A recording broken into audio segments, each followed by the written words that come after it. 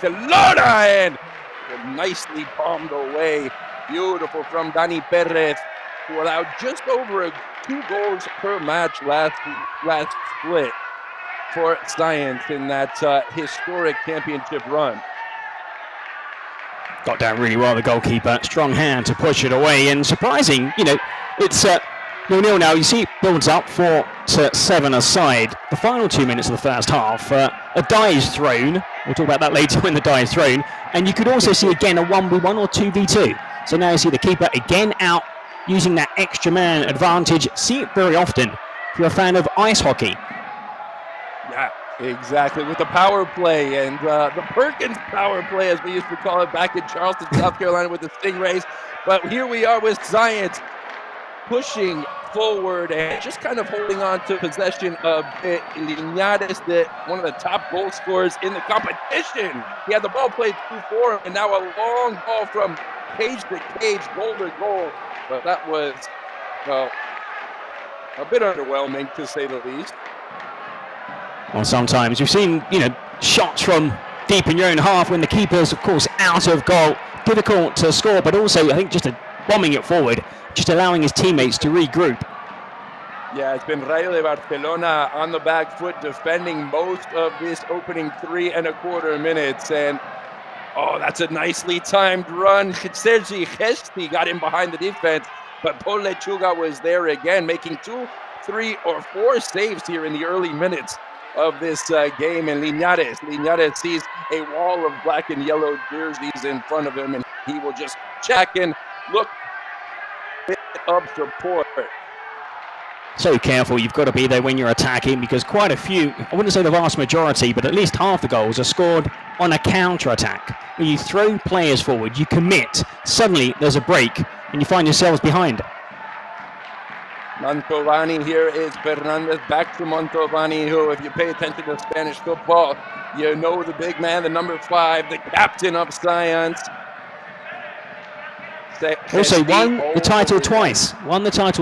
Professional football started his career at Atletico Madrid, and huge at Leganés. And funny enough, I think it was in Mexico when Leganés won promotion to La Liga, and he was seen in the hotel foyer dancing around with a Leganés jersey. Once a Pepinero, always a Pepinero. Always, yeah. Pepinero, cucumber, that's their mascot. One of the strangest mascots you've ever seen. A huge green cucumber. Linares back to Mantovani again. Science controlling possession, dominating possession. Rayo de Barcelona have barely had a touch on the ball, have barely had a soiree forward. Here now, it's Fernandez through the middle, looking, searching, hoping to find Pablo Fernandez, and it's cleared off the line, but will they keep possession? Indeed, they won't. Abraham Gonzalez. Well, they're sitting back, soaking up all the pressure. Now, of course, it does tire you when you're chasing the ball, but the good thing is you have roll-on, roll-off substitutes. So, almost like basketball, for example, you can, sub players on and off. That is useful if you have strength in depth, a good strong roster, because a lot of games are decided in the final few minutes, and because sometimes goals can be worth double, you can see a game change, despite, trailing for much of the match, an entire match, in the last 2 minutes. And it's 0-0 right now, Eric, but we have seen matches go 3-2, 3-3 in the opening few minutes. So it just all kind of depends. Every game, obviously, is so different. And we've seen a couple chances early on that could have been turned into goals had they been a bit more efficient, a bit more sharp-toothed in front of goal. But here we are, 0-0. Maldonado said earlier today that it was going to be a game of few goals, and at the moment, that's what we're seeing right now. Well, of course, a lot of these players, it's still early season, it's the opening game of the split. Some players have only been with their team for a handful of days. Remember, early in the week on Wednesday, you had that draft. The players have had, 2 training sessions, perhaps? Yeah. I'm sure the teams will improve, like they do across all competitions, all sports worldwide. The more you train, the more you play, the more you get to, play with your teammates. But we've seen, some good stops. And really now, although it's 0-0, I've only ever commentated 1-0 ever, so we will see goals, definitely. It should be at least 2-2. The goals will come. Lechuga might be one of the few that is in mid-season form, mid-split form, we should say, here in the Kings League. But he's been asked to make a few saves, and that is Juan Pedro Nazo, who is one of the new incorporations for Rayo de Barcelona. I could almost say that for each and every player of this team directed by Eric Giorca and Spursito as the president. There are 7 new players on a 12-man roster. So a lot of turnover, a lot of changing. That's one of them right there, the man wearing the captain's band, Abraham Gonzalez, who was with Unca FC, Iker Casillas' team, 1K FC. And he's got some deep range potential. He's like the Steph Curry of Kings League. I've seen him score a couple of long-range goals, and that's what he'll be trying to do with Rayo de Barcelona right now. But tireless work ethic from the number 10 in black and yellow, who you'll be seeing running around all over the place for all 40 minutes. He's put in some shift so far, looking to press. Oh, beautiful ball to the back post, and Linares, one of the Pichichis of last year, really should have done better in front of goal. He had that ball laid perfectly on his forehead and looked for the back post, but was unable to steer it on target. That really should have nestled into the back of the net. Unmarked, saw the ball coming. Should have been a simple header back across. He did that right, back the way the cross came, but the wrong side of the post, and another escape for Rayo. That was Sergi Kesti, who perfectly placed that ball for Linares, and Nico Pareja was left trying to chase, and maybe a bit fortunate that Linares was not as accurate with that header. We see him on another day, maybe a couple weeks from now, when he puts that in the back of the net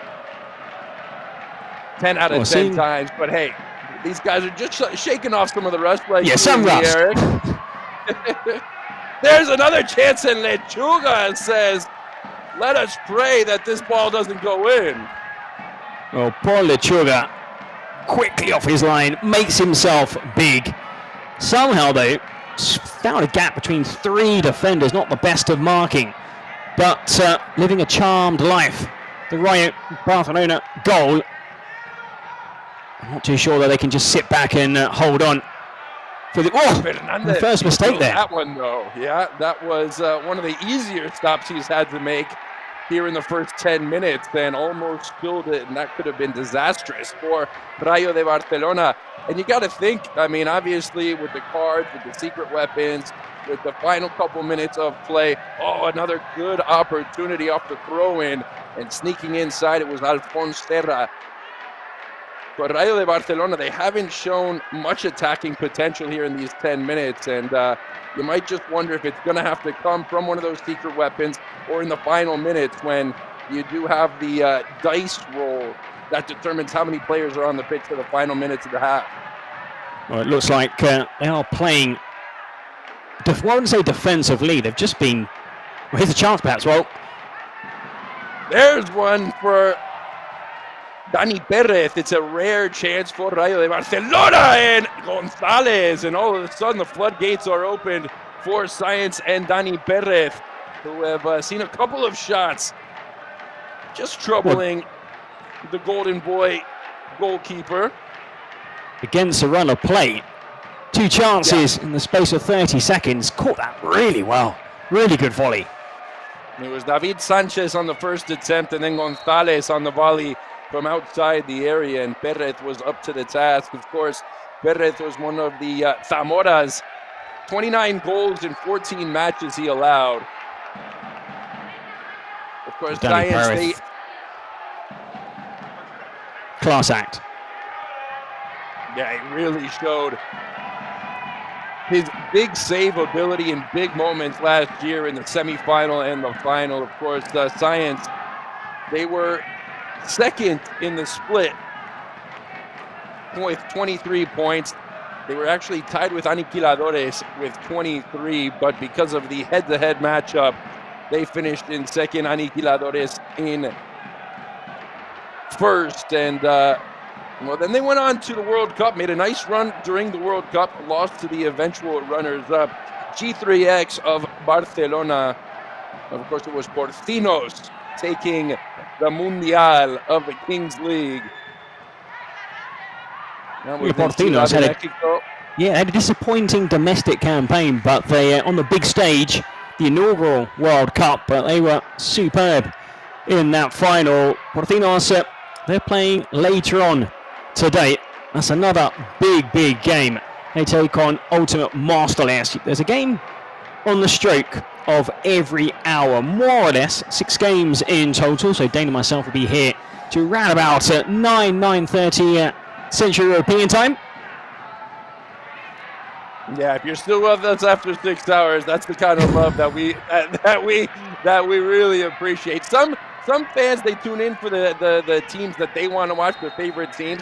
Other fans, they tune in for each and every one of the 6 matches that we have in store every Sunday afternoon. And look at the POV right there. That is beautiful. Got sprayed wide and awfully harmless there for Lechuga, who for me is the man of the match in the first quarter of an hour. He has come to the rescue a couple of times for this Rayo de Barcelona side. Not sure where Scorsito is. We've seen a lot of the graft here as the presidents. There's a handful of presidents here at Cupra Arena, which isn't the case all the time. But hey, this opening day of Split 1, it's always exciting. Look at this band packing the stands at Cupra Arena. Yeah, it's a new look. It's a new look arena. They've done it up there. Definitely more supporters here. It's not the biggest of venues, but it looks beautiful. The acoustics are great. You have a great view of the pitch course. It was you fans who voted to play on a black and grey surface. So that's one thing you don't really get in modern day football. Viewers making rules. This is a chance for Frankie Putri, and that was the leading scorer of Rayo de Barcelona with 6 goals last split. And of course, Porcito, that was the guy he couldn't let go during the offseason. Frankie with a shot that just rolled wide, but it did get deflected. Niso going to lead the corner kick on the far side as you see the Mau bar up above the corner, right above the science bench over there, and that will be Dani Perez taking control of that bouncing ball into the box. Not had much to do so far, Dani Perez. Just a couple of saves, like you said. Paul Lechuga has been the far busier of the 2 goalkeepers. He's kept his team, I think, in the game in this first half as we approach the final 5 minutes. Now, there will be some added time, of course, at the end of the 20 minutes. 2 20-minute halves, if it's all square. Come the final whistle, then there will be a shootout. And if you get a penalty, by the way, here as well, you've been talking about the president, Stain. You might actually see a president come down and take the penalty. Exactly. Yeah. If they're in the arena, then they are. We have a couple presidents that are more prone to taking the penalties than others. We don't see Ibaiganos come down and take them too much. The Equispuyer brothers, they love to do it. Porcito every now and then. Perchita's a big fan of his own penalty shots. He confides in himself quite a bit. So yeah, if a buyer's taking a penalty, you don't want to be standing near the corner flag. Exactly. It's Yuri de Sousa with the POV right there, the number 8. So you can see the little bolt in the back of his jersey right there on that number 8 on the bottom of your screen. That is him wearing the POV jersey, and it's an awfully interesting point of view, vantage point, and he'll be hoping that Rayo de Barcelona can actually muster up some attacking plays so we can see some cool POV stuff, because right now it's just been him chasing far. I wouldn't say like a headless chicken, but yeah, he's definitely just chasing down shadows. It's going to be great though to get that POV camera if they do score, and he's there in that huddle and, of course, those team talks. But at the moment, they've been defending for the vast majority of this first half, but it's still 0-0. So if you are the Science manager, you must be really disappointed with this first half. You've played really well, but it's 0-0. Oh, let's get the POV. Come on, Eric, let's get the POV. That was the time. Right there. That was the moment. Go, was it a penalty or not? Leon says the referee perhaps, and this is a chance. Oh, flashed across the face of goal. Gio Ferrino was there, but he couldn't get the touch. And 0-0 it remains, 18 minutes in almost. And here comes the roll of the dice in a half a minute. Great workup, great play there from the number 22 from Science. Well, that cross flashing across the face of goal, like you said, in 20 seconds now. The game will be stopped, so a team should just try and get a shot away. 15 seconds as a countdown, and then the die will be thrown, and hopefully we'll see teams reduced once more. Quite a few goals are scored in the final 2 minutes of the first half and the final 2 minutes of the second half.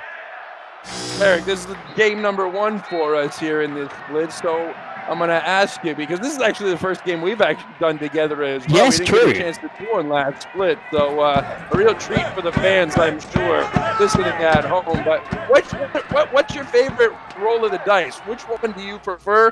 Which one is the most exciting for you? I'm going to wait until it's thrown. So, my favorite is, 2v2. There you go. Number 2, yeah. The Grafs is loving it as well, but he'd love it if there were a few more goals up on the board. So far, it's been Lechuga, who has been standing strong between the posts. Eric Yorka barking out instructions for his guys. And doesn't have much, really. Just you play up front, you defend. 2 against 2. Well, there is a bit more strategy, I do believe, in the Kings League, but hey, with the quick break like that, simplicity is key, and of course, a lot of the strategy comes down to how you play these final 2 minutes of a half and those secret weapons, because they can be awfully impactful when you choose it and how you choose it. And there is the sprint out to the center circle. Maldonado again. Oh, Lechuga with a little touch, and now it's 2v1 with Lechuga. He's done everything so far today. Lechuga! Oh, MVP! MVP! Well, I mean, he's been man of the match, MVP, outstanding between the sticks. He's kept it at 0-0. Now, had he have missed, his teammate would have been fuming. The manager would have been fuming, but calm as you like, just threads it through the keeper's leg. Takes a slight deflection in the back of the net. We have a shock in the first game. With everything he's done, he's deserved to have a go at goal, and he's going to single-handedly perhaps beat the defending champions after keeping them out on a handful of times, a handful of efforts. Gesti there shooting that one wide of the far post. Perez flashing back in for the final minute of play, and it's going to be Rayo de Barcelona with a chance to double their lead in the final 60 seconds of the first half. Now, surprisingly, they still opt to keep on a goalkeeper. We saw Science play with 2 outfield players when they have the ball. Now, they are confident that Lechuga is decent enough in possession to play as an outfield player. Well, look at how the defending goes. You're almost inviting them to go towards goal, because that pass back just it incites so much running and so much effort from Mantovani, who, he's always up for a bit of defending, isn't he? But here comes Dani Perez again. I think it'll be Linares. This should be the last chance of the first half. 10 seconds. Oh, again, and did Lechuga get a piece of that? It is Gesti claiming that he did, and it will be a corner kick to be taken quickly. Where's the other defender? Gesti's all alone. Gesti! Lechuga again stones Sergi Gesti for another corner kick. Rayo de Barcelona hanging on for dear life until the halftime break. Well, Nico Pareja had thought the halftime whistle had gone. He'd walked off to the bench. 2-on-1, and still Lechuga pulling off the save. He's a veteran. He should have known we've got a bit of stoppage time. Here is Linares tracking back into his own half, and half a minute left in stoppage time. Linares, Gesti. Linares opens wide. It's Nico Pareja with that famous, Pablo Lechuga again. What can't this guy do? Diving, sprawling, and finally tumbling on it. It's Lechuga, but heroic defending from Nico Pareja. Well, he is shattered. I mean, Lechuga has probably done more running than I think any outfield player in that first half. He can barely keep his feet. And look at him. He's exhausted out there. Somebody's going to have to scrape him up with a spatula because he is absolutely run ragged in that first 20 minutes. And he's hanging on to a 1-goal lead thanks to a goal in the final couple minutes of the first half. In the 19th minute, as a matter of fact, he's got, I don't know how many saves it is. I can't check the stat sheet right now, Eric, but it's got to be more than 5. Right, smash and grab, as they say, on the back foot, defending the entire first half. Only had one real chance before the goal. Nuestro saque de puerta. Tranquilos.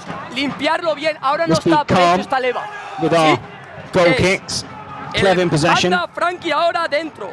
Abra dentro y desde dentro salís fuera.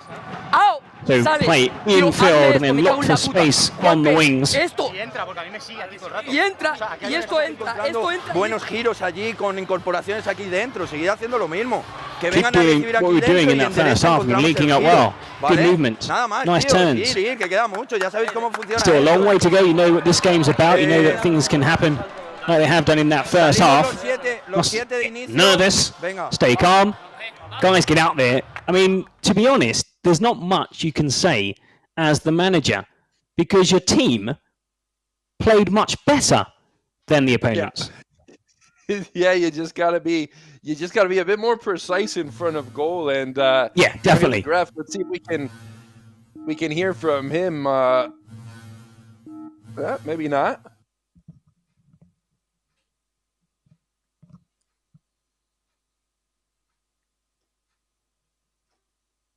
I'm sure they're analysing that first half, which, I mean, they're probably, in shock at what they've seen. But I suppose as well, I mean, if you have to, one big criticism is you've got into great positions. You can't put the ball away. The finishing has been really poor. Okay, true. Paul Lechuga has pulled off a string of remarkable saves. It's, he's having the game of his life. But even so, as we see one of these weapon cards come into play, you really should be leading. You've had enough chances, and I think, in the final third of the pitch, they need to do much better.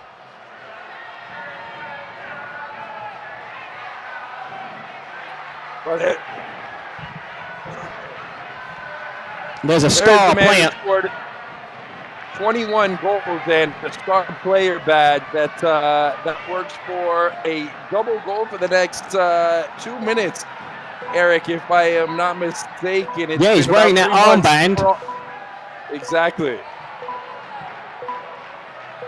Number 10 right there. You can see the armband on his left, right above his left elbow. And we will drop the ball again to get the second half underway. And if he scored with the armband on, it is worth a double goal right there. So they will be looking to set the number 10 up, Science. And that would mean taking the lead immediately in the early minutes of this second half. I'm surprised that they've opted to use that card so early on. It's one of those ones where, of course, if you score, suddenly you lead. Amazing. But if you use your weapon and get nothing from it, I think as as far as confidence, morale, the other team think, hey, we've still got our weapon. We've got the whole second half to use it. We're still leading, and they're not going to score a double goal. At least not until the final 2 minutes. And that's really, Eric, where the strategy comes in, isn't it? Where you really have to figure out the right time to use your weapons. And don't forget that in the final 2 minutes of the second half, you cannot use your weapons. So obviously, if you've got a penalty, if you've got a shootout card, whatever you might have, you got to use it before. And, it all just kind of comes into a strategic planning, and sometimes coaches get caught off guard, get caught out, and actually lose their secret weapon just because of poor planning. Here's a chance now, and Dani Perez with a kick save and a beauty kick save and a beauty. 2 players over at the far post, completely unmarked. Can't say it was selfish, probably head down, side of goal and went for a pop. But the 2 players darting down that left-hand side. Had it been one of those cross shots, would be 2-0. So he head down, didn't look up, and you can see there, in the box, 2 players arriving late.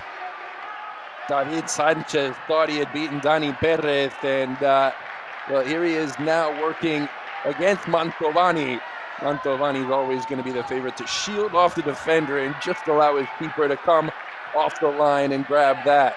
Linares with the armband. Gonzalez has been working really, really hard. I mean, I suppose what they've got to try and do now is just press high up the pitch. And look, I was going to say, very few fouls. I'm surprised. I mean, did a lot of Kings League Americas last year, and that was almost like a full contact sport compared to this. Check out the graphic. Every split we get a bit more advanced technologically, and there you go. You got the star player hovering over Linares, just indicating that indeed he is the man who Science would love to have score here. They just want to get a goal on the board, though, don't they? The defending champions. They've been held scoreless for the first 23 minutes of this match. Our first look at Ayo Kishimoto, one of the 7 new incorporations here for Rayo de Barcelona. And Lechuga took a shot right there, and Alfonso Terra, that's Orozco, isn't it? Orozco Fernandez is chasing after that bouncing ball, and it's Leva in goal right now. Lechuga just needed a break coming out. I think Lechuga is carried off the pitch. Yeah. Scottie Pippen was carrying Michael Jordan in the flu game against the Utah Jazz back 30 years ago. Well, so far though, they've actually played better in this second half than they have done in the first half, Ryan. And of course, just quickly, if you look at head-to-head meetings between the clubs, games have been quite tight. Last time around, Science just pipped Rayo de Barcelona 3-2. Penalty shootout the game before that, after a 2-2 draw at the end of regulation time. 3-2 to Rayo de Barcelona, 5-4. Science winning the first ever game between these 2 clubs back in March 2023, 3-1. So 5 meetings, it's 2 wins apiece, 1 draw. Yeah, it's been quite balanced, and even yet last year when Science, they were one of the top clubs for most of the splits, and Rayo were the bottom feeders, but they still came out, they still gave this very talented Science squad a run for their money, and well, here they're doing a bit more than that, aren't they? A goal to the good, 25 minutes in, hanging on to the lead. Linares, he's still out there, he's still searching, he's still hunting for goal, but good defensive performance from Abraham Gonzalez and Rayo de Barcelona. Beautiful defending again. That was Nico checking his run, looking to the captain in the middle of the park, and Mantovani will, a lot of running Mantovani does from that center half all the way in his own box, and you see him so often push up and look to get a header on the ball. Last year it was one of the scripts that they would run, a little play design where they would put a diagonal ball over the defense and have Mantovani just flash it back across goal, and they might be looking for a little bit of that sort of play design, little training ground routine, because nothing else has worked for Science here. Well, they were very good. Of an hour left. Like you said, from set pieces, they're very dangerous, even from throw-ins, those near-post flick-ons, a late midfielder making that run into the box and getting on at the far post. But so far, in this second half, we've not seen the Science I thought we'd see. You're not going to come out flying in case they get caught out, and it's the whistle goes there for a free kick. But Rayo Barcelona, I suppose it's a clean slate. lots of players leaving the club, a lot of new faces coming in, and they've gelled quite quickly. I suppose with anything, if you don't concede, you score, you win a game. And defensively, they have conceded chances, but they've been good. They've been very good in the second half. Nothing yet from Science. And I suppose as well, you look at the players they brought into the club as well. Just quickly, do you think they tanked on purpose? Is that something, that teams look to do? Well, it's hard to say because there's only 2 teams that get left out of the playoffs during these splits. So you really got to tank to assure yourself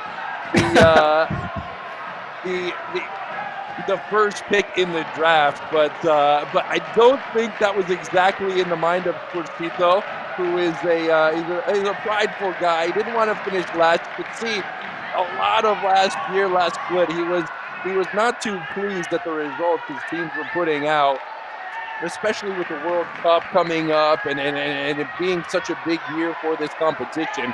But I'll tell you what, I don't know if it was the tanking aspect or just how good they did in the draft, but it seems like this Rayo de Barcelona team, they've got quite a squad on their hands for this split. Well, there was talk beforehand, a few interviews before we came on air, talking about, in the dressing room, in the locker room, there was a bit of tension at the end of last season. But of course, I suppose, managers saying, okay, it's a fresh start. We've got 11 games coming up. It's important to try and get as many wins under your belt early on. Now, sometimes we've seen teams win their first 3 games of the season and then miss out. It was a beautiful heel into the box. It's Nizzo. And Nizzo was stoned by Dani Perez. Well, that's a great one-handed stop. Great reflexes, and in the end, just come off his shoulder. That could have been 2-0. I have to say, I've been really surprised. There you see the shot count. I mean, this would be a massive upset, and I'm sure other teams elsewhere will sit down, take note, because despite having won last season, it's very, very difficult, if not impossible, for a repeat success the following campaign. You look at previous winners. Look at Porcinos, for example. Didn't have a great domestic season, yet they won the World Cup. Yeah, it's hard to build a dynasty in the Kings League, and parity is the name of the game in this competition, which we love. We like it. Of course, you want to have one of those giants that everybody's throwing stones to knock them off their throne, but it is great to not know who's going to win in the competition every time a split opens up. And Rayo de Barcelona right now taking a swing at the defending champs, and I think we're going to have a secret weapon coming up. I don't know if they were just waiting as well. They were just checking on some. Remember last season we actually saw the VAR come up, and it took a while sometimes you would see the actual play. They were just reviewing something, and at the same time you got that buzzer, and that means that the other secret weapon or joker will come into use shortly. Now, already seen one, the double goal. Unfortunately for Science, they failed to capitalise on that double goal. So if they do score next, it would only tie the game. Now let's see what weapon Rayo Barcelona have. I'm going to think it's the double goal right here because the timing of it, exactly. You get 5 minutes for the double goal. So they did want to use all that 5 minutes before the 38th minute comes closing in. They'll have 4 minutes, and any goal that is scored for Rayo de Barcelona would mean they take a 3-goal lead, of course, if Science don't happen to score in the next couple of minutes. But, the defending has been even better here, Eric, in the second half from Rayo de Barcelona, who have done a good job possessing instead of chasing like they were in the first half. Definitely, they've had the lion's share possession in this second period. In the first half, they were chasing down their opponents for much of the game, also pushing players further upfield. They're pressing high up the pitch, at the same time not conceding any clear-cut chance. If anything, they could easily have doubled their lead. Now, of course, with this double goal, if they do score, okay, use it once, and you will lose that weapon, even if you have 3 minutes left. But it will be 3-0, and a 3-goal cushion with under 10 minutes left. I think, will be enough. Yeah, there's some strange things that happen in the final minutes of the second half here in the Kings League, but 3 goals would certainly have you feeling pretty good about the situation if you're Rayo de Barcelona. There's a corner kick to come here for Science, and this is where we might see a bit of Mantovani here on one of those design set pieces. Back post run, that was David Lopez. Yeah, he made a great run into the box. You know, got to be disappointing as a centre-back and not spotted. So that was one of the plays, obviously, they'd put into practice in training. You know, play the ball back, give your centre-back time to make a burst forward. And that was a bit of a cheap hack on Nauzet Hernandez. Lopez was the hero for Science in the final against Ultimate Mostoles last split, coming up with the title-winning goal in the final few minutes. Fernandez pushed up and was lucky that his compañero, his compadre in the back center of the defense was just waiting and lurking right there. Serra sniffing out for Gio Ferrinu, but brilliant defending again by Dani Santiago. That moment, that goal, Paul Lechuga on 19 minutes. The difference between the two teams. When you look at the, you know, of course now if you look at modern day football, there's loads of stats and an analysis. That's a dangerous free kick. But look at goals expected. And so from what we've seen of the game, 1 goal for the team leading, 2 goals for the team that have yet to score. Brilliant hold-up play there from Nauzet Hernandez, who just stopped it on a dime and turned, provoking this dangerous free kick. Is it too far for a shot on target, Eric? I wouldn't be surprised with Linares standing over. Dani Linares, and the rebound is flashed high and wide by Alphonse Serra. It has not been in. Yeah, I mean, you must, halftime break. Thing is, you've got to be confident, you know, the manager, Eric Yorka, because, you know, your goalkeeper's been outstanding. Probably a bit of, you know, tiredness. You know, you put in the good shift, plenty of running in that first half, despite being in goal, those 1-on-1, 2-and-2, 3-and-3 situations. But, you know, the standing goalkeeper, good save, maybe pushed it back out into the danger zone, bounced up. And unfortunately for Science, that looping header off target, but they're running out of time, just over 5 minutes left. Still 9 seconds left for this double goal. That's a bad giveaway, but look at that save by Nauzet Hernandez, who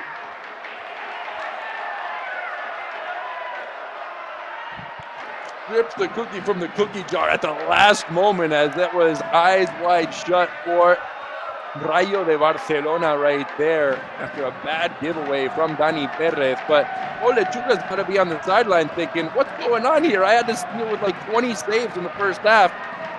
It's been Rafa Leva who's made 1, maybe 2 in this second half. And he's had an awful easy shift here in these second 20 minutes of play from Cupra Arena. Well, they've got 2 very good goalkeepers. I mean, Leva joining the side in the summer, along, of course, with the first draft pick, Juan Juanpe. And I didn't expect this result. I'm always a big fan of a giant killing. But when you saw these 2 teams last season, I mean, it was a massive gulf between the 2. Now, I don't know if maybe they're coming with some overconfidence. Eric, the double goal period is over for Rayo de Barcelona, but as soon as it ended, they got a couple different chances there, and that was David Sanchez, who just forced the touch out of Dani Perez, and that was a dangerous attempt again. It's been a bit loose here in the midfield for Science over the last couple of minutes, and this is when you think they would probably be wanting to hang on to the ball, create some chances, but instead it's Rayo de Barcelona pressing forward and asking the questions of the Science defense. Pareja all the way over to Gonzalez, who dropped all the way back. He'll get it back. Now we'll leave it for Rafa Leva. Leva just brushes with the rafters here at Cupra Arena, and it wasn't a terrible attempt, was it? from David Sanchez. Well, that was really clever. They managed to hold on to possession, run down the seconds on that clock. The ball back to the goalkeeper, and straight away, staying on the side, the number 9 made that run. Difficult, to get that on target, but still goes down as another chance for Rayo, who have been excellent textbook stuff in this second half. They're winning all the second balls. They've been good in possession. They've not conceded any chances. Now, if they can keep this up for just over 3 minutes, we're going to have a massive upset in the first game of the season. The holders, defending champions, could end week 1 empty-handed. Nil point. The pressure from the front 3 for Science is leaving a lot of space in the middle of the park. And that will be Leva coming off his line, and maybe just got a bit of a poke from Dani Linares. Now is it looking for Linares right there, and yeah, there was just a little extra from Linares trying to poke the ball out. I don't think he was going. Yeah, he kind of. There's no contact. It was just a little, stuck his foot out slightly further than he should have. Are there any late game heroics from Science? That's exactly how they won the Kings League title last split, and we'll be hoping to open this slate off with a bit of drama here in the final few minutes, but we've got 10 seconds. And Rayo de Barcelona, they might just want to create one more chance, but that's a beautiful play back into the middle of the box, and disappointing effort from Frankie, the top scorer for Rayo de Barcelona, who couldn't get his foot around that after a lovely layoff in the box. Well, Frankie, as you would have probably guessed, is left-footed. That's set up really nicely for his right foot, and he won't want to see that again. Oh, just couldn't catch it clean off the volley, and Nani there if Alphonse Serra had any trouble with it. But we are heading to the final 2 minutes. And a nice look at bajar todas las alturas. Yuri de Souza. Bajarlo todo. Os van a venir a igualar a muerte en el saque de puerta. Bajarlo todo y liberar a Yuri. Drop deep. Pero bajar todos. Bandas, pam, pam. In defense. Todos double up. Y el espacio está creado. Okay. Then there's space. Todos we can attack. Y el espacio está creado. Te van a venir a saltar. Podéis hacer. They're gonna jump, fight for every ball. Basically, the next 2 minutes, don't go gung-ho. Don't throw too many bodies forward. Don't get caught out on the break. The onus is on Science to equalise, to score. We sit back, soak up some pressure, and probably like we saw in this half, they'll get more chances. Just do what we've been doing for the first 38 minutes is probably the message for Rayo de Barcelona. A false start as 27.1 kilometers. Probably didn't need the false start, Frankie Burti, pero he did anyways, and that will be Science ball. They will get the opening possession here in the final 2 minutes. A bit of a breather perhaps in the next couple of seconds, but this is tense. This is tight. This is still in the balance here from Cupra Arena. Science will be looking to take the advantage here in the final minutes as our MVP, prime MVP of the match, is up for debate on Twitch right now. You can go vote, and right now Lechuga's getting all of the votes, which is no shock to neither of us here in the broadcast booth. Well, a string of fine saves in that first half, and scoring the goal, and rather cleverly coming off at half-time and guaranteeing a clean sheet. Very nicely done from Paul Lechuga.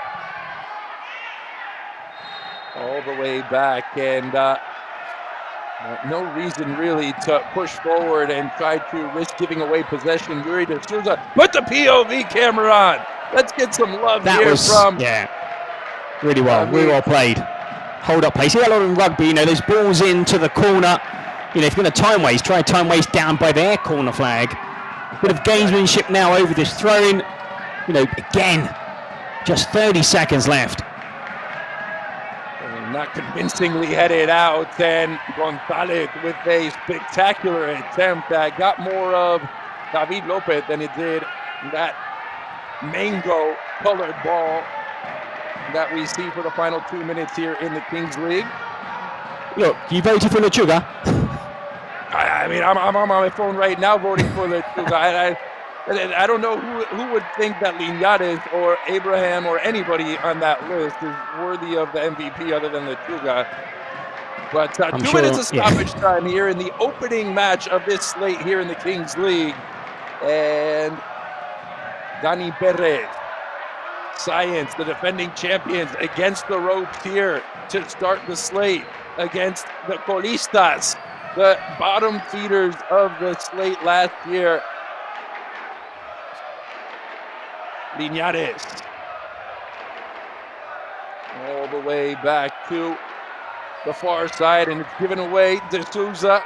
De Souza, he's got some room holding on to possession. There's a tangle up in the center circle, and Fernandez will see that ball restarted quickly. Seconds away from a massive giant killing in the opening game day. Nobody could have expected this, especially after what we saw in the first 15 minutes. Exactly, it was all science. It was one-way traffic for the first quarter of an hour. And here we've got Science knocking on the door, but can they equalize? Can they take the lead here? Oh, that was a bit sloppy as Leva was trying to find it under the feet of his defender. Starting to see a few nerves now in this final minute. Linares, 21 goals last year. Will he be held scoreless? That's the plan for Rayo de Barcelona here in the opener. Half a minute to go. Here comes Science. They've been working it around nicely, but they just can't break through. Calls for a handball. Linares tried to find the through ball in a bit of space, but Rayo de Barcelona perfectly defending, keeping that back line tight, keeping them from getting any late chances here in this kickoff to the new slate here in the Kings League. And that is Eric McKee. It is the bottom feeders of last slate taking down the Giants, taking down Science in the opener. And what an upset we have to start this slate. The surprises are just beginning, my friend. Well, incredible opener this series. No one expected this result. A clean sheet for a team that shipped goals last season.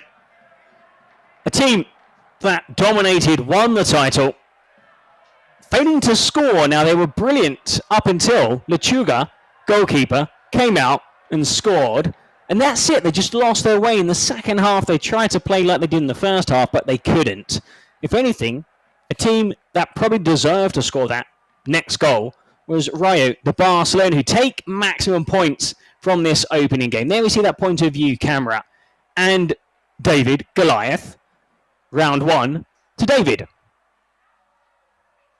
Incredible scenes here from Cupra Arena, and a team that had 7 changes made on the roster of 12 have now knocked off the Giants, the champions, the defending champs. Who this was their sort of special party after seeing the banner go up here at Cupra Arena for their honorary title from last year. And there you see the stats. It was all Science in the opening quarter of an hour, but it's Rayo de Barcelona holding on, keeping a clean sheet. If you're new to this game, new to this competition, 1-0 score lines aren't the norm here in Kings League, but that was a brilliant defensive performance from Rayo de Barcelona.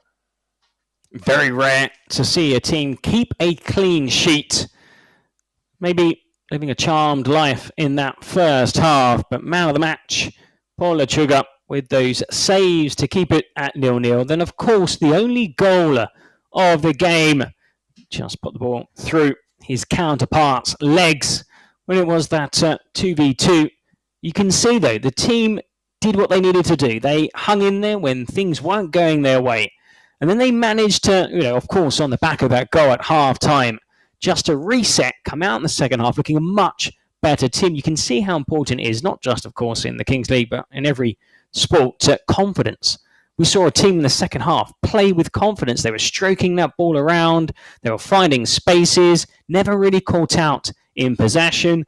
Clever long balls forward. And you can see there, I think, two presidents who are, in shock because, you've come here beforehand, you were parading the trophy, you were celebrating, starting your defense against a lowly, team, but complete turnaround, and look at the faces of these players. I mean, they didn't expect, when the draw was made, and they were going to play against this team. They thought, okay, we might not take anything, but instead they've won. And there we're seeing Paul Lechuga. What a start. Did everything right. El primer partido ayuda un poco a conseguir todos esos récords.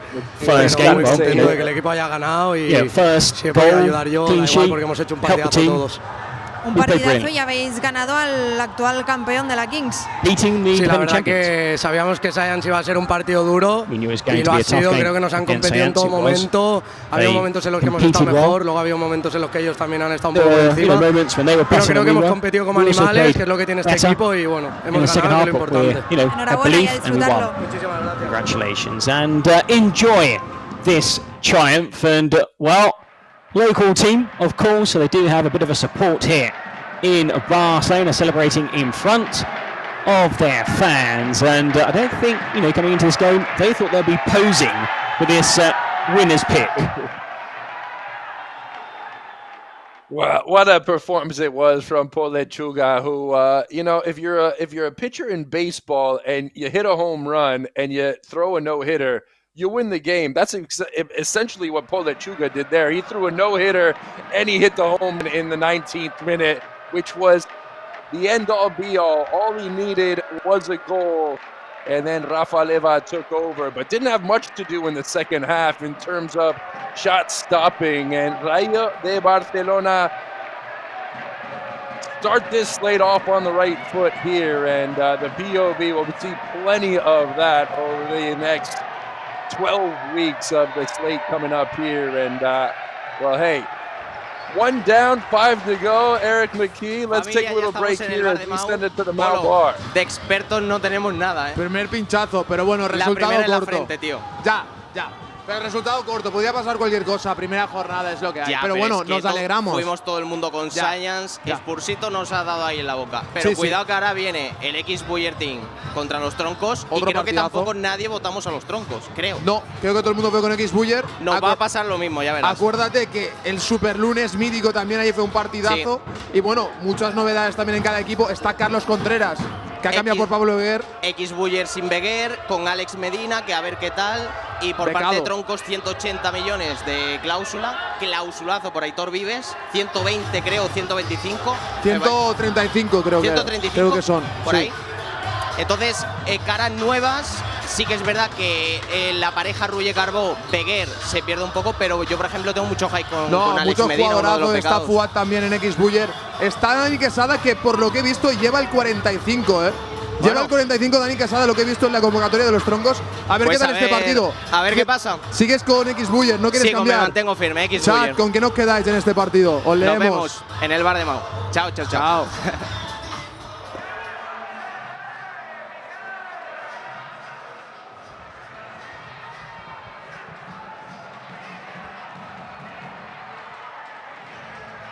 Hello, welcome back here to the Kings League. Well, we've had the opening game, just 1 goal, but what a goal it was.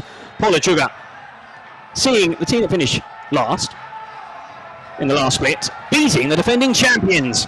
Well, next up in this second game of the slate, remember, 6 games on this opening weekend. Ex-Bayer team, Los Troncos, or as some would say, X-Buyer team against Los Troncos. Now, We've seen an upset in the first game, Dane. Sí, estoy con Roger Carbó, no sé si pesan esos 231 millones de cláusula. ¿Cómo estás? Bueno, bien, estoy muy bien, con ganas de que esto empiece. Y no, la verdad que ya lo dije, no pesan. Más que nada porque yo sigo siendo el mismo jugador, voy a seguir dando el 100% en el equipo, valga 231 millones, valga 15, valga 30, valga 1, valga lo que valga. Voy a dar el 100% porque yo soy así y siempre voy a seguir a ser así. ¿Qué vas a hacer sin Beguer? Bueno, pues a ver, ya sabemos que Beguer es una pieza muy importante de X-Buyer, a lo mejor era la que más, pero bueno, el equipo sigue siendo el mismo y confiamos al 100% para llevarnos este split. Vamos a mandarle un saludo desde aquí, haz así. Vamos a mandarle un saludo desde aquí, haz así conmigo.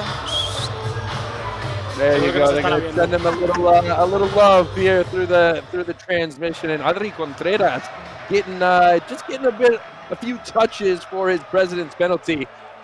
Contreras, the president of El Barrio, which will take the pitch in just about 16 minutes. But here we go. Here's the presidents from each club, Pershita and the Buyer Bros. Eric Ruiz, Pershita, flexing some muscles. Pershita looks like he's trimmed down a little bit here. I was gonna, yeah, he's shed off a few kilos. You know, he's looking in great shape. And unfortunately, we can't quite hear the banter that goes on between these presidents. So obviously, at the start, there's all this good luck, you're looking very well.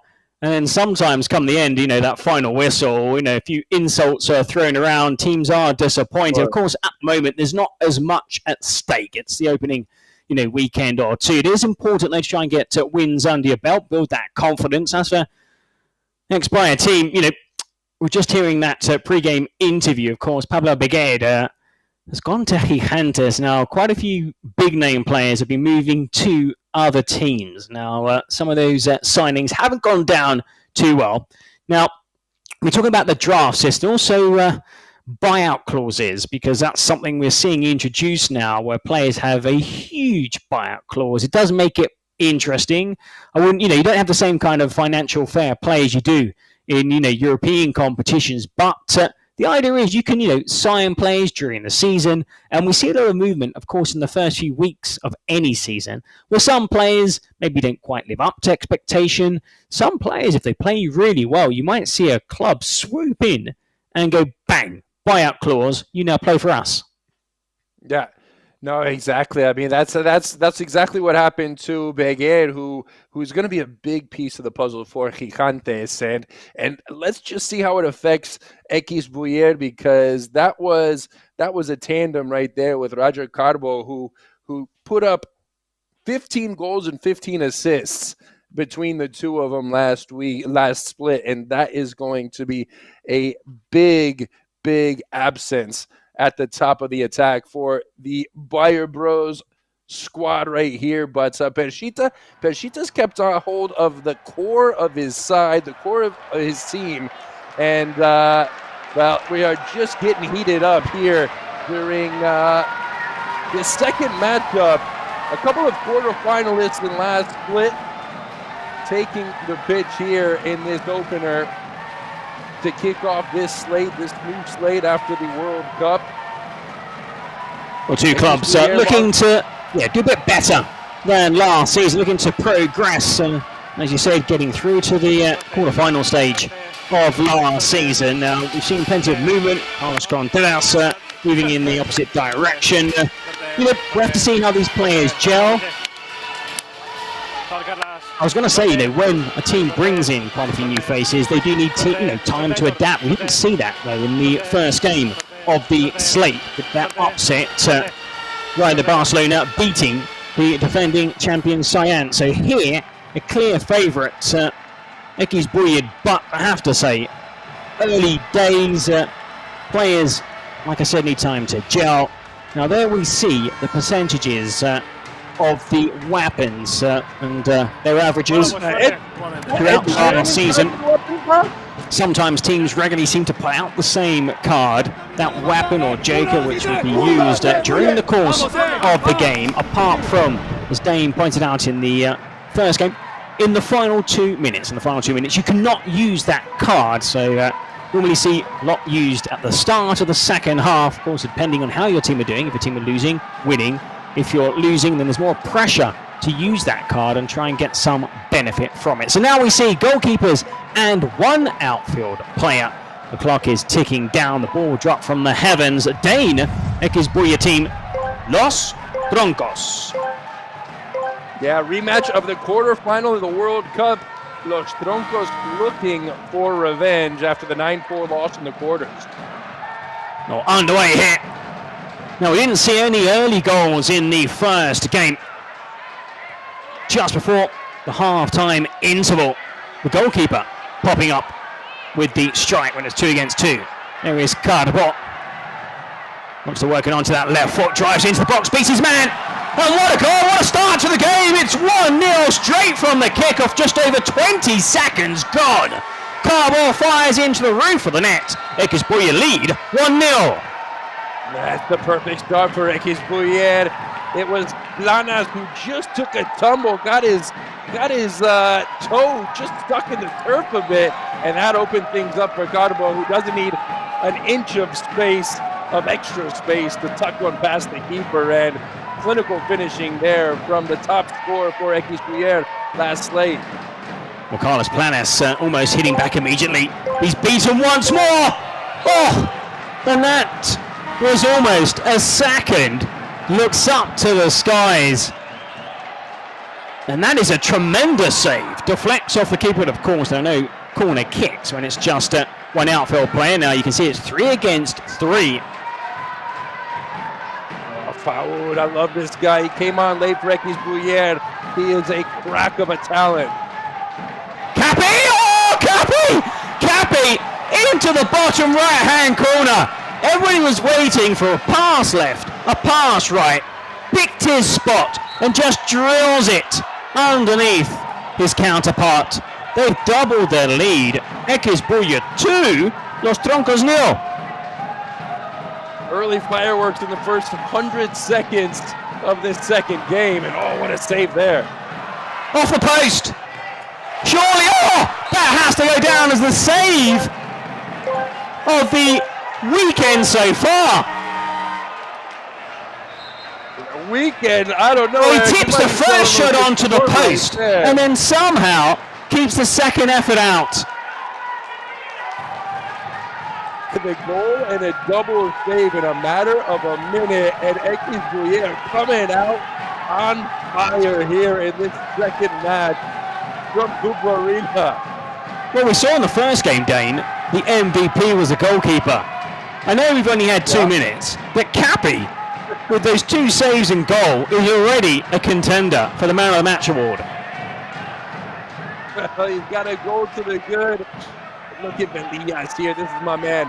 You talk about a guy who just never stops running. Watch the number 17 for Ekisbuya. Just gave away possession. Comes in, takes it away out of play, just to get back in his defensive position. And watch number 17. He won't stop for the next 37 minutes. Well, 2 more players enter the fray. It's now 5v5 for at least another 50 or so seconds until we're almost at full strength. 6v6, that's a trip. Also goes for a free kick to Ekisbuya, who have all flown out of the blocks. The goal with just 20 seconds on the clock came close to adding a second with just a minute gone, and then Cappy, the goalkeeper, from outside the box, making it 2-0. Nice little ball forward. A layoff, a chance perhaps, and the keeper standing up well, and he's looking at his defenders as if to say, what the hell is going on?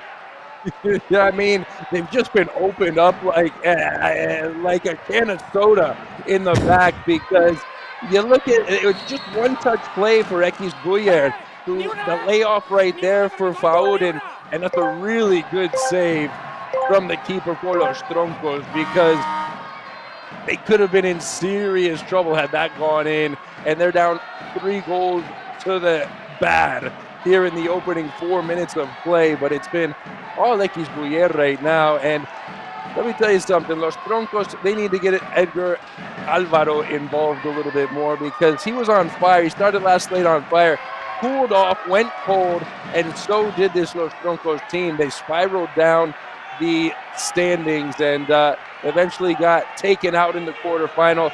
They run from this guy and Edgar Alvaro. Joan Verdu, class player in the middle of the park, controls everything, and Edgar Alvaro up top. Well, the number 9 and number 10 haven't had much in the way of service so far in this opening period as we approach the 5-minute mark. If you're just joining us, a 1-0 finish in the opening again. Sayan's defending champions beaten by Rayo de Barcelona, and in this second match of the slate, Ekisboya team lead 2-0. Los Troncos just need to put their foot on the ball, string a few passes together and try and make some inroads. Doesn't quite fall for Planas. That was a great chance right there. Los Troncos again, though. Las Planas. Planas has had a rough start to this game with the early trip that led to the opening goal. The shot right there, the opportunity right there that he just couldn't get right. But here, Los Troncos looking a bit better over the last couple of minutes, looking like they're just forcing the issue a bit in the attacking third. Well, Planas was outfoxed twice in the opening minute, leading to the opening goal of the game.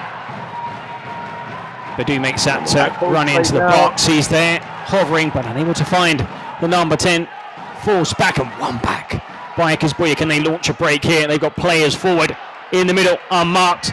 One more Gonzalez, I think it's gone out for a corner kick for a second. I thought the referee was going to point to the spot. That was clumsy, wasn't it, from Ian right there? He was just tracking back full speed, and I don't know if he took the tumble as well, or he just put his body on the line. McGrath giving a bit of zap superstito, wishing him luck as he passes by the president's box above the goal. Well, that shot, yeah, high and wide, but it's always good if you're managing a team. There has to be an end product. Get the shot away. And if you miss, you just get back into position. Try and test their goalkeeper. Lovely threaded pass. And again, the keeper. And another double save. Well, Planas finding space in the box. Kept out by a Cappy. Just a lot of traffic in those final few yards for Los Troncos. It was a beautiful threaded pass from Joan Verdu. And on the rebound attempt, there were 3 or 4 guys in the blink of an eye launching themselves in front of the goal, and keeping that effort from hitting the target. Again, a big deflection of Victor Torres. Though the offside flag has gone up. And that earlier shot, had it have gone in, wouldn't have counted. And it's a free kick. In no hurry to take. Elias just knocks it forward. Gets it back again. Verdu looks around. That was poorly pressed. Oh, a break through the centre. And kept out superbly. What a chance Elias was for Contreras. For it back. Should really have scored there, Contreras. Big name signing. Elias ran the point guard all through from box to box right there, and he was just begging for it back. All he needed was just a little ball into the middle of the box. He would have poked it in without a problem. He's not the fastest of players, but he's deceivingly quick. No. Yeah, he's one of those guys you see at the YMCA or at your local pitch, and you think, this guy can't play, and then he slices you to pieces. I mean, that is Elias to a T.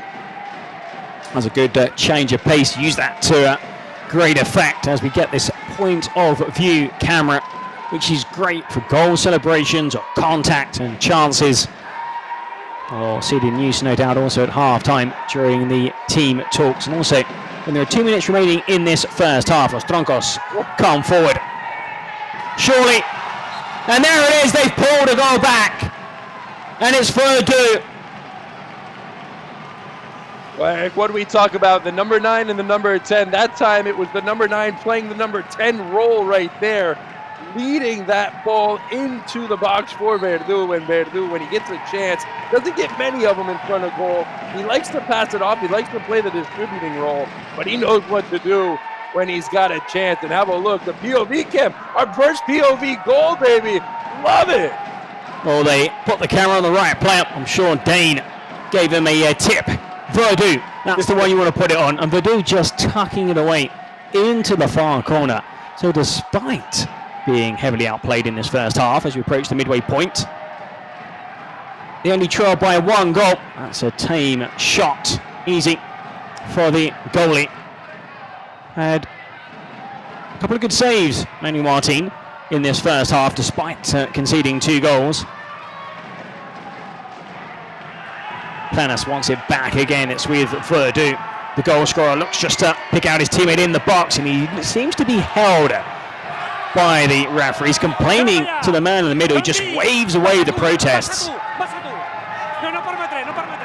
Some shades of Kings League America right there. With, yeah, I'll say quite a bit right there, but the hold-off play where you got your back to the number 9, plays that little anchor where you got your back to the goal and just waits for everything to develop around it. Beats his man, Medina. Chance! Oh, he fires it past the keeper. They've restored their double goal lead. Medina makes it 3-1. It's brilliant work right there. The first touch sets him up, tees him up perfectly. He's already made up his mind, and Ian had no chance. Neither did the keeper right there. And the ball from the corner, it was brilliantly picked out, but the touch to set up that shot on the half volley, that's what really made it. He had his mind up, he was decisive, and he tucked it home beautifully. Set up, as you said, invitingly. A little bounce and just quick, fired it away. Didn't give the keeper much time to prepare. And that joy short-lived as the ball's whipped in and held well by Cappy. He was looking for the quick throw out. Well, Cappy, one hand too. That was beautiful right there. A little Jamar Chase action. How are you doing in your ESPN Fantasy League? Terribly as always, but yeah, no, that's nothing new. That's nothing new. I'm just waiting for the Kings League one so I can donate some more money in another league. I call it charity. I hope it's a write-off because that's what I've been doing on my taxes the last few years. I didn't do too badly last week. Managed to just snatch the win. Yeah? Yeah, I had Chicago D. 26 points. Oh, well, you're talking to a Titans fan, so I'm about to just close my computer and walk off the broadcast. We've also got Henry, by the way, as well. I'm sure you're missing him. So, the worst team ever. Unbelievable! What was Cappy thinking? He was expecting the cross, and Verdú, rather cleverly, rather craftively, just went for the near post. Look at this. Verdú got tired of us talking about NFL, and he said, "Hey, this is Kings League, guys. Why don't you pay attention?" Well, Verdú just bent it around the wall. Now, you don't often see 2-man walls. When that happens, you think, should there have been 2 men in that wall? But from that kind of tight angle, nobody expected the shot. And again, it's Verdú with the goal at 3-2. What an entertaining first half. Well, I mean, you just look at how this game is played out, and in the early minutes when it wasn't 7v7, X-Buyer looked a better team. But ever since it became 7v7, Verdú's taken this match over, and it's been all those Troncos forcing the issue here, and really one-sided traffic for the side in Verdú. Oh, and the equalizer! They're back! It's level! It's 3-3! Well, X-Buyer shell-shocked. They were leading by 3 goals to 1. 2 goals in the space of 2 minutes. The header at the far post just flies beyond Cappy, who was perhaps unsighted. Had Danny Perez standing right in front of him. But it's X-Buyer team 3, Los Troncos 3. Espinosa. Plana's got a bit of revenge there after a sluggish start on the defensive end where he gave Calvo a couple of goals there in the opening minutes, but the sprawling effort, the sprawling header off of the service from guess who? That man right there, Mr. Verdu. He is doing everything for Los Troncos right now. The man in the black boots, he's not flashy, he's just classy. One of those players that just does the right amount of running. Off the bar! Tremendous whack. What a hit. Crashes off the woodwork. Missile there from Roble from the center circle. And if we get a 1v1 in the next couple minutes on the die, I know who I want to pick for Los Troncos. Well, despite an outstanding opening 10-12 minutes, Ekisbuye now look at that scoreboard, and it's 3-3. They've been excellent, they've played some good football, but they haven't been able to stop Joan Verdu. He's been pulling the strings for Los Troncos. Now, unlikely he can play the full 40 minutes, but if you look at him closely, he's basically hovering in that centre circle. Always seems to be unmarked, and is so clever in possession. That was almost a commentator's curse. Carbo, haven't heard much from Carbo since the opening couple of minutes when he was dominating. Had an early game brace in the first few minutes, but ever since then, Los Troncos have been sure to lock him down. Oh, what a play right there on the far touchline. Holds off the challenge, and yeah, I think that was the right call by the referee. The foul was earlier, and that is what the referee is doing for this holding there. He's got magic in those boots, I'll tell you what. He's so good. You see right there, just a bit of a glimpse right there with the two-touch around a defender, holding on, strong stuff. He's tricky, but he's also powerful on the ball. He doesn't go down too cheaply. And he came in and was a revelation late in the split a few months ago for Ekisbuye. Oh, that is even better than Verdu's free kick. They're on their feet. They're silencing Los Troncos. Did I mention he's got a cannon for a right foot as well? Fuad Dambrani. Right there. Now, having seen it again from behind the free kick, the keeper takes one step to his right, when perhaps he should have kept that far post covered, and in the end, couldn't get back across the face of goal in time. Well, Eric, we had a 1-0 match where the keeper needed to score in the opener, but this is the farthest thing from a defensive showdown right now. And we've seen some cracking goals so far. Now, this is what the Kings League is all about. This is a great advert for the game. Regularly high scoring, lots of entertainment as the clock is stopped. Now, if you watch the first game and you're here for the first time, 18 minutes. The final 2 minutes plus any added time, any stoppage time, additional time, we played with anything from 1v1 to 6v6. So we're going to have a throw now. Do you think it's going to be 2v2 before was quite good in the previous game?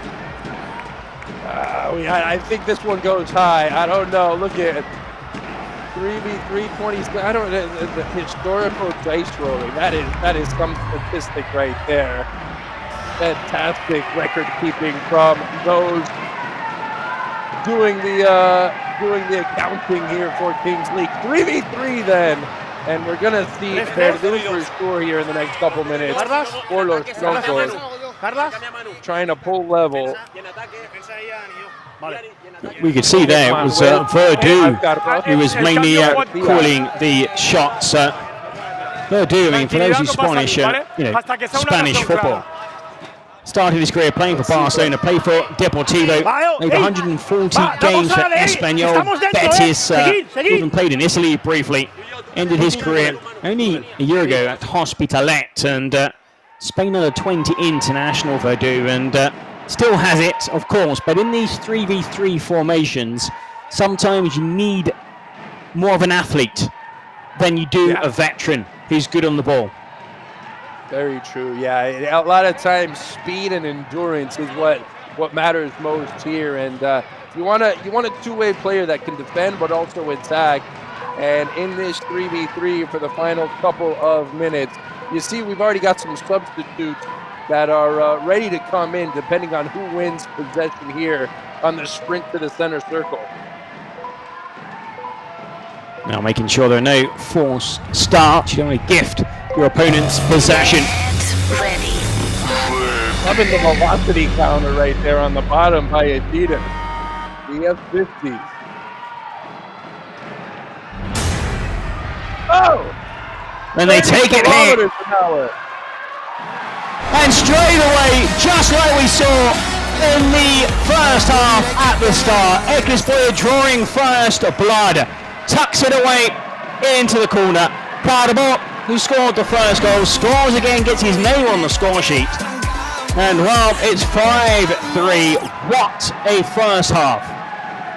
That's a first half hat-trick for Cardabo, who had 2 in the early going, and that one right there, they've all come with less than 77 on the pitch, and they have been taking advantage of this in those moments, the early moments and then the late moments of the first half. Verdú hovering on the edge of the box, and that's a clever pass back. Verdú, can he finish? Verdú, the extra touch. That is just sublime. What a goal, Verdú. That is experience. Waits, fakes, cuts back inside, waits, and just flicks it up into the corner. Look at this. How calm and cool was that? Well, if this is your first time watching Kings League, first of all, shame on you, where you been. But second of all, I'm glad you're watching this game right here, because this is fantastic stuff. This is as good as it gets in the Kings League. It's been back and forth. 2 star players with 2 first half hat tricks, 5-4, 9 goals in the first half. And we've got 20 more minutes in the second league. They're just checking to see if there was an offside in the build-up. In the build-up, was there an offside? All good, all clear. The goal stands 5-4. Incredible first half. On the attack, Ekisboye team has 3 goals so far. Carbot drops in once again, and that's good goalkeeping. Manu Martin quickly diving on the ball, looks to throw it out quickly again. Very good defending, gets back Fuad El Amrani, who scored the 4th goal for Ekisboye from that free kick. One of 2 great free kicks we've seen in this first half. Verdú again in this move, just hovering deep across the face of goal. We look for Verdú once more. It's with Verdú, lovely flick, has to be surely. And what an acrobatic clearance. The bicycle kick. It's not 5-5. 20 seconds, Verdú. Verdú does well to win the free kick. Goes down and he scored from a similar position in the first half. They take it quickly. Verdú, still Verdú. Well, my man of the match is Verdú. Incredible. Again, he just waits and rolls the ball into the path of Planas, who may have started the game slowly, but boy, has he been good in his last 5 minutes. Just tucks it away. But that goal should go to Verdú. What a player. Look at the presidents right now. Each of them are having the time of their lives right now. They're just enjoying this clinic of attacking football, led by Verdú and Carbo on each side. A hat-trick for each of them, 2 goals from Planas, and what a 20 minutes of play it's been. Bershita's got a smile ear to ear. The Puyer brothers, let's get looking into el central sale o cortan y el pivote se baja. Los centrales en su zona. ¿Dónde salen? A estas zonas. Hacen un cambio hombre por hombre. ¿Cuál es el otro error en banda? Que estáis muy altos. 4-2 no es You're 2-4. too high on the wings right now. No les dejamos que nos corran. Y en los duelos somos ganadores. Vamos a llevarnos el partido seguro, tío. Seguro, ¿vale? Estamos de puta madre. Controla esos detalles, tío. Cuando vayamos en 1 para 1, en esas situaciones que no me superen. Ahí hay aquella jugada que te. En la jugada del 3-2, ahí chocar, que no te superen. Ponle el cuerpo, ponle el codo. La jugada del 3-2, que te superan en banda, jugada dentro y el golpeo. Sí, que sí. Vale. Pero digo que. Oh, what an entertaining first half, Dane. I mean, it's 5-5 breathtaking. I mean, Cappy scoring that cracking goal after Cardabot had scored the opener in the opening minute, just 20 seconds gone in the first half. Cappy making it 2-0. Then the Verdú show started. Pulled it all back on 10 minutes. Medina made it 3-1 just 60 seconds later. Verdú grabbing his second. He would go on to score a hat-trick in the first half, also setting up Planas with that equaliser for 5-5. Amrani with a good free kick, but Verdú has just been out of this world. Now, he might not have the pace, but in possession, time just seems to stand still. Yeah, it really does. And sometimes, you know, there are certain circumstances where pace actually does come into play, obviously, when you're 1v1, 2v2. But the quality, the skill you have with the ball at your feet, that's what matters in the Kings League, because they're so tight of spaces, and there's not much room to let that genius show. But Verdú's got no problem putting his on display here in this opening 20 minutes, and really in every for Troncos for quite a while now. What he's done so well, Verdú. Yeah. If you look at that first touch, Dane, he always seems to angle the ball away from the person that's meant to be marking him. As we see a weapon being used straight after the restart. We saw something similar in the opening game, but didn't quite go to plan for the defending champion Science, the star player. Well, guess who? It's Carbo. Now, he's been at his most dangerous when we've seen reduced teams on the pitch. Those 2v2 formations. He's jacked, Eric. He can't put the thing on. He's too jacked.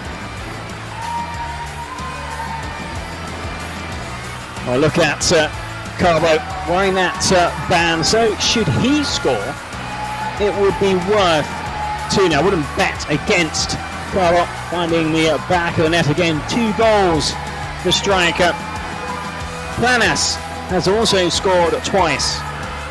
So Verdú leads away with a first half hat-trick. 10-second countdown. Back underway. Second game of the slate. Eki's Buya team lost Troncos. It is 5-5. Well, can we keep up the rhythm that we had in the first 20 minutes of play? That's the big question here. Nice end-to-end stuff. There is Carbo. Juanma might have taken a shot on that drop ball there from the cage in the center circle. He's been kind of rubbing that shoulder a little bit, and Carbo keeping possession for his team in this near Carbo with a long throw-in. Now, that's something you wouldn't really want to see. The player wearing the armband taking the throw.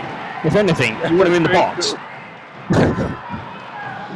No, not the smartest thing right there, but he wanted to take it quick, I suppose. Might have thought he had something opening up, but yeah, in a perfect world, Carbo is the one receiving that throw-in, hovering around the keeper.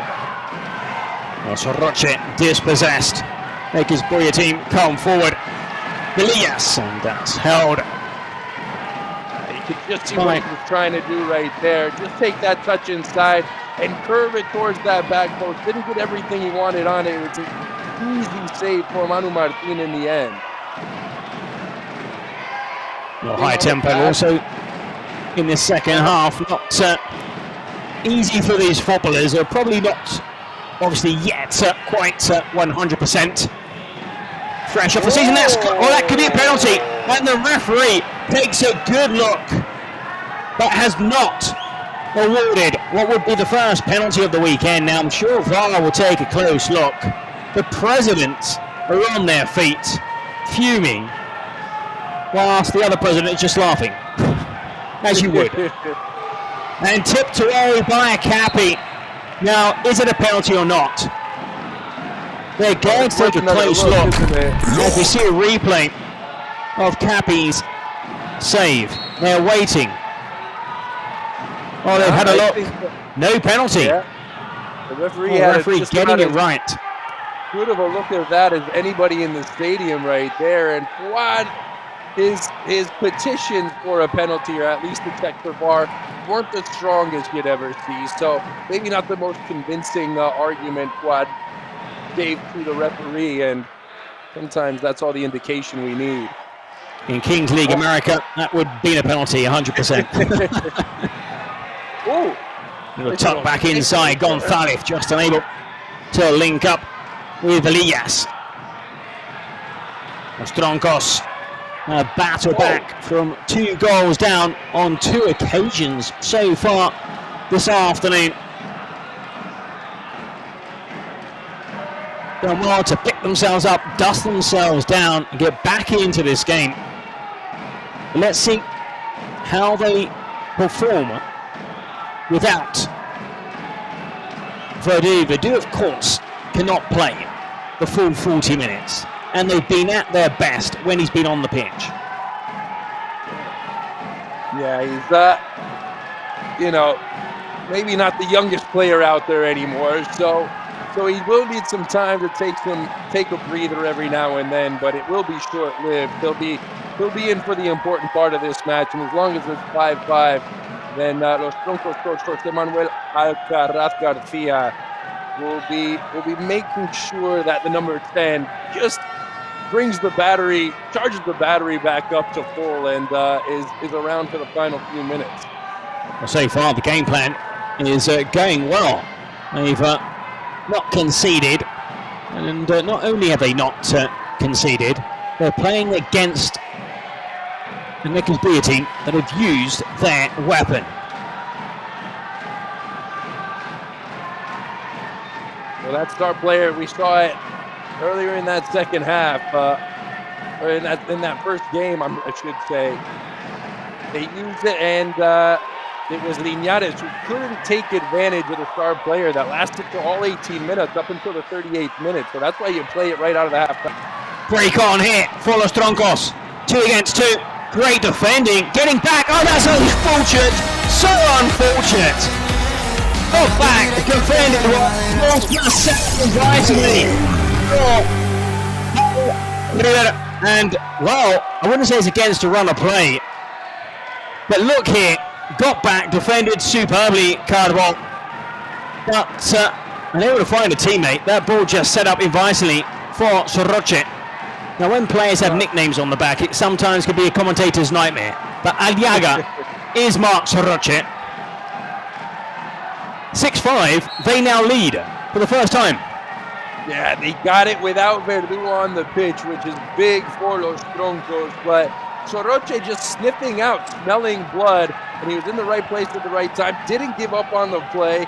It seemed as though Cadbo had it under control, and Soroche just coaching. Well, Cadbo did well to track back, but perhaps lacking that defensive know-how. In those kind of positions, if your back is to play, you don't know what's behind you. Clear it for a corner kick. Yeah. Out of play, out of sight, out of mind. Yeah, it was risky from Cadbo right there, who was maybe just a bit out of position, and the awareness defensively eluded him a bit, as you can see right there. The one thing they never tell you to do, especially with your back to goal, Eric, is play it into the middle of the box. Yeah, and across the face of goal. Exactly. Oh, they find themselves trailing here, Ekisboya team. Having enjoyed a 3-1 lead, a 5-3 lead, now 3 goals in quick succession either side of half time, and Los Troncos ahead. Amrani not seen too much of the number 80, apart from that goal from a set piece. Alcaraz. Players lining up on the edge of the box, but they're lining up very well.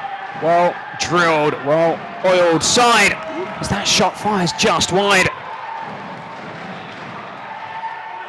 And plenty it was with the effort from the edge of the D. I think what we're seeing right now, and what we've seen really since it's been 7v7 in both halves is the build-up play for Escalating is a bit stagnant, isn't it? They don't know how to make those runs off the ball as much as los Troncos do. Of course, when you've got a Verdu on your side, you're always willing to make those runs because you know he's going to find you. But who's going to be that one for Escalating who just does that little bit off the ball to open up some space and break open that defense, that back line that's been so good so far from Blanas, from Ian? Well, the two players who should be doing that kind of task, Rani and Medina.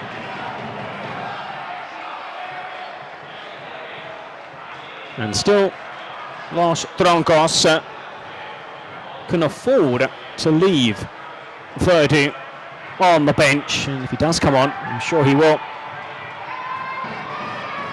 in this second half.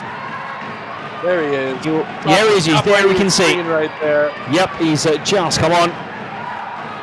Surprised he's not wanted to take this free kick, but let's see if he's involved. It looks like a three-man wall now.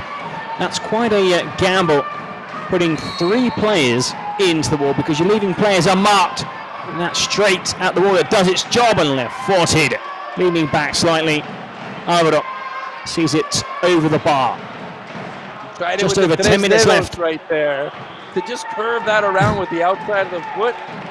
Edgar Alvaro. But yeah, the three-man wall, you know what? It was risky, but it did its job right there. And we've seen some set pieces get awfully interesting for keepers in this game, the second match of the opener here in the slate one. Well, Medina and Perez just playing key ball. Across the face of goal, failing to clear. And it's headed over the bar. Well, that could easily have been the equaliser. Marc Soroche. Was he the player who hit it over? It's Ian right there. He doesn't get a... Soroche. That was headed for the top corner. Brilliant defending from Soroche, who scored the go-ahead and then kept the equalizer off the board with the whiskers on the top of his head. Oh, corner kick. Perez has Carbot short. It's with the number 11. That cross not clearing the first post, but it's back again with Ekis Boya team. I keep on calling this slate one, but it's not slate one, is it? It's slate 4 at least. I'm assuming. As a commentator, I probably should know that, but I didn't talk to the higher ups before getting on the broadcast. Totally selling myself out right now on air. Chance here to try and get back into the game. They've brought on Bedin Martinez. He was a defender, not the quickest. That takes a deflection. It goes behind for a corner kick. Just flicks off Ian. Really sound defending from the central defenders there, from Ian, from Blanas. Soroche has been helping out as well.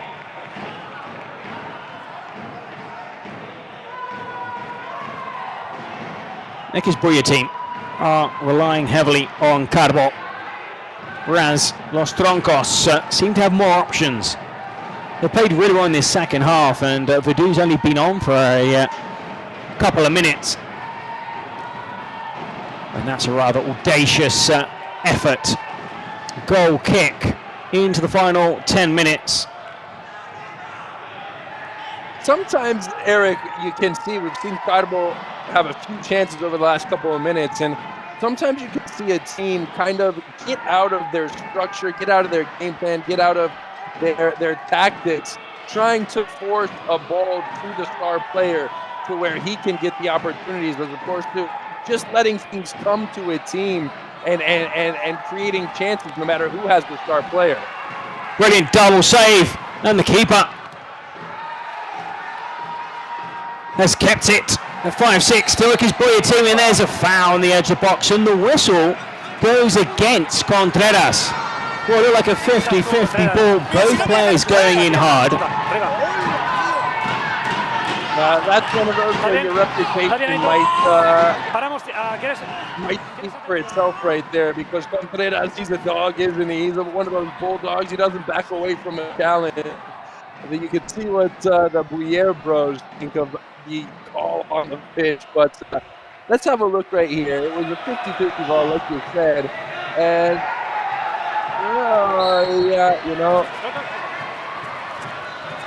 Eric, I don't know, 6 in one, half a dozen in the other. Do you just there's too much contact not to call a foul right there? Thing is, a lot of the time, the player that goes down and shouts the most normally wins the free kick. Yeah.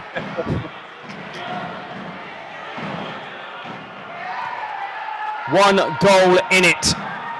Los Troncos, who've been behind for almost the entire contest, taking the lead in this second half. 10 goals in the first 20 minutes. Only one goal so far after the break.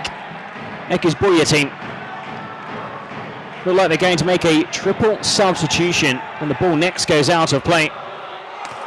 And smashes off the bar again. Card, what you were saying, he has a decent shot from distance, denied by the woodwork. Did he get a fingertip on that? I think he did just enough. If so, that's a hell of a save. Ooh, maybe not. Well, cannoned off the bar. And the woodwork denying Cardboard, who goes again, and it's parried. First touch, it's got to be first touch, Edgar. They were screaming for it. Verdú was breaking, so true. He had some support there, Planas in the back, but it was broken up and a bit too slow right there for Edgar Alvaro, who... What a sweet hit. Well, the keeper opting to stay on his line, and able to keep that ball in play. Valillas, let's say, thrown. And they're not in any hurry to take. Los Troncos approaching the final 5 minutes. A lot of time left in this match. And for the first half in a game where we saw 10 goals, they know what's going to happen for the next couple of minutes. And they just got to hold down strong defensively and hope that Verdú can get back into this match a little bit after coming off the bench. Hasn't done a whole lot. Well, so far, we've had almost 40 attempts on goal.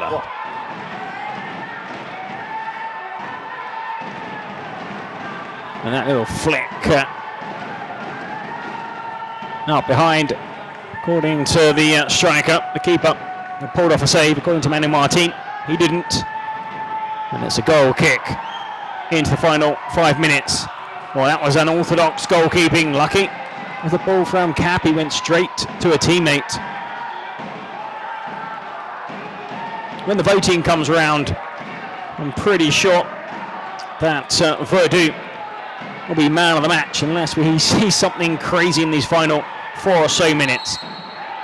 Yeah, well, free kick. Carbo's got a team to, but it would mean his team doesn't always mean your team has to win the MVP, but I don't think there's anybody who would, in their right mind, think Verdú might not be the MVP. If Carbo can score twice in these final few minutes, we'll have our MVP chance for the equaliser. That's brilliant defending. Superb play, Planas. Getting back and just nicking that ball off the striker. It's behind for a corner kick. Again, they take it short. Amrani, another corner kick into the final 4 minutes. In just under 2 minutes, the game will be stopped for the final 2 minutes. Carbo, snapshot, and the ball up onto the roof. So the ball will be a throw-in to Ekizbuya team.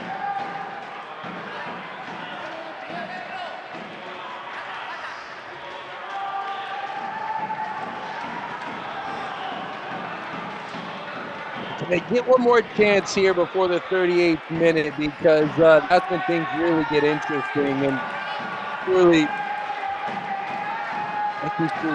they're going to be the ones trying to break through, right now los Troncos just trying to hold on and keep this 1-goal advantage. That's not going to do them any favors right there. They've got to be a bit more dispossessed on the halfway line. Amrani, left-footed, slices his effort well wide.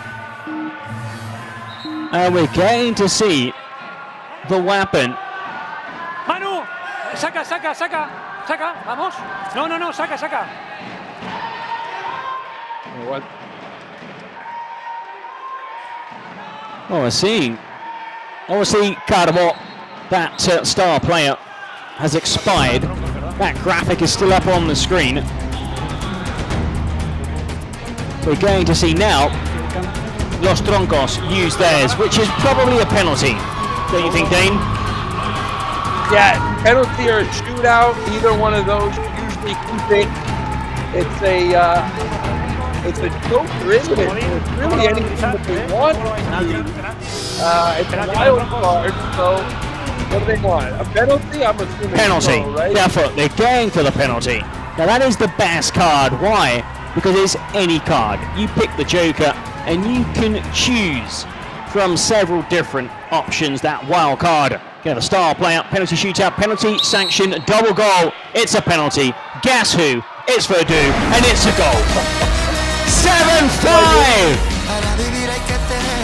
You weren't going to bet against him after the game he's had. He might have been a bit more quiet in these last 18 minutes or so, but the class is permanent, and he puts it on the spot, tucks it home past the keeper, and Verdú is leading his team, carrying his team on his shoulders here in the opener. Well, a lot of, it's not like a game of chess, but still, you do have strategy, and that was perfect timing. Just before that 2-minute mark. Just before, almost like scoring before half-time. You scored just before that final 2-minute break. Now suddenly your players are there. You're leading by 2 goals, guys. You've got 2 minutes to hang on. And for X Buildup team, they must be shell-shocked. They have conceded 4 goals on the bounce. Yeah, we talked about it. It's the 77 play that's really troubled X Buildup in those first few minutes. They scored 3 goals last couple minutes of the first half, but then they've been shut out here in the final 18 minutes, and Los Troncos turning it on defensively, showing that there's a more complete team. Carbo, yeah, he's got game-changing ability, but that usually comes when he got some open field, got some open space, and can take on defenders 1v1. Well, Verdú going to be man of the match, and I think he was just saying there, looking up, saying, I'm wearing this vest, because obviously the camera, that POV camera is on Verdú. I suppose the extra weight can't be helping Verdú.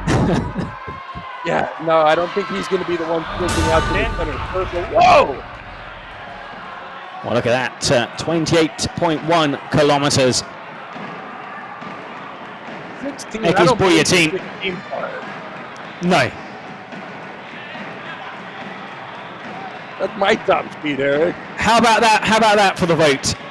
Not even Carbo's mum phoned and voted for her son. My vote to Verdú. I mean, Verdú's earned each and every one of those votes so far. Usually we see that even out a bit as, well, there you go. She heard you. Well, yeah, definitely. She was like, cool. So, Carbo gets... Called me out on air. Oh, look. A little campaign has just started for Carbo, but they've got a long way to go. 97%. Verdú, no, 95. It goes dropping, but still has a huge lead.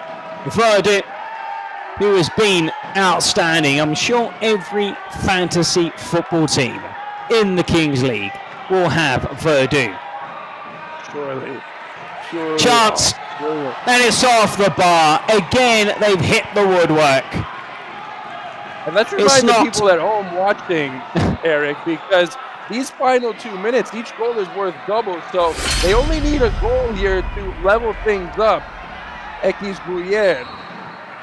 That was it. Belias had it on a platter and just flashed it a bit high.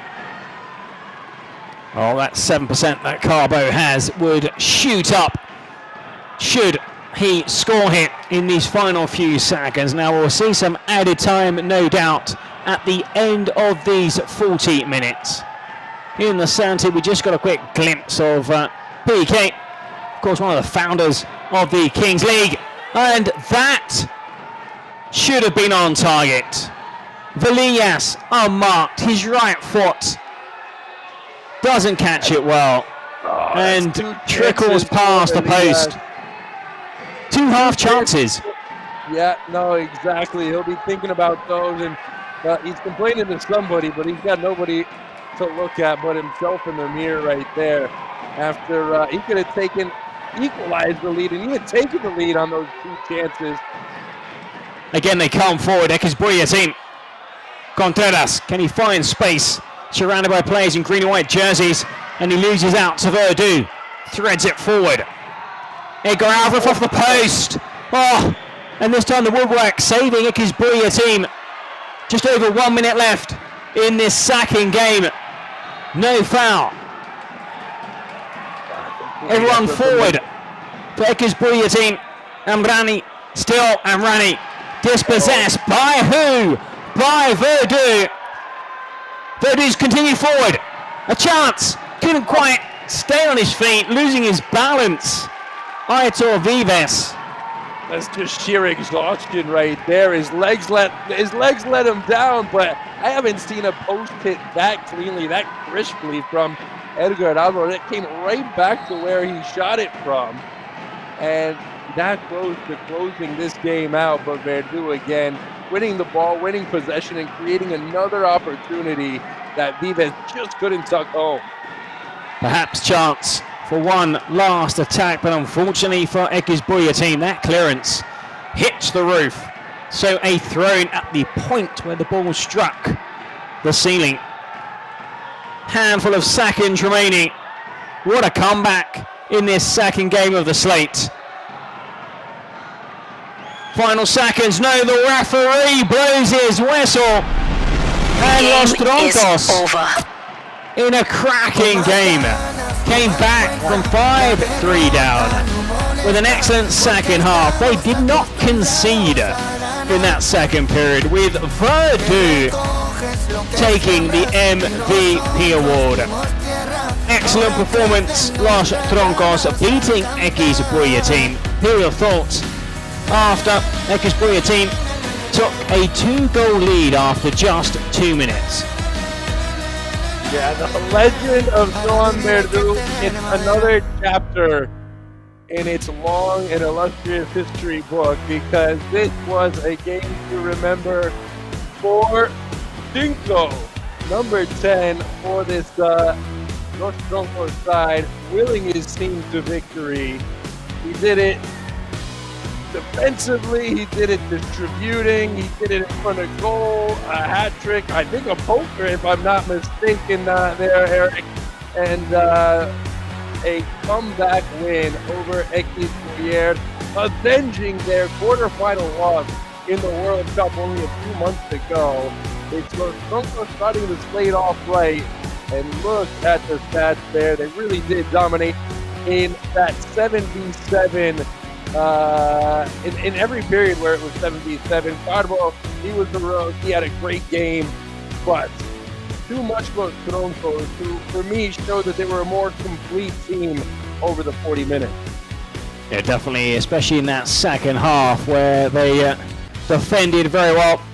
I mean, a game that yielded 12 goals, 5 times the ball hit the woodwork. Carbo hit the woodwork twice for X Buller team, scoring the opening goal in a minute. Cappy, the goalkeeper, making it 2-0. Verdu, who scored 4 goals, 3 in the first half, and then that killer, 38 minutes, using the weapon, the penalty, tucked it away. 4 goals and a man of the match award for João Verdú. Planas, who started slowly but scored twice, and Soroche also grabbing a goal on 25 minutes. So surprise after that excellent first half, where they scored 5 goals.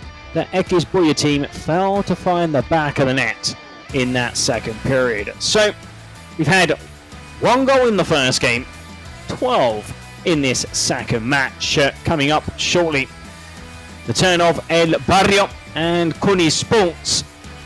Dane, I mean, it's been excellent so far in this opening weekend. 6 matches on the slate. We've had 2 so far.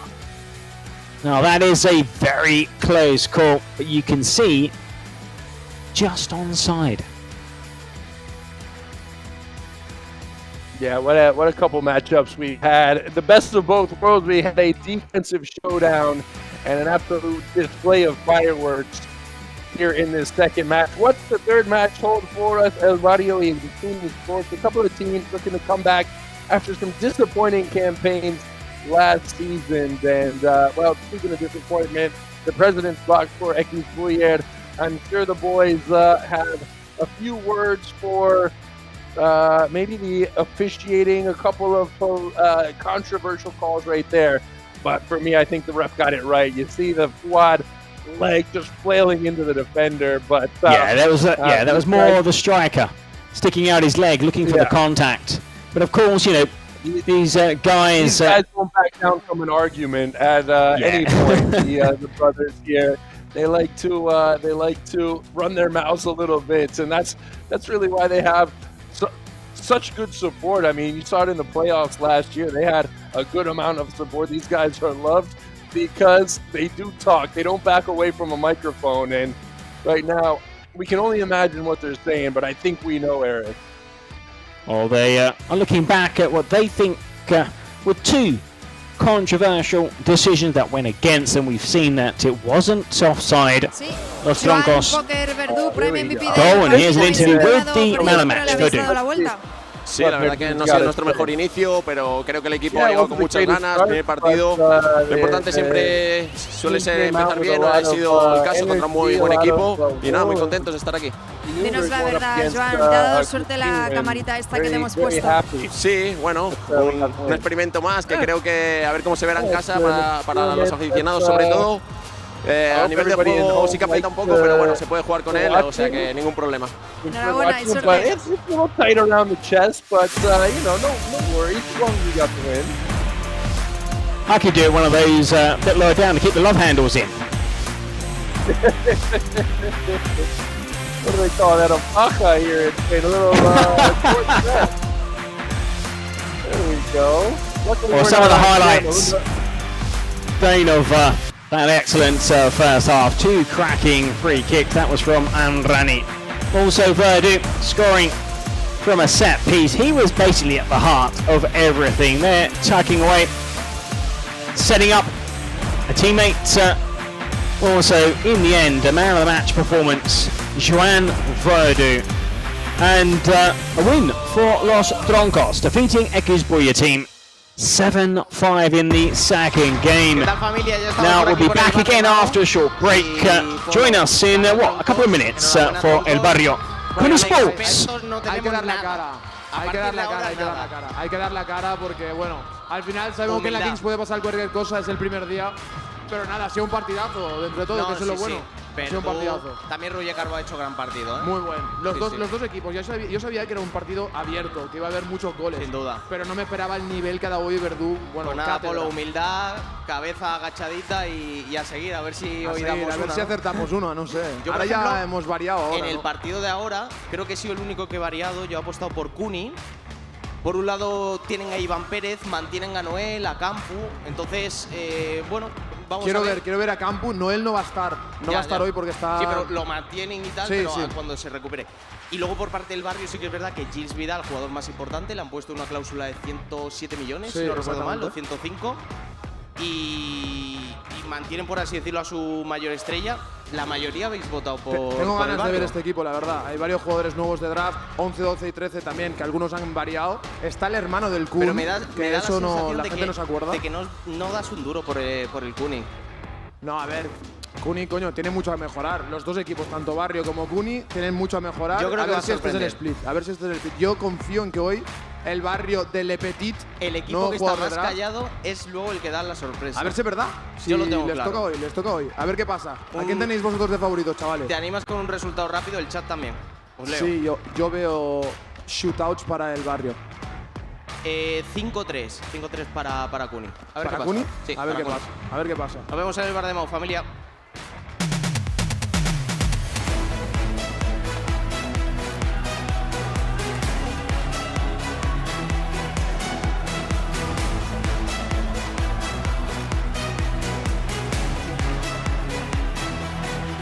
Well, hello everybody and welcome back to Cupra Arena, where we are just about to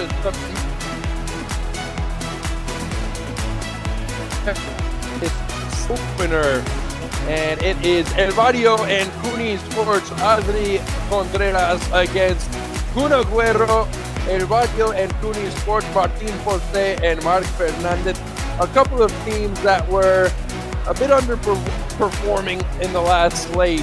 Kuni Sports finished 7th in the standings last slate. El Barrio just snuck into the playoffs with 12 points Sí, in the 10th oye, spot. Serrano, and, mucha gente se pregunta por qué has cambiado el Serrano, Betis de fútbol sala por el Barrio.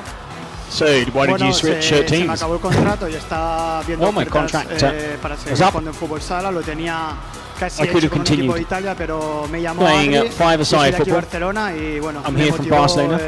probar esto de la Kings. And I wanted to try this Comenta que puede Kings ser League. una de las It's been so revelaciones de successful. esta liga. No me Be one of the pongas star presión, no, players. se intentará. Well, Ojalá que I'll sí, do our aún best. estoy acostumbrándome un poco al cambio de I'm balón, still sobre getting todo, que used es to playing lo que noto más diferencia, pero Kings League, to intentaré make different ayudar lo decisions máximo at different posible a mis times. compañeros. Pues vamos a But estar I'm viendo hoping to help my teammates out as much as possible. Best of luck. So former Football Sala star making the change over to the Kings League, and let's see just how it translates for Serrano, who will come onto a team that was desperately shy of goals, short of goals last season. Gilbert Vidal with 8 goals was the leading scorer for this El Barrio side. And for Kuni Sport, it was Ivan Perez with 8 goals. So those will be the guys to watch out for here. Obviously, we've got some new incorporations on either side. How many for Kuni Sports? It seems like quite a bit just looking at my notes right here. 6 as a matter of fact. So that's another thing that each team is kind of trying to measure, weigh in this first match day of the new slate, Eric, is just how every signing, new signing and old signing, kind of meshes, blends together. Well, you can see from the voting that it's quite tight. There is a favourite coming in, but we've seen so far that, well, favourites don't guarantee you wins. We saw in the opening game that upset where a team that finished bottom beat the team that won the title. Thrilling second contest, 7-5 Los Troncos beating X Boya team with lots of goals in that first half. 10. Can't remember a game where I commentated 10 goals in a first half. And now two teams looking to improve on what, as you pointed out, Dane, was a disappointing campaign. Missing out on the playoff and, of course, the World Cup. And while just sneaking into the playoffs and then really just petering out. So two teams looking to do much better. We've already seen that massive upset in the first game. So teams will be looking around thinking, hey, you know, clean slate. We can start well, build up confidence. We can cause some upsets. Like you said, plenty of movement. Serrano, Plovins coming in. Kuni Sports, Gaston, Valribera.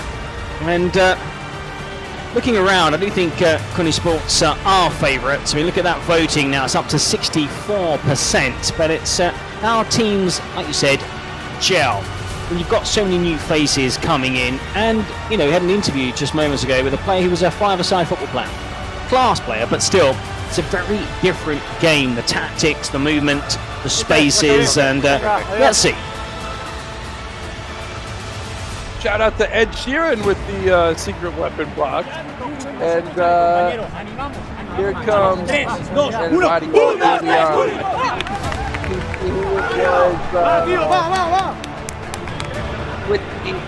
POV, but I'm still kind of figure that out, weed that out as we go through this game. And we are just seconds from kicking off this third matchup here on the opening match day of the slate.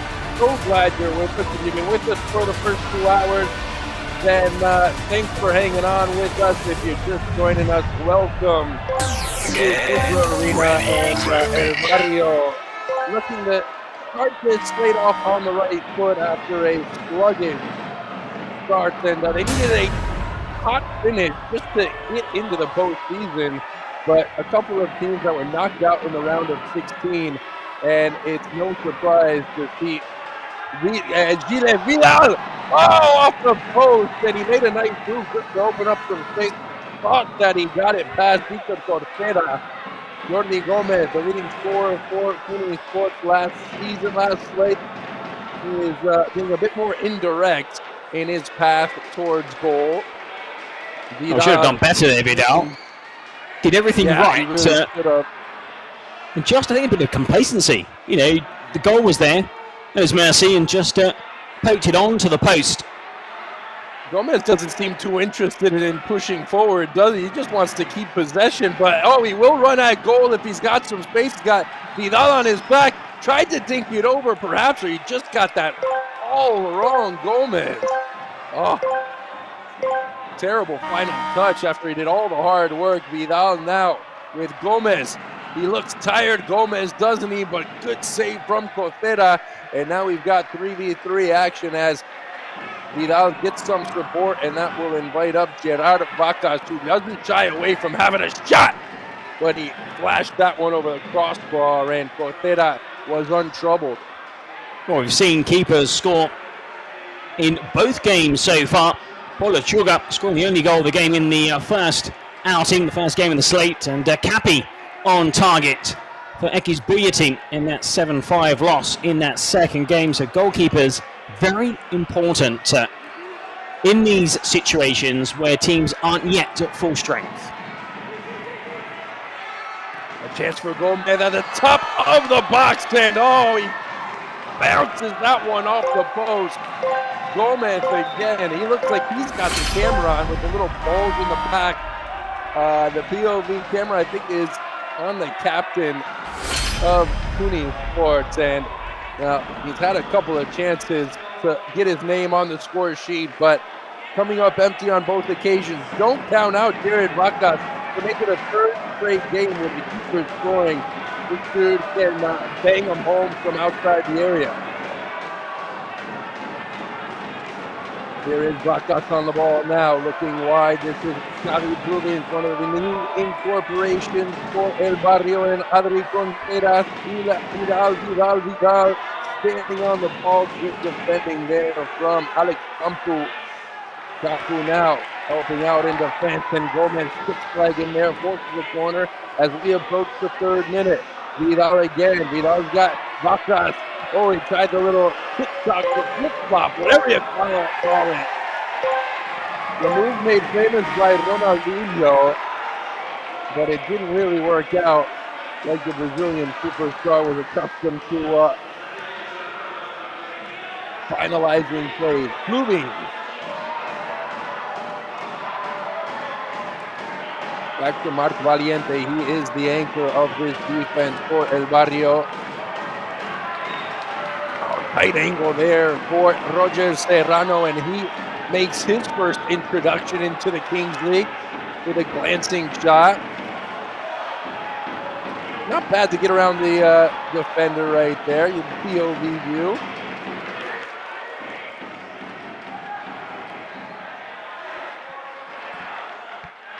Very different start to this match from the previous game where there were loads of goals. A good save there down at his near post.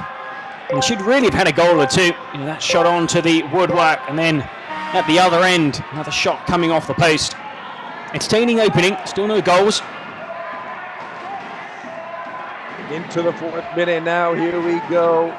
Almost 77, and Eric, I don't imagine with the start that we've seen, we'll see another 12-goal game between these two sides. I think they play a bit more defensively. That's not just how they're wound up, but Campu and company just trying to get their feet under them here in the opening minutes of this first match day. A lot of changes being made by Cuni Sport. El Barrio, not so many.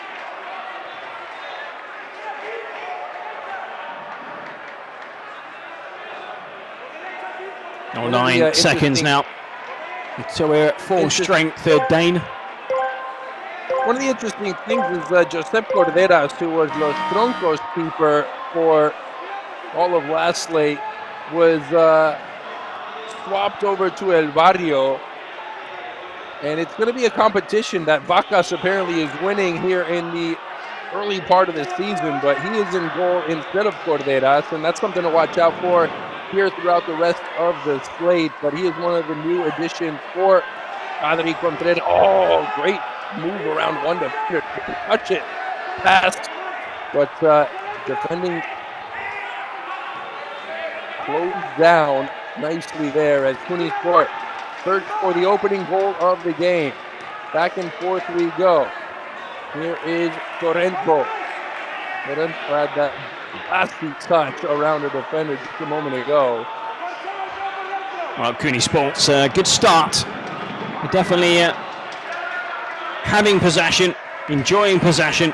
We've won a corner kick, and doesn't mean much though. We saw in the first game a team that didn't really touch the ball, string 3 passes to get in the first half, ended up winning by a goal. So the important thing, if things aren't going your way, is at least not to concede, and that's what everybody have done so far.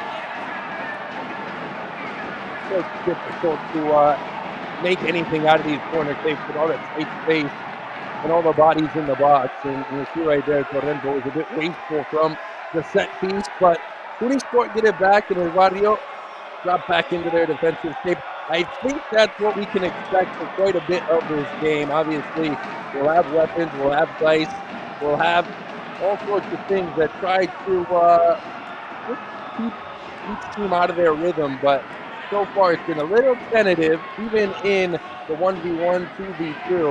You can see Cuni Sport, they're just content to knock the ball around and keep possession. Well, they started promisingly, Cuni Sports. I mean, everyone was saying coming into this season, Nico Pareja, of course, outstanding, what a player, and big loss. How would they cope? Because he was by far their best player. But they've done well so far. Well, that wasn't the best of efforts. Bit of frustration, perhaps. Yeah, we'll see more of the absence of Nico Pareja when El Barrio start to just get a bit more adventurous and push up into the attacking third. They really haven't done so far with the 77, and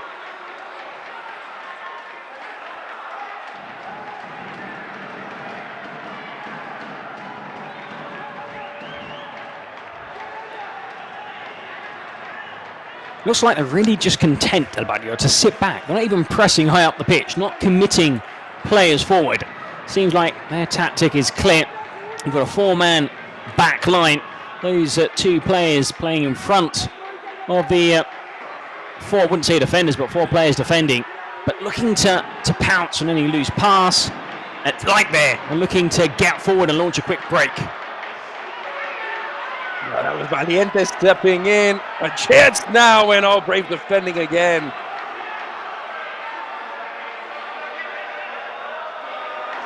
Beautiful ball through. Oh, it's off the post. Ted Cotera was beaten, but Cuni Sport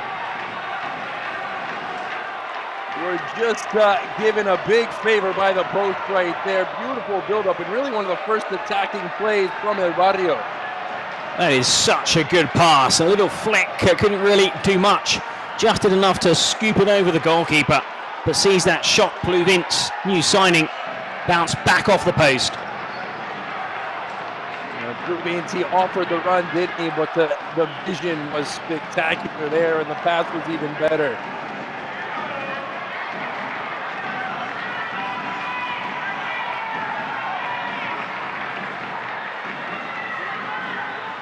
Well, in a game that we suspect might be a bit short of chances, anytime you get a chance like Goalkeeping just had, you got to tuck it home, because that might be what differentiates you from getting 3 points to ending up with 0. A slightly cagey first half, similar to the opening game we had this afternoon, Dane. Yeah. And we saw just one goal. There have been chances, and not the best of goalkeeping, but gets it back from Val. You know what that means, Eric? That means the next game is going to have 20 goals in it.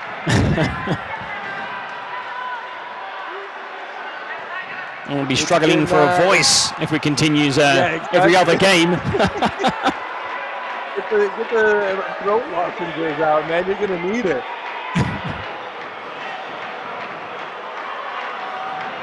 Campo 0-0 here, 10 minutes in. Still looking for the game's first goal. It's been Barrio who came the closest.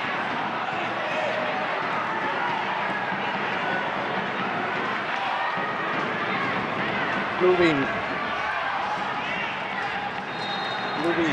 Looks like he's got the green light to just kind of roam wherever he wants. Arte, he can really strike it from long distance if you give him any space at all.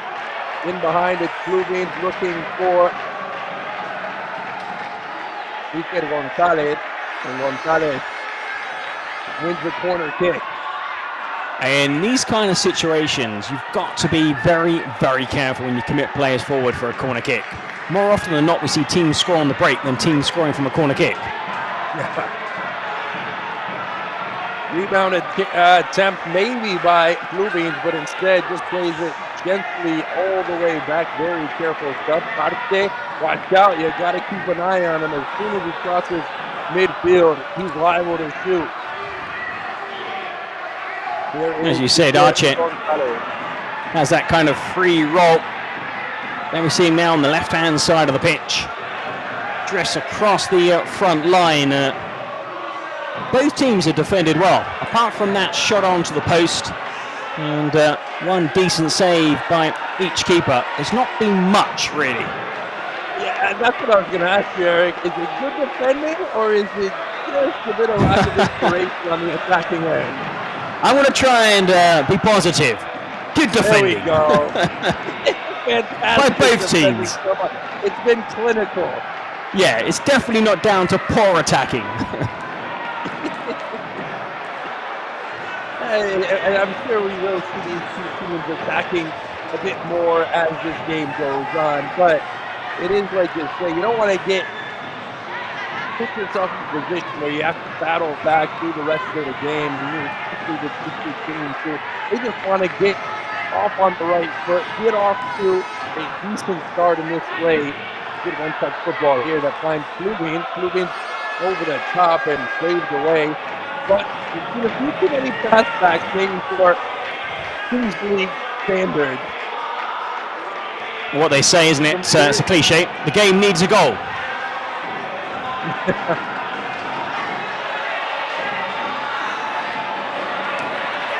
Look at his and Alexander got thrown in. That was not a bad look there into the middle. Gaston sniffing out Jordi Gomez, and Gomez, if he gets a chance there in front of goal, he knows what to do with it. Gaston, there's an inventive play from this near side. Here's the big man again, Gaston. I stumbled. That looked like a free kick. No, there won't. It did, but there's no whistle coming from the referee, and Pomera comes to the rescue. Not much of a petition as Sergi Aguilar. He was 1v1, saw the whites of his eyes. You've got to put that one away. You're one-on-one with the goalkeeper. You've got time to pick your spot.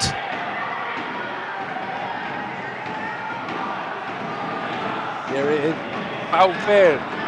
All the way back to Arte again. He doesn't just have that rocket for a right foot, but he can pick out a pass from the midfield. And yeah, Gaston making a nuisance of himself a bit for his own team, giving the ball away and now giving up a free kick in a rather uncomfortable spot.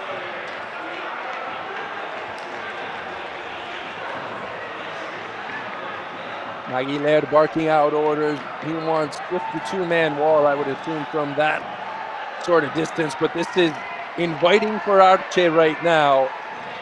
Iker Gonzalez standing over it too, but I think this is just tempting Arce, who bangs it into the wall. And that's got a sting. Wouldn't want to be the one to put my body on the line.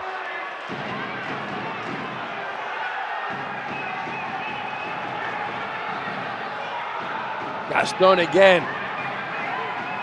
Defenders getting back for El Barrio, and that's brilliant defending coming all the way back. What's going on here? A little dust up after the play. No, a defender is down for Tunis Sports, and that is Carlos Val. Let's see what happens. Yeah, clash of heads. Yeah. Campu. You see again. Oof, that was painful.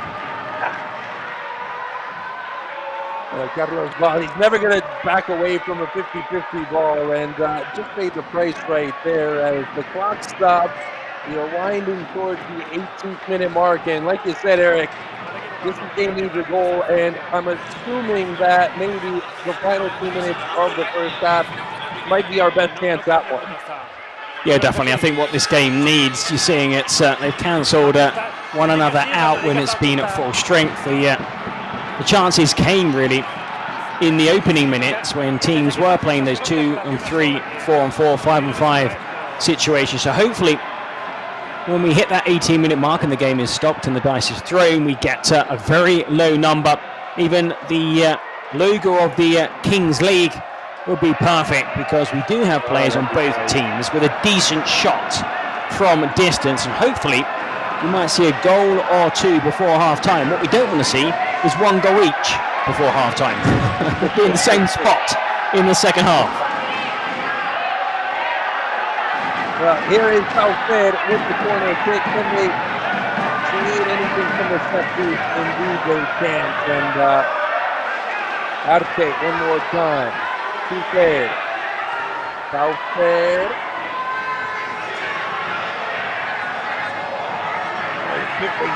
At it, goes all the way back to Bacas. You can see there just asking his teammates to drop deep. He had no options open apart from going back to the goalkeeper. It's a bit stale. It's a bit stagnant, and there's nothing building up for El Barrio right now. Tunis Sports, they're doing a bit better job, not much better though. If you had to pick the better looking team here in the opening quarter of an hour, maybe Tunis Sports, but by a fraction. Well, that was Mark Valiente trying his luck from deep.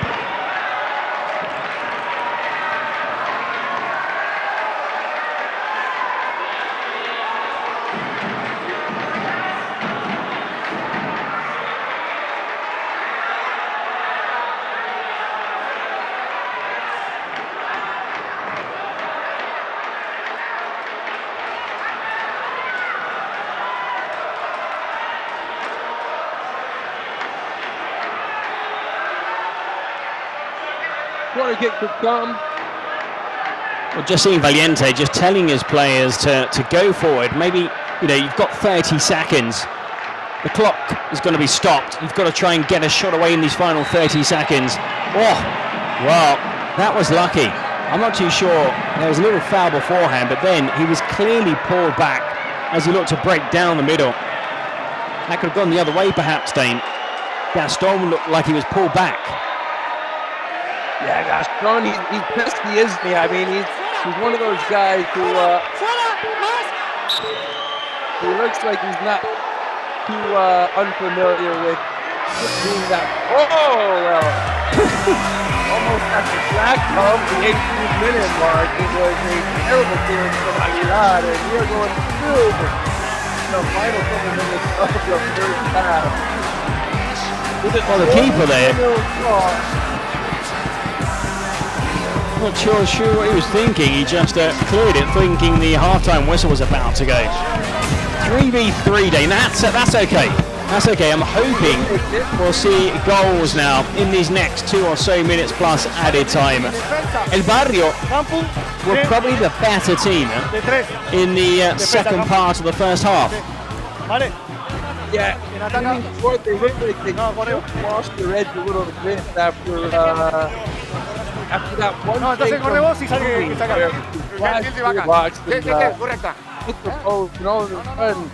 from just kind of tucked into their shell a little bit, but the 3v3, it's a new game, it's a new sort of system and strategy, and so we'll see how each team comes out here. Carlitos Val is back in after taking that little bump to the head. That's luckily for everybody. There's nothing too serious. Let's see the velocity here. I think we've got, can we get over 30 again? I've seen 30.1 here. Yeah, 30.1. That's been the top so far, the highest speed. 16 is the lowest, but I don't buy it for anything.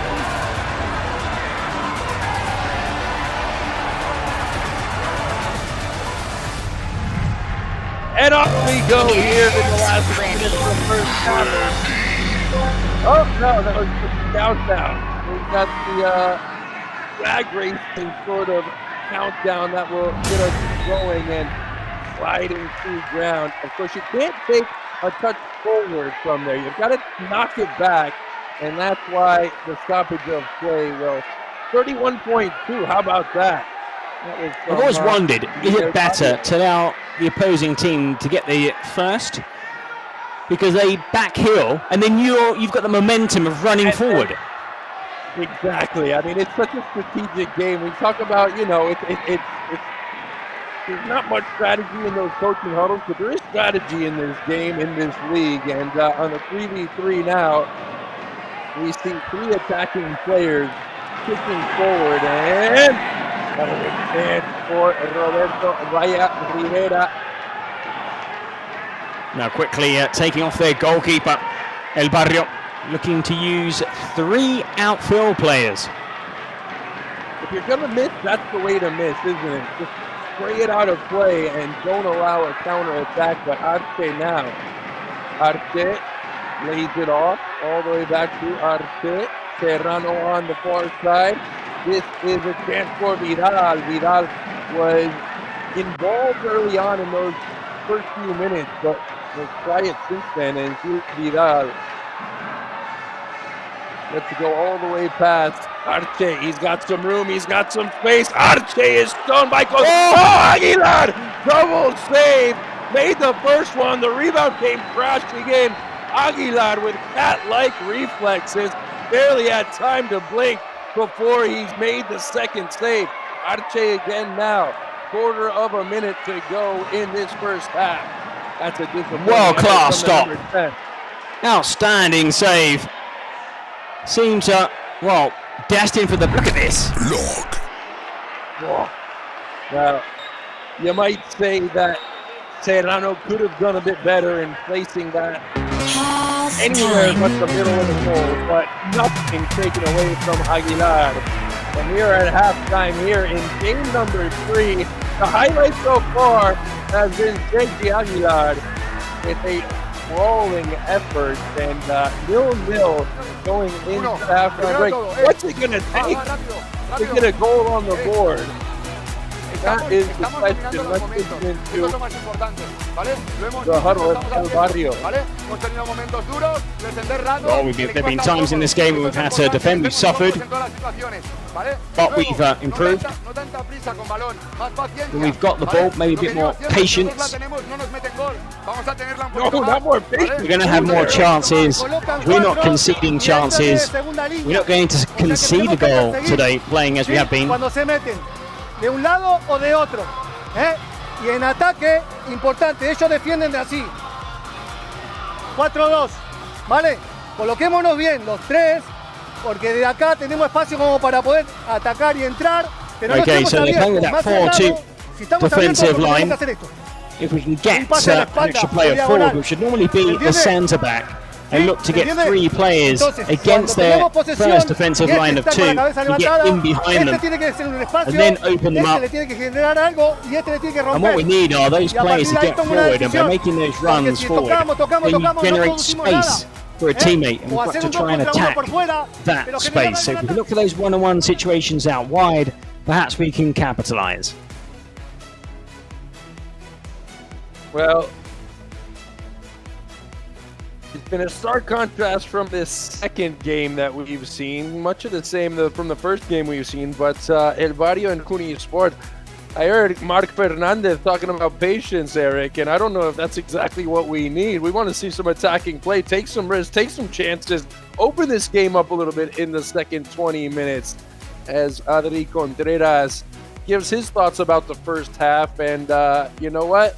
The way things went for El Barrio at the start of last slate, they'll be okay with a 0-0 draw at halftime right now. This is a team that's used to playing close games, used to coming down to the wire. They just didn't get those results that they wanted last slate, but this is a chance to change the course of history, change the nature of this football club, and I would say we'll be in the middle with the Unferred. Well, let's see if we get some goals in this second half.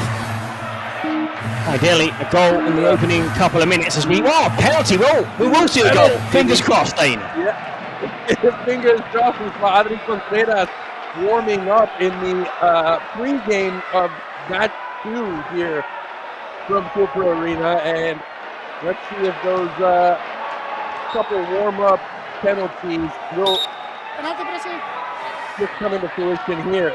Adri Contreras talking to Ibayanos on his way down to the pitch, and Contreras is going to put the pressure on his shoulders to break the deadlock here. Well, Contreras, it was always going to be the president. He sat alongside Mercedes Roa, who was a president of Los Cuervos in the Kings League Americas, who's come here to Spain to be a president in the Queens League. So no doubt she's cheering on the president of El Barrio. Adri Contreras, we just saw the save that Sergi Aguilar just made right before the halftime break. But this one is into the back of the net on the spot. It's a president penalty that breaks the deadlock here in the opening minute of the second half. El Barrio leads courtesy of El Presidente. Well, calms down, keeps it caught, sends the keeper the wrong way. And Aguilar, isn't it? Yeah, Aguilar's been outstanding, but it's a penalty. You can't blame the goalkeeper. I mean, he pulled off a save just before half-time. That will probably be top 10 come the end of the season. It was that good. But we have a goal. We have a goal at the start of the second half, Dane. Hopefully the floodgates will open. Let's see if it just have that effect after Adri Contreras' first goal. We've had a 12-goal match and a 1-goal match. What awaits us here? That is the question. You see the drone flying around. Don't confuse that for a player. And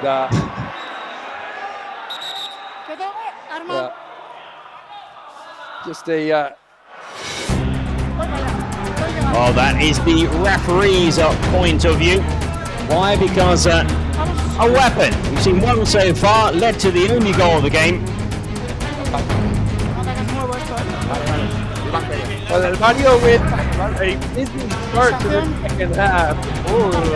4 minutes with a man advantage, and he wants the defender Carlos Pablo off the pitch. So El Barrio using the big guns early on and trying to get a 2-goal advantage here. Carlitos to the sideline. El Barrio, upper man for the next 4 minutes. Tunis Porto, they're being awfully tactical in when they use their president penalty, because they do get one in response to Tormento. 4-minute power play here for Kuni Sports. And if you're Kuni Sport, this is exactly what you want to do. You don't want to give up the goal, though, as Vidal comes crashing in. That was deflected away. Torrento now. Torrento, excuse me, and well, he seems in the mood.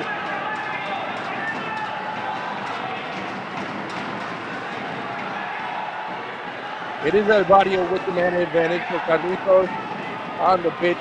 El Barrio want to have as much possession in the attacking third as they possibly can, Eric, and 3 minutes to go. With a chance. Here we go, another secret weapon to come. This one from Sport.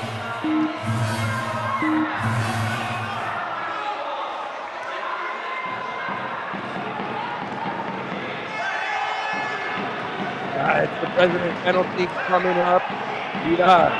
Vidal defenders all around him. They know he's the danger man to Kuni Sports, and they want to give him plenty of attention. So the president penalty, the president, of course, is Punaguero, who we haven't seen here on the broadcast. So it will be No. I've been looking out for him. I've been looking out for him just in case he pops up. So now we've got the penalty. It's going to be from the halfway line. If it is the president, it's from the penalty spot. If it's a player, it's from the halfway line. And it will be the leading scorer for Kuni Sports last slate in Jordi Gomez. Our first look at a shootout here in this new state. And he will take a few touches, have 5 seconds to tuck it home. How can he do with it? Trying to equalize it. Gomez around the keeper. Can he get it off his line? Penalty. Shootout from Gomez. Did he get it off just before the buzzer? I thought it was quite tight. It looked a bit tight, didn't it? And I think that one might be what Adri Contreras is shouting for, but it doesn't appear like we're going to have a replay. And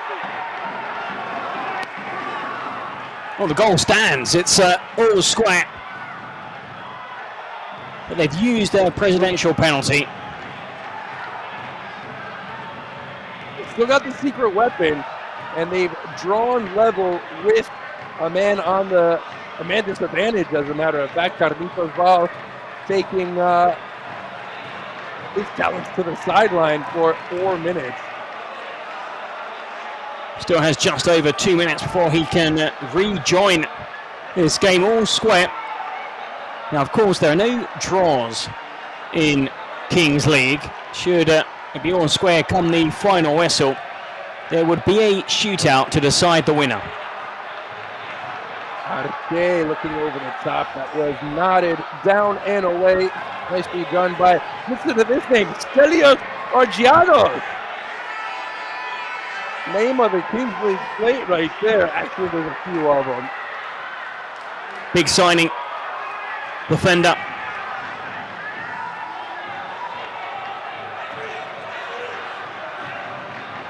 And just has to wait for his team up to lace up his boots. After a good start to the second half, you can see now, again slightly cagey, but if a team are going to score a second goal, El Barrio have been the better side against Kuni Sports. Definitely good in possession in this second half, having started the game on the back foot. Yeah, that's with a man disadvantage there, Kuni Sports, who waiting for Garlic for 60 seconds until they are back to full strength, but it might be that one goal that we see in the run of play, 77, that makes the difference. And Kuni Sports, again, just trying to build something up with Iñaki Villalba, who couldn't put that on target. It was a difficult skill at the top of the area as it was laid back on the bounce.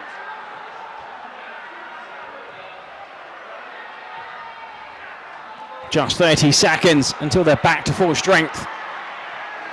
They've done well. They really have done well, holding off, creating some chances, and as a matter of fact, equalizing. Courtesy of Jordi Gomez. Defending again, that's from their top scorer from last year. Gomez pinching back and doing a bit of the dirty work.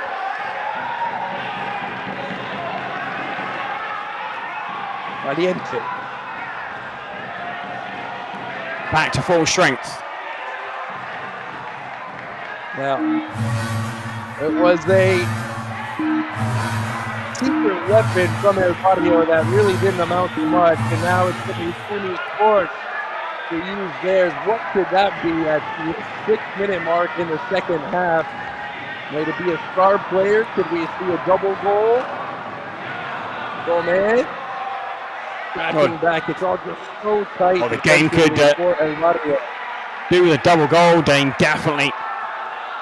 Because with the team leading by 2 goals, then, you know, we'll see the other side definitely throw players forward, commit more players forward, take on a few more risks, of course, because at the moment, you know, it's one of these ones where you don't want to lose, and you might just think, okay, let's just go to the penalty shootout. We're not going to commit players forward. We're not going to. Oh, that's a great slicing ball through the middle of the park. And a chance for Troncos, but Villa Rivera made the run. It was a dissecting ball. And now we will go to the super weapon, go to the sideline. And Martin Jose has a right smile. There we go, you called it. Well, hopefully that double goal for the next 4 minutes. So for 4 minutes, you score, it's worth 2.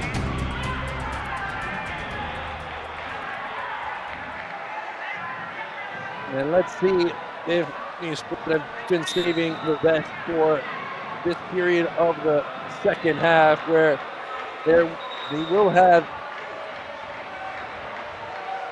a chance to take a 2-goal lead here in the next 4 minutes of play. Can they build anything up from the run of play, though? That is the question. We've seen a couple of, well, a president's penalty and a shootout. That is the only way that we've gotten the chance to call a goal here in the second half, and our third game. Well, looking at El Barrio, yeah, ready to see Martin have an impact on the game. He was the second pick in the first round of the draft.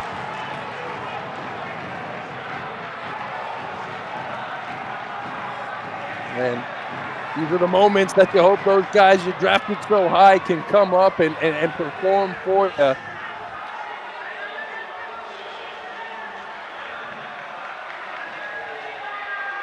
You can see now the tempo has definitely dropped a little in this second half.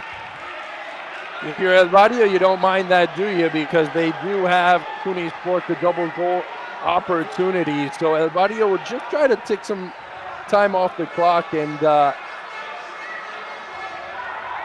they tried to get the advantage early in the second half by playing the president penalty, by playing the secret weapon early on, and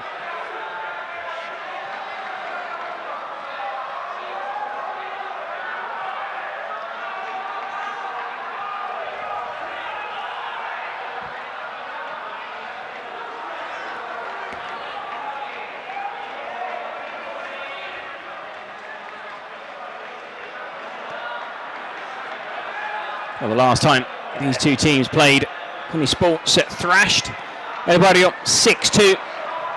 Though the previous game in the Kingdom Cup ended 1-1, with Cooney Sports winning the penalty shootout. Troncos! Did he get a piece of that? Vacas might have just got a finger to it, and a corner kick to come to Troncos. It was dipping, it was sliding into the net, but it needed an intervention from Gerard Vacas, and Robert now Superb fingertip save. There is Gaston again. Gaston, he does just have that vision, a bit of that inspiration to open up a defense.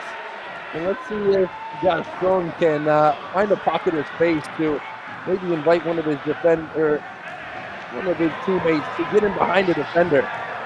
But so far, this has been the pace of play, and well, not the best advertisement for Kings League. This match right here, unless you're a purist who likes the, very tactical, defensively shaped. What we have seen, of course, is that presidential penalty. We had not seen in the first 2 games. And, even though it's cagey, it's tight, there haven't been many goals. If it does go down to a shootout at the end, it'll also be our first of the afternoon. I do remember last season in one Kings League America, all but one of the games went to a shootout. Lots of excitement, of course, at the end.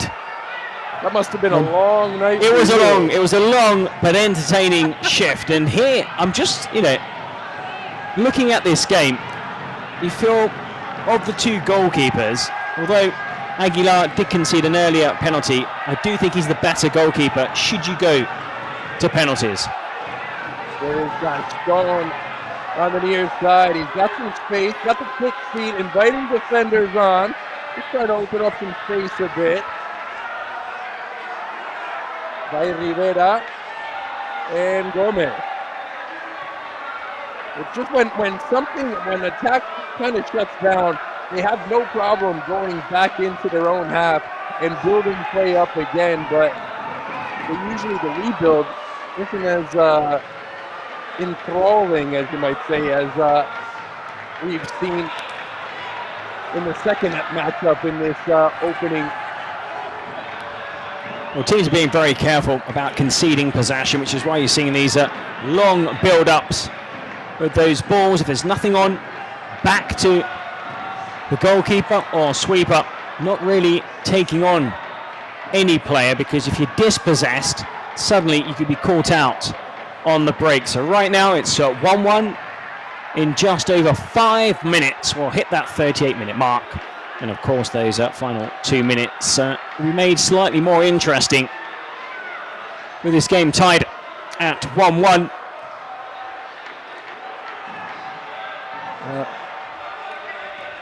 There's no sense of urgency from either side whatsoever, and lay off there for Vidal. Vidal tried to get it back. 1-2, Vidal! Oh, great work in tight spaces, and Vidal playing one-touch football all the way until the back of the net. Excellent team move, fast attack, and then here a lovely 1-2, and then just places it into the corner. But look at that little layoff and little cut back inside. What a time to score. How Zizi was the one who, I think they might just want to make sure there was no offside right there. Don't do this to us, ref. No. I don't know. It's onside. Onside, definitely. Just give the goal. El primero puede ser, sí. Puede ir por ahí, ¿eh? Puede ir por ahí la cosa. Vamos a mirarlo, sí. Sí. Paso, tenemos el VAR. Miramos. Correcto. Puede ser, ¿eh? Sí. Buena lectura. Puede ser. Podría ser, ¿eh? Estamos mirando. Eso que dice el primer movimiento. Podría estar ahí, ¿eh? Vamos a verlo. Está el tiempo parado, no hay prisa, tranquilos. Más vale hacerlo bien, lo que perdamos un poco. Vamos a estrenar las líneas de fuera de juego, me parece. Vamos a ver, es justito. Vale. Chicos, venga, ¿cómo lo tenemos? Well, he's saying it's very, very tight. Had one in the previous game that was valid.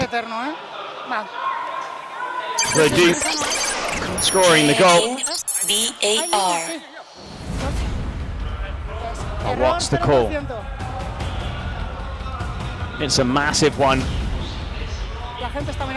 All eyes are on him, and he knows it.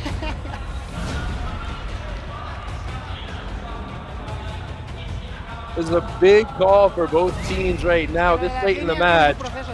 And you gotta be thinking if you're Vidal, come on, that was a golazo, please keep it on the board. Well, they're saying it was so tight, which is why they are taking this long. Normally it's a much quicker process, but here they're having to draw the lines.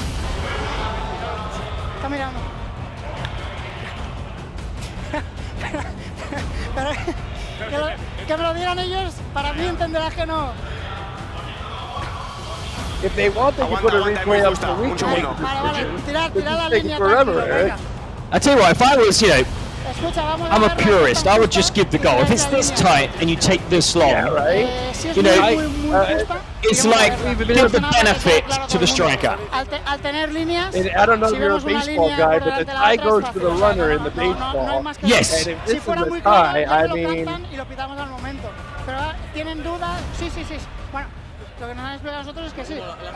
He says if it was clear, they would have told him in the moment, but... Checking VAR. There we go. We're inching closer to a decision right there. Oh, it doesn't look that tight. By a mile.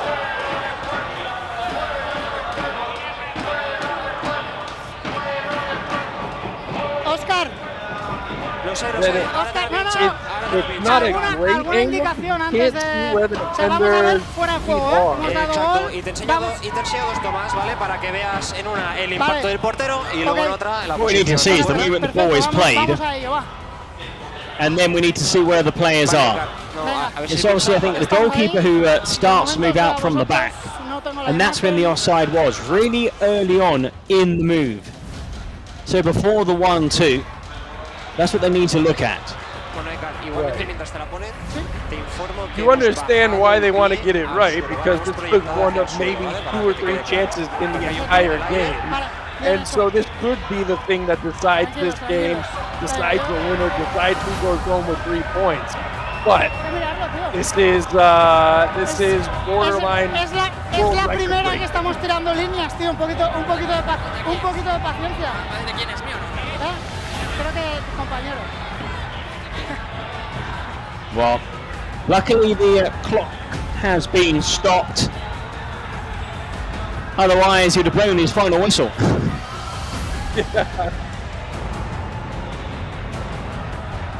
This is when you kind of wish the X3 bros were a part of this game. There would have been a decision made one way or the other. El momento del impacto, eso es. Ahí está el impacto y volvemos a las líneas. Venga, de ahí va directa esta. Déjame la corrida. Se puede ver. Tranquilo. Viene, la juega aquí, perfecto, ya está. No necesito más. Vamos con fuera de juego, genial.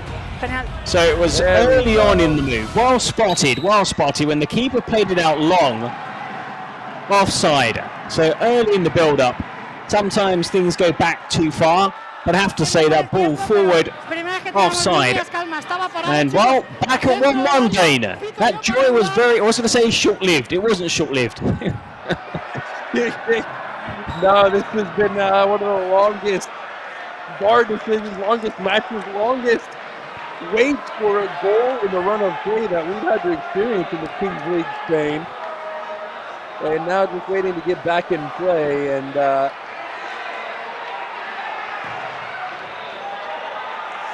chance here for El Barrio to push up. Unisporto. Oh, that was a chance for Unisport after seeing a goal taken off of the board for El Barrio. Now they're the ones looking to put the pressure on El Barrio in the final few minutes.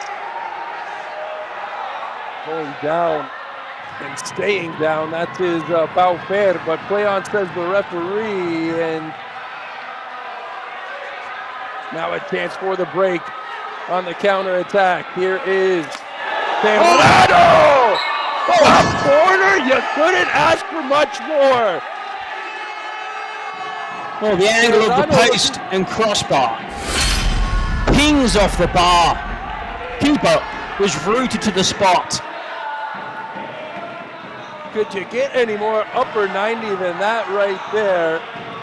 Serrano looking to make his debut with a golazo here in the Kings League in the late stages of this slate opener. We'll have to feel for El Barrio. That goal disallowed, chalked off, ruled out after a long, long wait, and then smacking the stanchion. It can be tough to bounce back from a decision like that, but you see there Serrano with a individual piece of brilliance, almost breaking the deadlock again. And now Cooney Sports have to be thinking, boy, oh boy, can we just get to the 38th minute? We can take a breath, take a breather, and try to steal one late on. I hate to say it, Eric, and it's actually a pretty cool thing, but this game seems like it was destined for a shootout since the moment we got started. Well, it's going to be our first of the slate. Still there. Fingers crossed we see a goal before that. They'll have to say the shootout can be very entertaining. But can El Barrio, who I think deserve the win, clinch the victory in these closing stages? Just under 2 minutes until we hit that 38-minute mark. Cooney Sports will probably sign now just to go to that shootout. It's saying there, Gerard Vaca stops, and those must have come in the very beginning of the match because he hasn't had much to do really in the last half hour.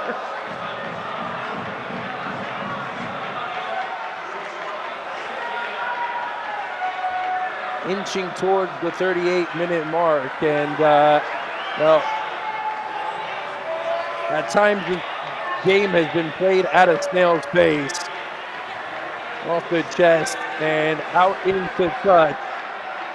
Let's see if we've had 14 shots on target. 14 shots on target, which isn't a bad amount. We had twice as many, or more than twice as many, in the previous match. But we've not really seen much in the way of outstanding saves, apart from Aguilar's block at the end of the first half. I mean, players obviously still need maybe a couple of weeks more in training just to fine-tune a few things. But it's, the game's going down to the wire. Everybody again on the attack. Oh, great free kick here. What a position here. Yeah, it was well won by Serrano. And now, who is going to take it? You got to think Arce is lining up this one, licking his shot. Oh. All right. He's shouting more than we are.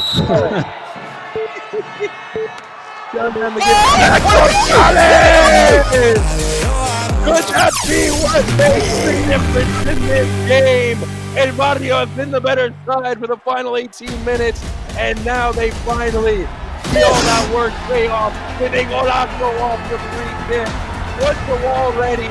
It didn't seem so, and Aguilar was caught flat-footed.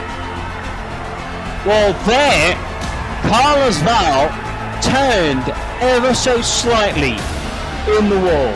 He literally turned a few degrees to his left.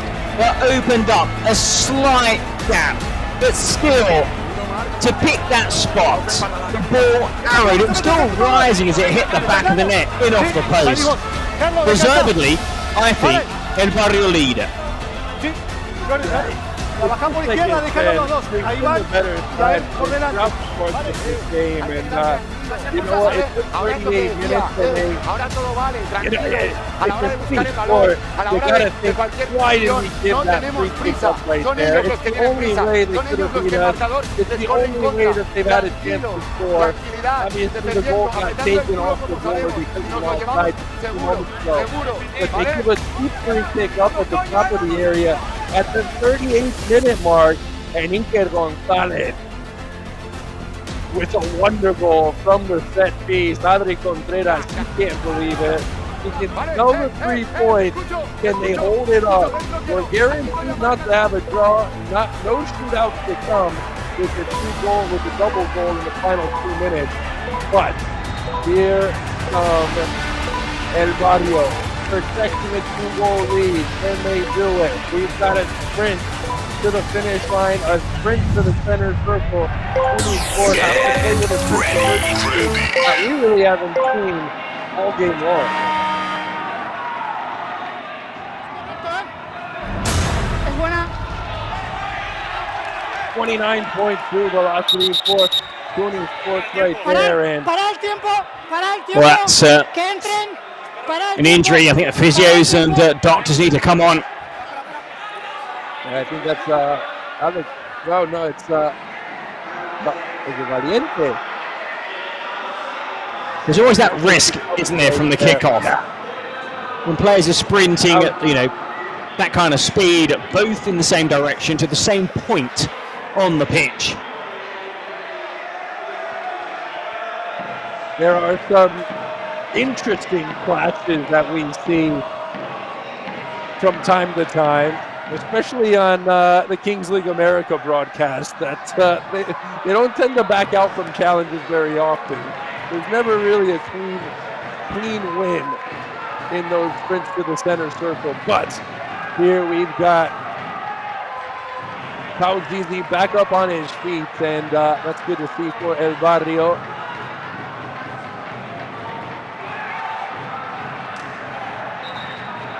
That hits off the rafters here at Cooper Arena. And we're going to have a quick throw in from Cooney Sport. Cooney Sports, can they turn it on? Can they just up the ante a little bit and the pressure here?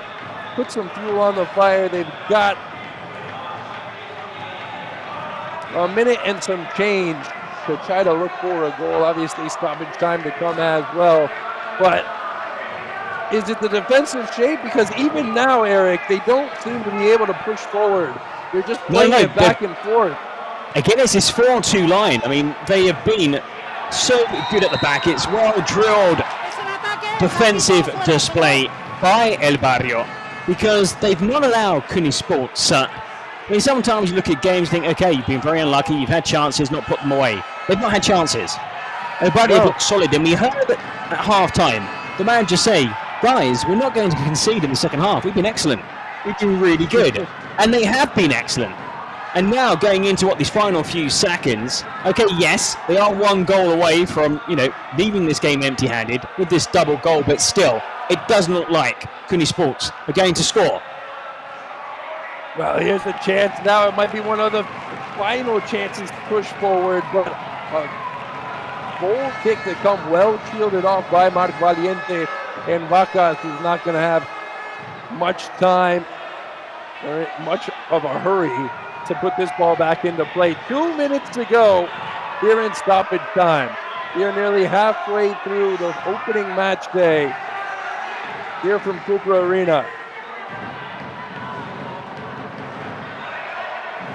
Could be a chance for Gaston.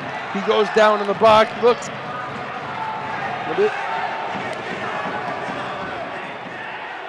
Not the referee pleading for a penalty, but none they come. And if I was Cooney Sports, I'd sub off my goalkeeper and bring on an outfield player, because you're not passing your way through this team. You're not getting in behind your opponents.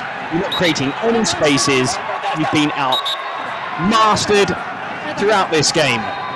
You've got 60 seconds. If you're going to lose, might as well lose 3-1, 4-1. At least try and score, because you can win the game. Yo veo el rebote, ha pegado al suelo, ¿no? Añado dos. Ven, Juan. What's going on here?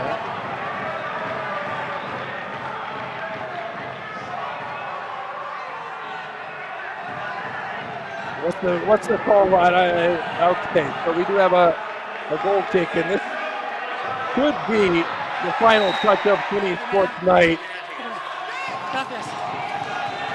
Well, now this free kick. This is just what El Barrio wants. They're going to eat up some valuable seconds and make sure there's an end product. Go for goal. Take on a shot.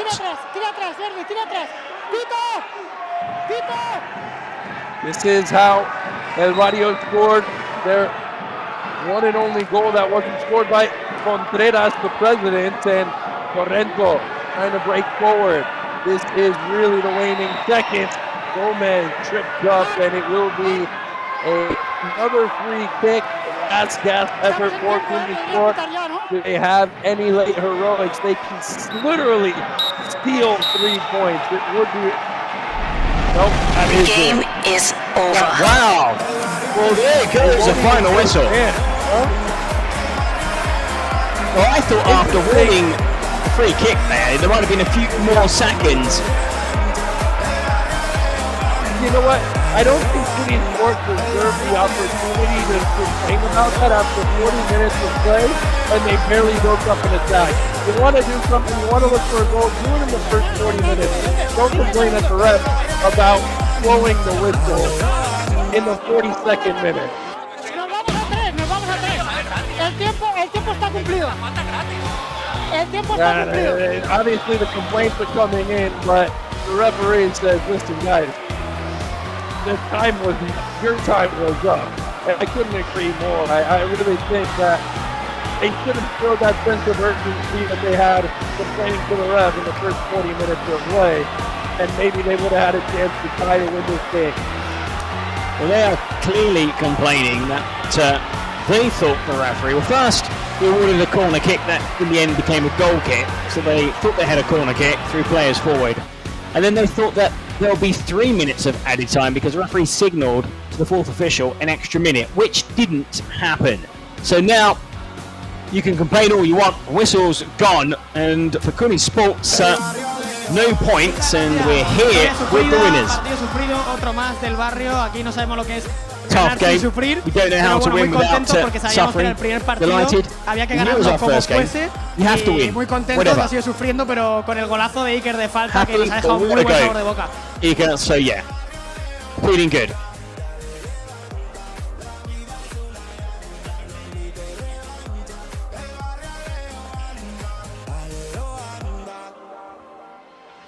Muchas gracias. Mercedes también nos ha dado suerte, que era el primer partido que reaccionaba aquí con nosotros. Y nada, espero chutar más penaltis y ayudar al equipo con goles. Así que nada, muchas gracias. And I'm happy to have put away my penalty. If I can help my team with goals and help them to win, of course I'm delighted. So, Dane, well, we've seen a bit of everything so far on this slate, and great goal though to win the game. Yeah, that was what did it for Mikel Gonzalez with game-deciding goal late in the 38th Sí, minute. Gilles Vidal, era importante ganar hoy después del papel que hicisteis en el Mundial.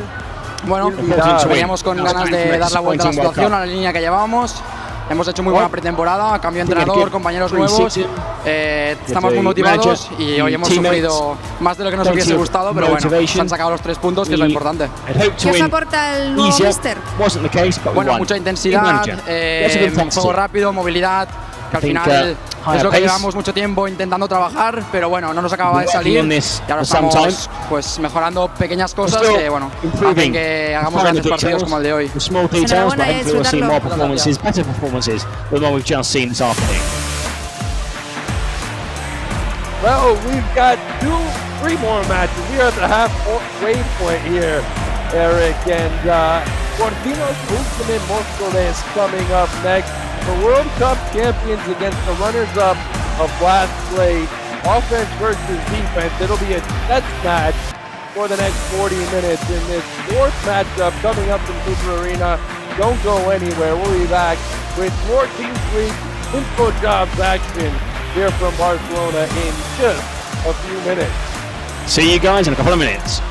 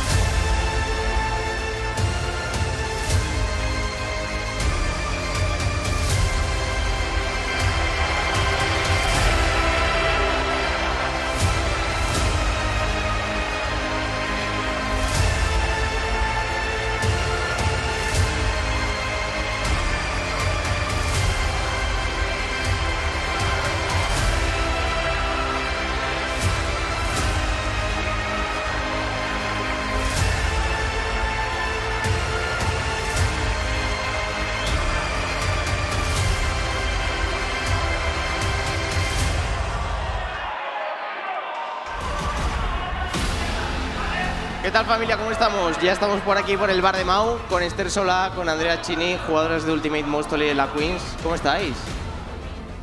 ¿Bien? ¿Todo ok? Habla. Todo bien, todo muy bien. Muy bien, contenta. Bueno, ahora toca un partidazo, Porcinos Ultimate. Yo quería hablaros del hype del momento, diría yo, ¿no, Polo? A ver si han llegado los brasileños. Había un poquito de beef, ¿no?, entre la gente de Ultimate y de Porcinos. Se resolverá en el campo. Veremos cómo van las cosas. Bueno, encima, jugadores de Ultimate aquí, ¿cómo lo veis? Yo necesito vuestra opinión. Os voy a mostrar una imagen donde Kelvin Oliveira tiene un tatuaje en la mano derecha. A ver si lo veis, a ver si nos pincha la imagen. A ver si nos lo ponen. Y quiero que me digáis vuestra opinión. A ver qué opináis. No. Un león. No. Kelvin Oliveira tiene un león. Se va a enfrentar a los leones de Móstoles. No sé, yo lo dejo a vosotros. ¿Sabes qué pasa? Que creo que Andreas también tiene un león en la mano. Los dos tienen leones. ¿Creéis que es un guiño? A ver, al final yo creo que no les hubiera importado jugar para Ultimate, pero juegan contra ellos a ver cómo se les da el partidito. Bueno, tiene buena relación con Mario. Sí, a ver qué pasa. Tenemos que felicitar también a Porcinos, que ha levantado la bandera de campeones del mundo, pero decir que también que del equipo de ese campeón del mundo hay pocos, hay 2 o 3. Creo que Soriano, Guti y alguno más.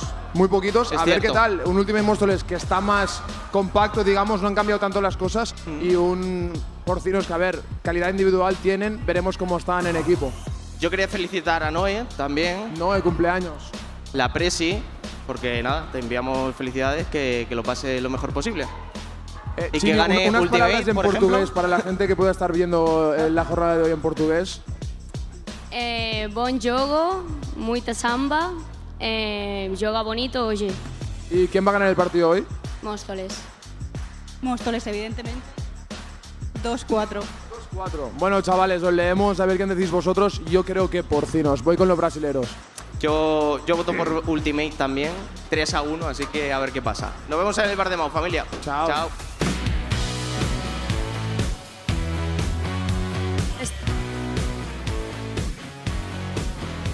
Welcome back, just in time for the next game on the slate. The best team in the world in action. Del partido debutáis hoy. ¿Estás nervioso o no? Sim, é a primeira partida e espero que seja bom juego contra uma grande equipe também. Entonces estamos listos para hacerlo mejor. Debutáis también con una estrella en el pecho que justamente fue contra vosotros. Estou muito contente de desfrutar disto tudo. Espero que seja grande jogo para todos que estão assistindo. No sé si nos escucha Mario y si quiere decir algo antes de empezar este partido.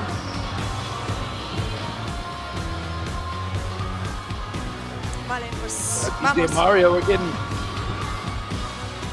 love from the president. I think, today, but yeah, DJ Mario is probably thinking, I'll let my players do the talking. So, yeah, exactly. We've had some entertaining games, Dane, so far. Science, the defending champions, losing their first outing of the new campaign, surprisingly to Rayo de Barcelona 1-0. Goalkeeper scoring the only goal of the game. Ekesbuya team left Troncos, what a thriller, 12 goals, 7-5. A moment ago, El Barrio beating Cuni Sports 2-1 with a cracking free kick on 38 minutes. Here we have the World Cup winners, Porcinos FC, taking on my son's favourite team, Ultimate Móstoles. He'll be watching this game. He's said it'd be 4-2 to Ultimate Móstoles. That's a lot. Dane, what's your prediction? Right, this is something this team who has a little something to prove right now because DJ Mario took a bit of attitude there in the pregame after talking with Kevin Oliveira and Andreas says Ultimate Móstoles actually they feel like they got robbed in the World Cup only a few months ago because of the goal that Kevin Oliveira scored late, a bit too late perhaps, after the whistle was supposed to be blown, and they got maybe in their mind robbed of a chance for a trip to the final.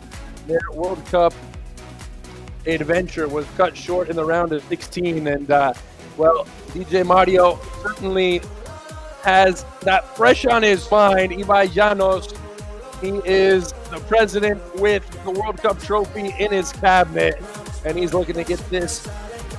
Slate started off on the right foot after they didn't have the best of slates the last time out. They had to fight their way toward the quarterfinal, but lost to the eventual champion Science, and Levi knows that that's a heavy crown that the World Cup title puts on you, and you've got to wear it with pride, wear it with gusto, and that's what they'll be hoping with their Brazilian duo here today. They lost a lot of players, Eric, and trying to make up for it, obviously, with one of the best players, the best player in the World Cup, in Kevin Oliveira.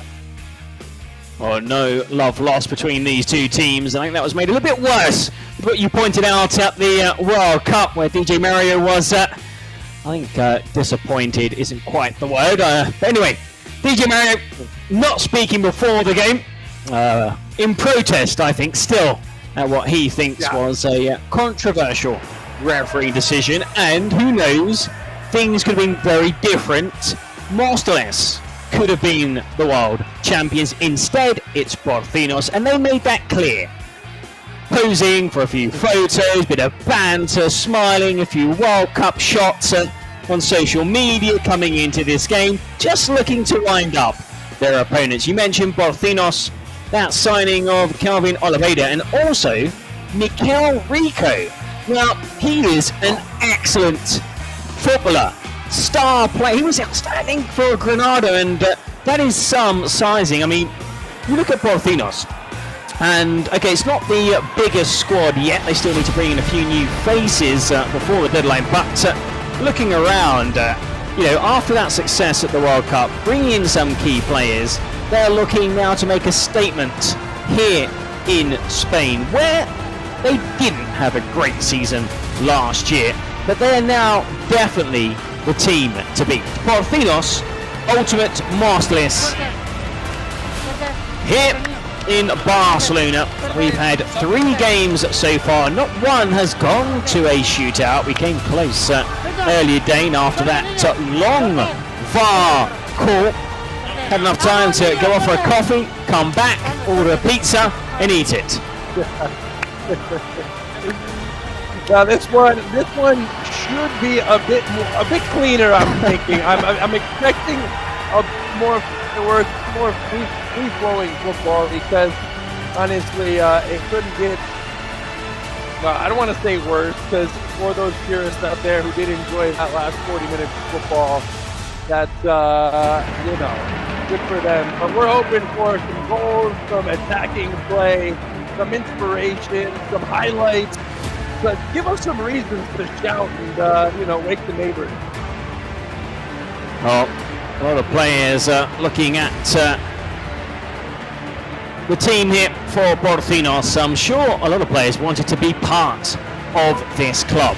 Things are looking good for Porcinos. Now, can they start off the campaign here in the Kings League with a win? Just a handful of seconds until we're underway. 4th game of 6 on this opening weekend. 4th split of the Kings League. There we have the match ball. As always, just drops from the heavens.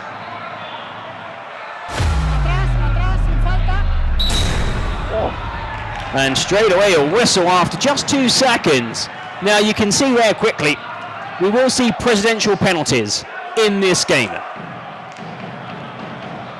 Alongside Porcinos and ultimate masterclass, you had that light blue, or if you had a Spectrum 48K, showing my age, that cyan colour. It used to be one of those little buttons on the numbers. And that's a high hand to the face, not spotted by the referee. Porcinos need to score and do!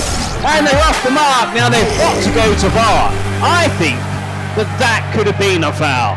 Now Oliveira not taking long to score, but watch it. Well, before the strike, there was an arm raised.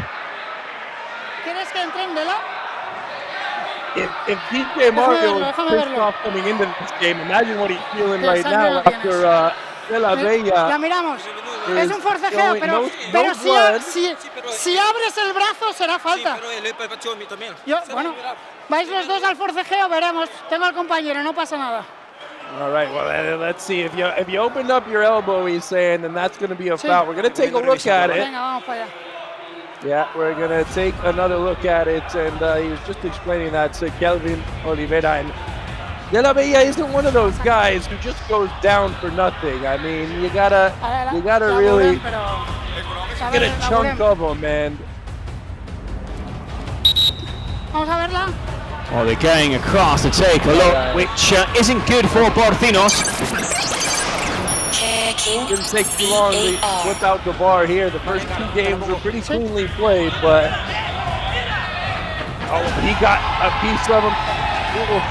Well, to be honest, De Bella kind of like lets fly first there, and then the other player raises his arm.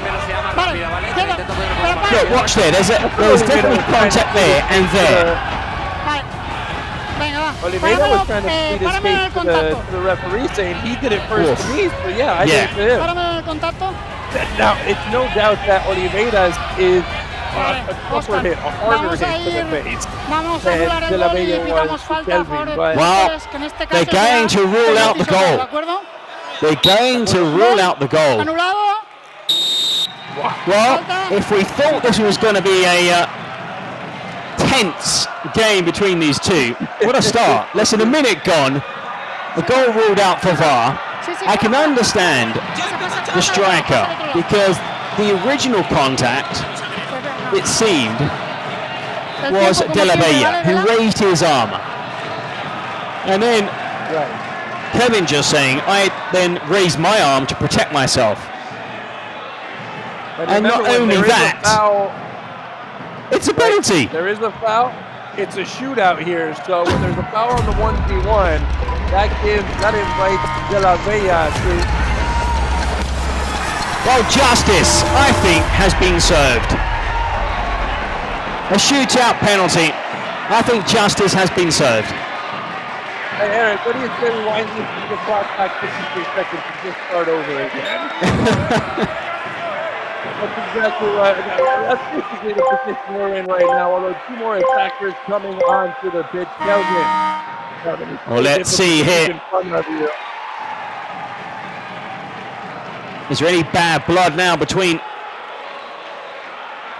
the two strikers, De La Bella and Kelvin Oliveira? Keeper comes out.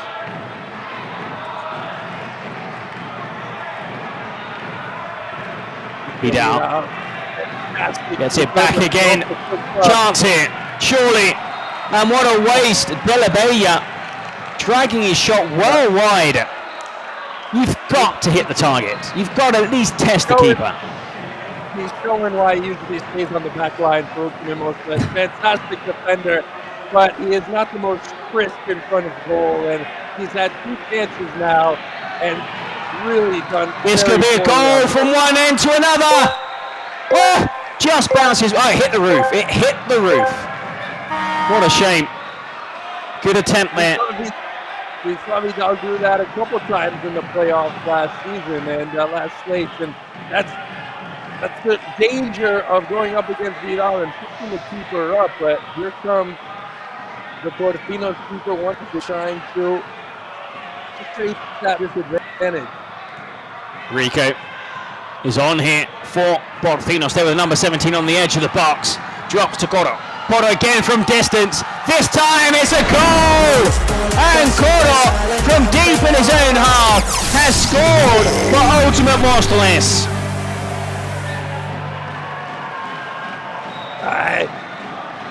It's brilliant stuff, and we talked about it. You run the risk bringing the keeper up and leaving the mouth of goal wide open, but you've got to tuck it away. And Coro, a guy who scored 6 goals last year, makes no mistake.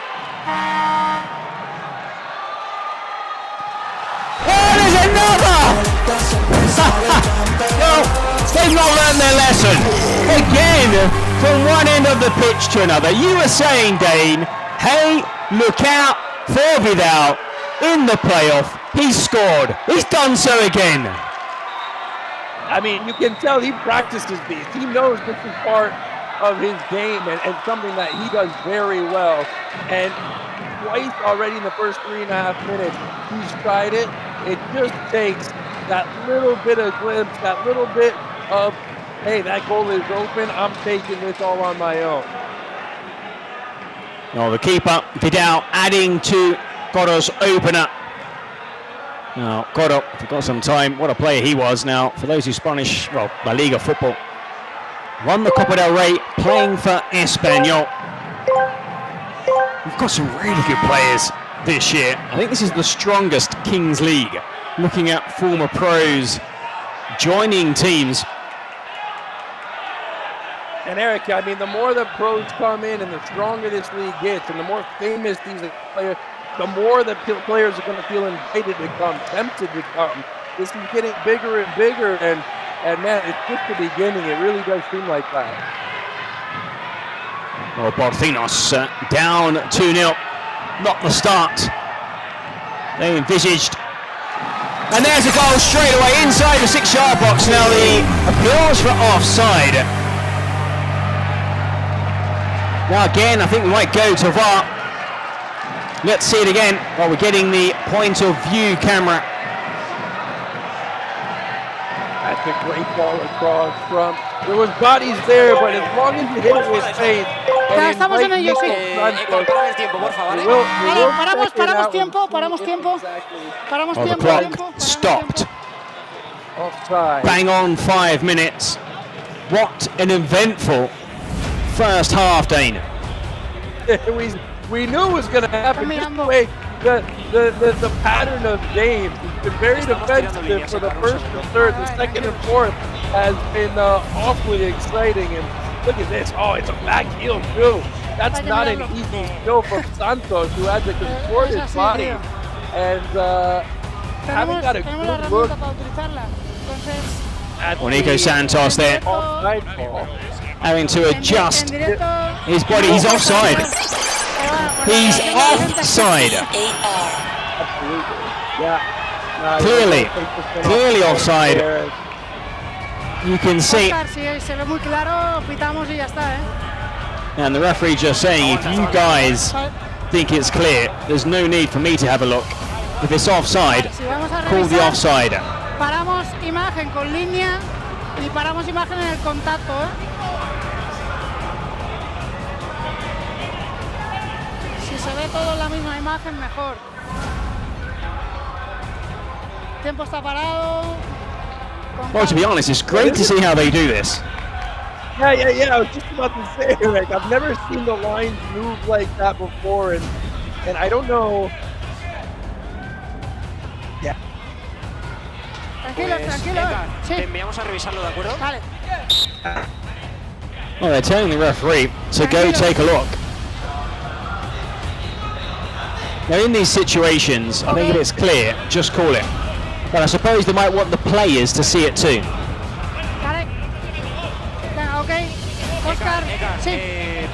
O sea, aunque creo que no se puede ver muy claro aquí en esta toma, te puedo asegurar que el hombro del atacante lo hemos bajado al suelo. Lo habéis bajado, correcto. A ver si te lo puedo enseñar un momento. Aquí se... Vale, eso es. Sí, muévela un poquito más. I will say this about the referee. He is very thorough. Para que quede claro a todo el mundo, estás tirando bien la línea, perfecto. Me parece bien, lo estoy viendo claro, Pero well, they're just saying the markup is the striker's shoulder, that furthest forward.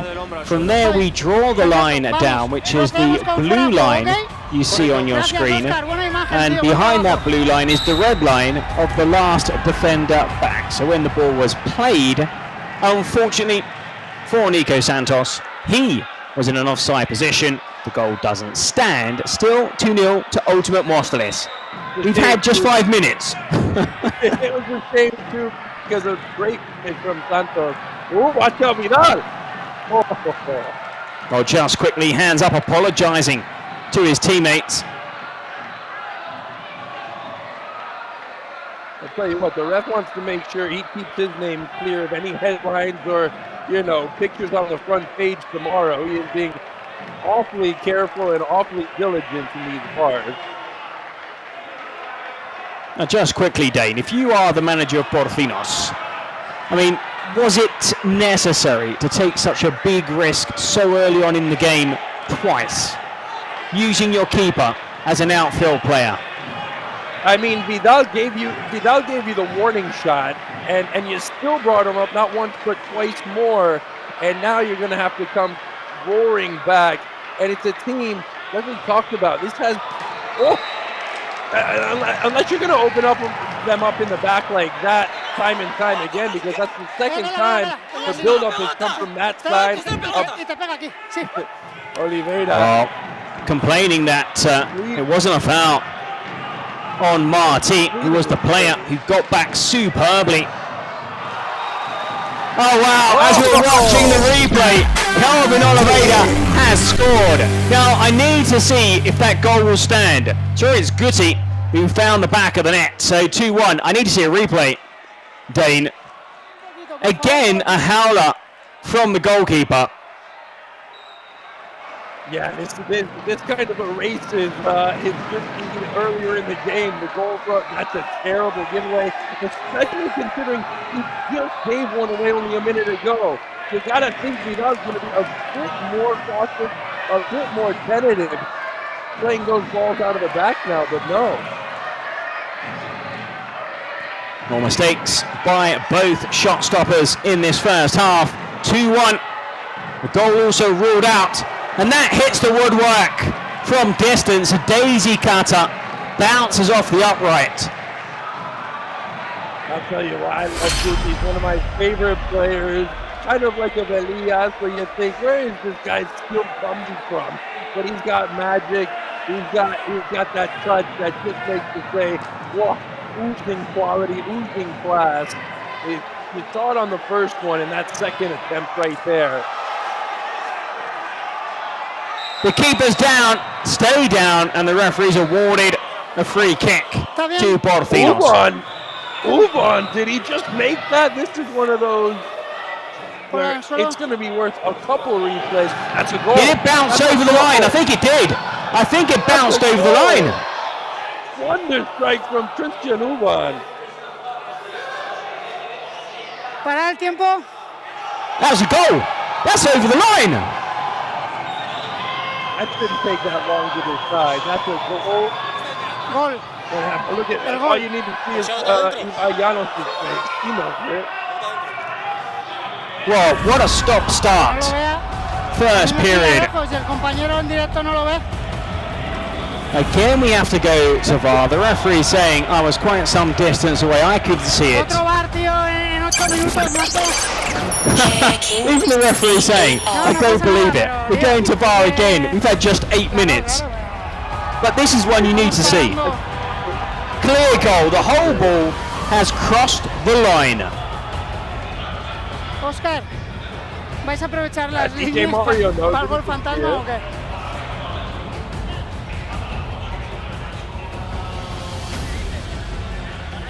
You know, this is where I don't get why we need VAR to take so long. It's a goal. It's a clear goal.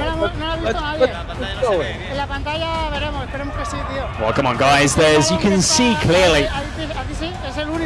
There is air. There is pitch between that bouncing ball and the white line. En 8 minutos, tío, llevamos 3 revisiones largas, tío. Yo lo siento. Por la parte que me toca, tío. El ideal sería verlo en directo, pero. Sí.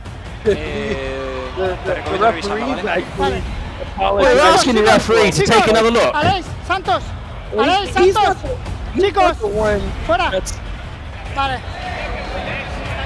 I mean, Eric, come on.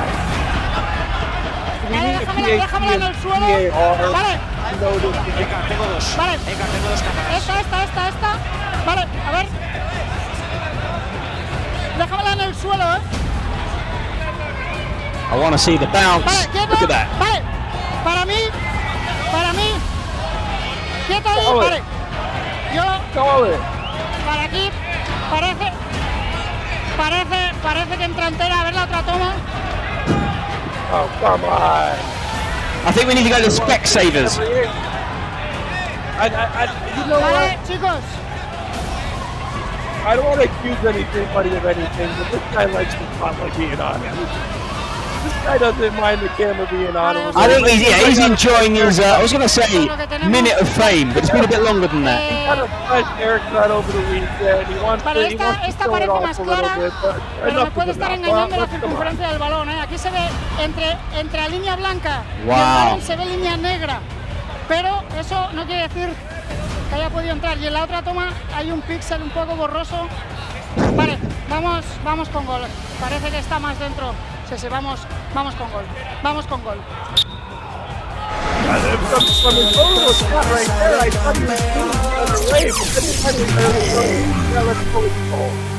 Well, maybe looking just to add a bit more drama, if we needed more drama to this first half.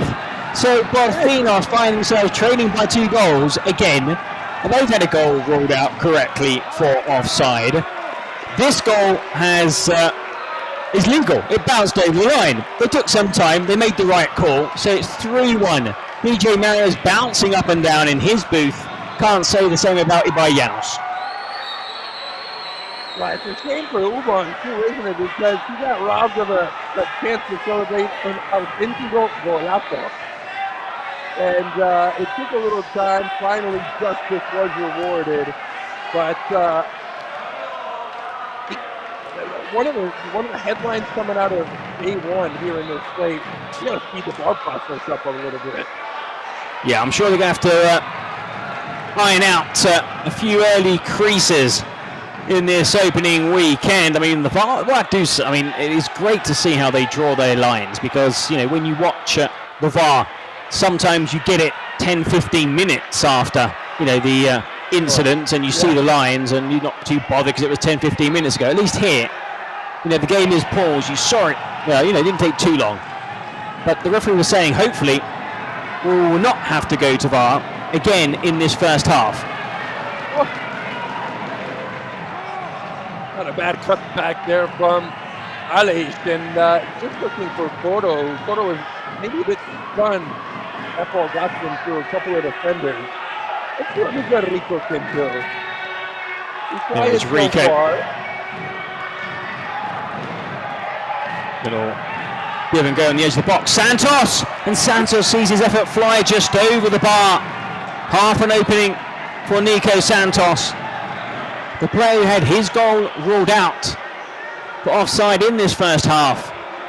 Very close to opening his account with Borcinos. Still 3-1 Ultimate Móstoles lead. Unbelievably, we're just about to reach the halfway point in the first half. Santos is a guy who really started to come on at the end of last slate and then into the World Cup, grew as a player as well. Here, I think he was kept on Llanos' side because he's the one who's going to say, you know what, I'm going to be the leader of this team. I'm going to take this team over. Yeah, we've got talented players, but this is my team. On that deflection, cleared, picked up by Santos. Rico.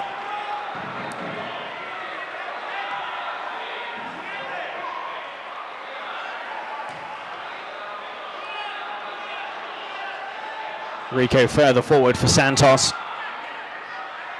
Soriano, a really back defending, of course, for Ultimate Móstoles, who lead 3-1 in this first half.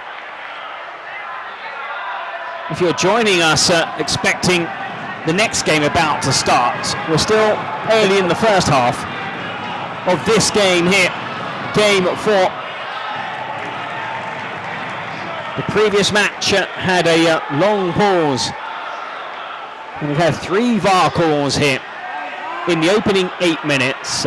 Key calls, and I think they managed to make the right call on all 3. Perhaps the first one, when those 2 arms were raised, could have maybe gone the other way and not been a foul. In fact, it was a foul, and also a chance to score from the halfway line.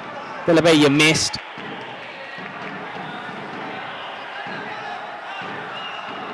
It's been interesting. It's been entertaining, that's for sure. Full of goals, lots of action on both ends of the park. But yeah, just a bit stop and start. We expected a free-flowing match, but VAR has had other ideas. Martin Lage is back with the number 6.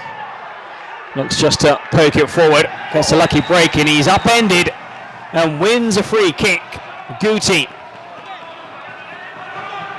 the infringing player, pleading his innocence over with the referee. Does arrive late.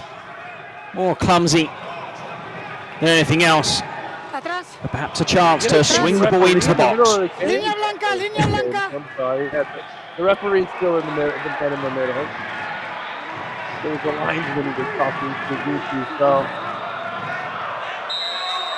Well, Ubon can have it from here, huh? If he was watching that, he can have it from here. Good block.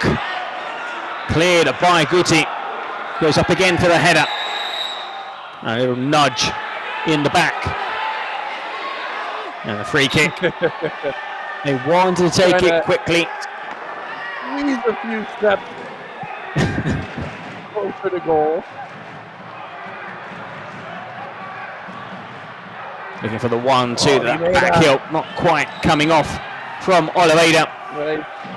He's full of flicks and tricks, isn't he, Oliveira? He's a fun player to watch. He's brought in the World Cup. And we'll sit on a weekly basis here in the Kings League. Delabella.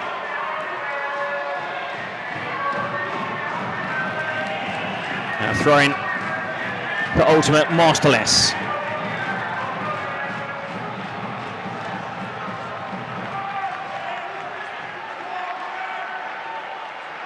That long throw, and it's a good one too. And straight from a throwing, they're caught out. The ball drops to Alex Lage. And that is Route 1 football. No team should be caught out by a long throw-in. He even had time to allow it to bounce, drop to his favoured right foot, and tuck it away. It's now 4-1. I think Enrico knew he was a bit out of position there, and then it was up to the defender to try to launch his body into the way, but a fantastic strike. Knowing that the defender, the pressure is coming, Alex Lage keeps his eye on the ball, keeps his focus, and tucks it past the keeper for another ultimate Moskovic goal. And now DJ Mario's coming down. They're going for blood, aren't they? They're going for the kill. Well, this is supposed to be a team that was the best defensive side in the last slate, and if they've got a 4-goal push-in here for the next 25 minutes, it's going to be awfully hard to come back on them. Well, DJ Marriott wants that penalty.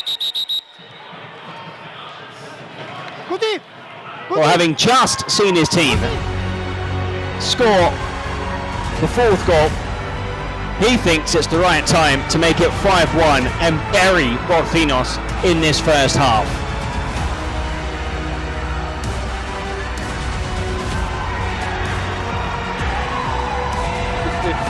I wonder what he just said to Victor Vidal. Wow. He was saying that mistake, I could use another word, think. I don't want to see that again if you want your paycheck. What's he got in his hand? Is this part of his celebration right now? Is this his shirt? Remember, he proposed to his girlfriend, or his now fiance, in the Kings Cup semifinal, I believe it was.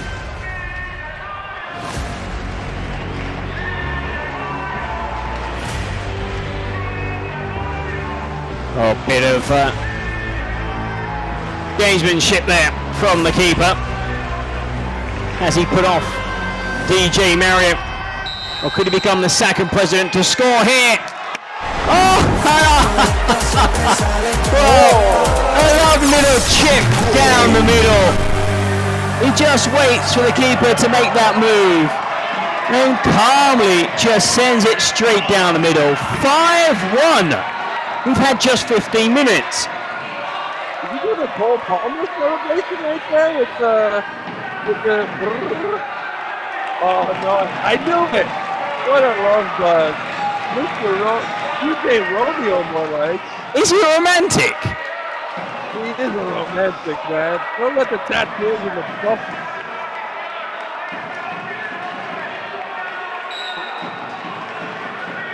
thing is, he almost forgot the T-shirt. It was the referee said, by the way, this is yours.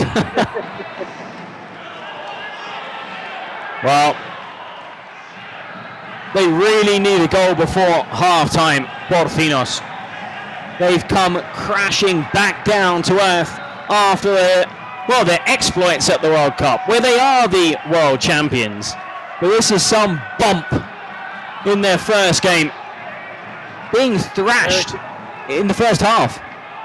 Eric, we've seen the defending champions go down, and now the World Cup champions are against the ropes, and they've got a lot of work to do against the best defensive team, maybe in the league, last slate, this slate, and pretty much forever. Alex Martinez, he knows what he's doing when he's... And it was a mistake. It was a silly mistake that was so uncharacteristic from Victor Vidal. That's how Porcinos got on the board, and other than that, how is this very talented but very newly put together team going to mount this comeback? Now, of course, they still have their presidential penalty, which they will use, of course, opting not to use it straight away. Now, the jokers or weapon cards could be that was a late challenge, and it could be a yellow card. And the referee does dip into his pocket and brandish the yellow card. Chicos, balón aquí. I thought Guti Cook saw one for an earlier challenge that seemed a bit more harsh, but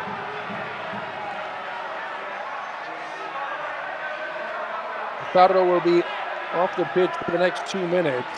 Oh, Eloy Pizarro Simbind for 2 minutes. Though the game will be stopped in just over a minute's time when we hit that 18-minute mark.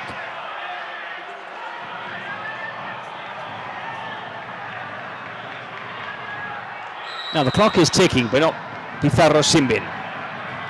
The back heel takes a massive deflection in the end to call the sting out of the shot. Bounced off Danny Marti and safely into the hands of Victor Vidal. That was a dangerous deflection, wasn't it? And the set piece, it actually opened up some space for the shot, but the wall actually did its job. And now here we are, half a minute. Porcinos, they're not going to have many chances. They've got to be very effective, very efficient in the chances that present themselves here in the next 22 minutes. Well, they've got to try and pull something back at least. Can they make the most of this one-man advantage? Well, it takes a deflection, far post, and it's nicked away once again. Last gasp defending. Joel Banyuls with the clearance, and there is the 18-minute mark. And they go across to congratulate the young defender. It seems like Porcinos have a one-route way to get the goal, and it's playing that ball down the left wing. Wow! Oh, here we go. MD1, your favorite. Well, DJ Mary's not happy with that dice throw because it is a chance to score, of course. Yeah. Now, you've got to look at both teams, and you've got to pick your player very wisely. It's a massive chance to... I've seen a team score 3 goals in these final 2 minutes. Yeah, it's 2 minutes. It's exactly what you're hoping for. Que no se ve, que no se ve. They haven't done very much of anything in the first half. Alex, que no se ve. You can get right back into this match here at halftime if you just take advantage of these next 2 minutes. Well, they were complaining about a possible foul earlier, just before that 18-minute mark, saying there was an arm raised, similar to what happened in the opening minute.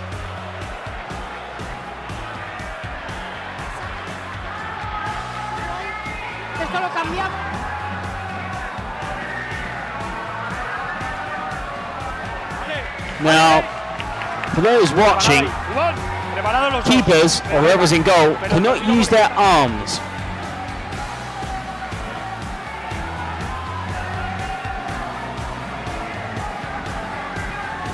5-1, Ultimate Masterclasses lead. They can just hang on to this 4-goal lead going into the second half. I think it'll be job done.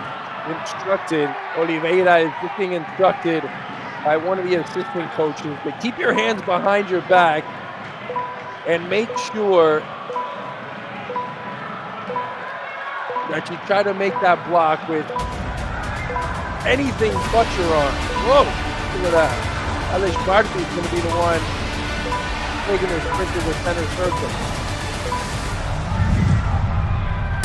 Get ready.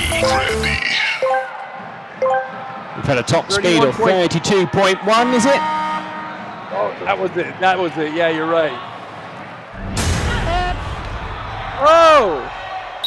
37.1? No way. What the out there? Let's see it again here. Oh! Escriviano running. Now, the ball went forward, but he was complaining that he didn't get the first touch. He's adamant. Ha hecho la ruleta, no sé si la llega a tirar un pelín hacia atrás, pero creo que va todo hacia adelante. Tú no la tocas. Well, we've got to check this here. Let's see, I think it goes back. Let's see. Echándosela un poco hacia atrás y después hacia adelante. Pero creo que el poquito hacia atrás no va. Revisamos. I mean, that was a great piece of skill. Yeah, There's our best friend, Dana. He pitado que hace el gesto, pero no toca el balón. Para mí, es lo que yo veo. Vamos a revisar. Vamos, I don't think that should be running. I think the referee's spoken more than I have in this commentary. Let's see. Ahí para el tiempo, para el tiempo. Lo añadimos luego, ¿vale? Can you just give it to him for the brilliance of the I mean, yeah, he deserves the goal. Let's see again. I don't know, to be honest.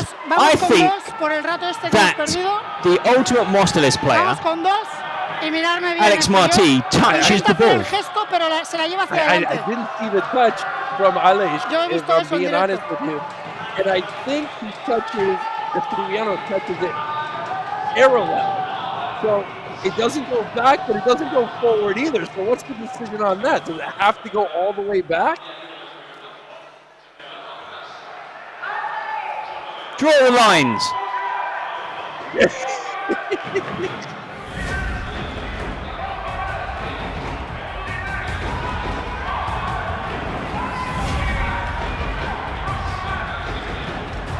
Sheldon looks like he's got some shoulder pads on right now. With the camera on. I didn't expect him to play too much. He played well. You can see just how talented he is. He does. He touches it first. You're right, Eric. You're right, Eric. Marty touches that ball first.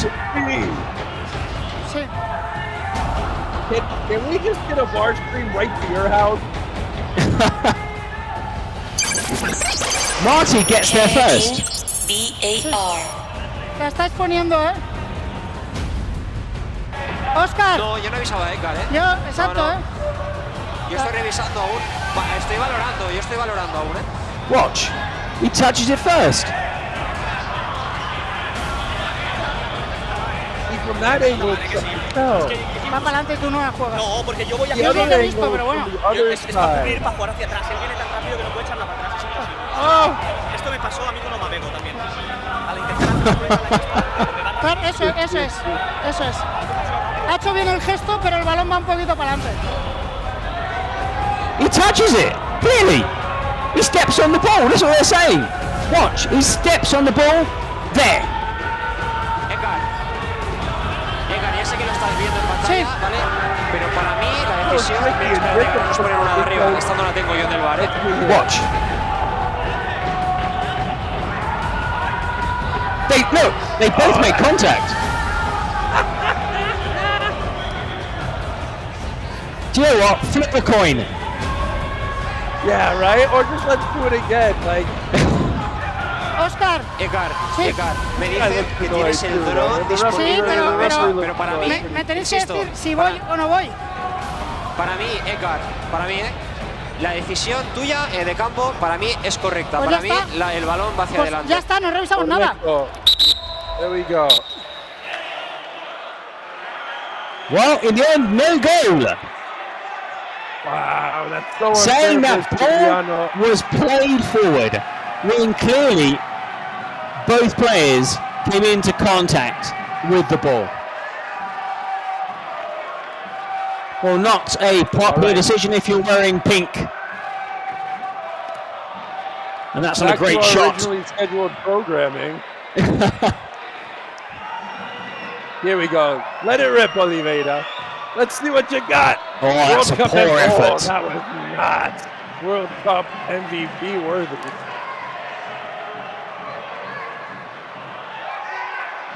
Now, rather cleverly, just eating up the seconds. See what he can do with the dead ball right here. Oh, that was the best shot of the lot. Great stop right there. How much stoppage time we got? Oliveira will be very interested to know. 2 minutes. 2 minutes. Should be at least another shot for Ultimate Masterclasses. Maybe even maybe even time for 2 more shots. Let's see. Oh, just whips it over the bar. Oliveira, you expect them to do better. You just gotta, knowing they can't use their hands, you just gotta put it on the frame. Let them work a little bit. You know, he's used to using his hands, so. Again, the keeper. A little bit. Oh, that just flies over also. That was struck with some venom. That would have taken your head off. Interesting to see. Third time lucky. Looked tired, didn't he, Oliveira? No, he didn't. Oh, Vidal cheeky. He tried it. Scored once already.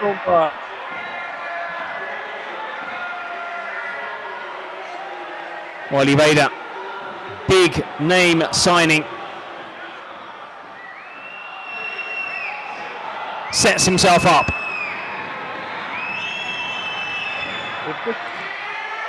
Oh, mistake by the goalkeeper. Well, somehow that ball squeezes through the legs of the goalkeeper.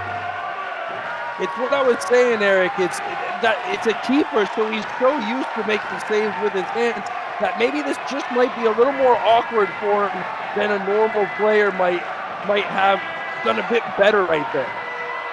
Well, 10 seconds. Now by Vidal. And it's wide, not enough time. 2 seconds. The referee looks at his watch. Will he allow just enough time into added time at the end of normal time? Oh. And there goes the whistle with the referee allowing an extra 7 seconds. Oliveira seeing his effort to scoot over the bar, and Móstoles lead Porcinos, and they probably have to thank Victor Vidal. It's true he scored against them, but both of Porcinos' goals have come from goalkeeping mistakes. Yeah, you know, it's one of those ones you're not.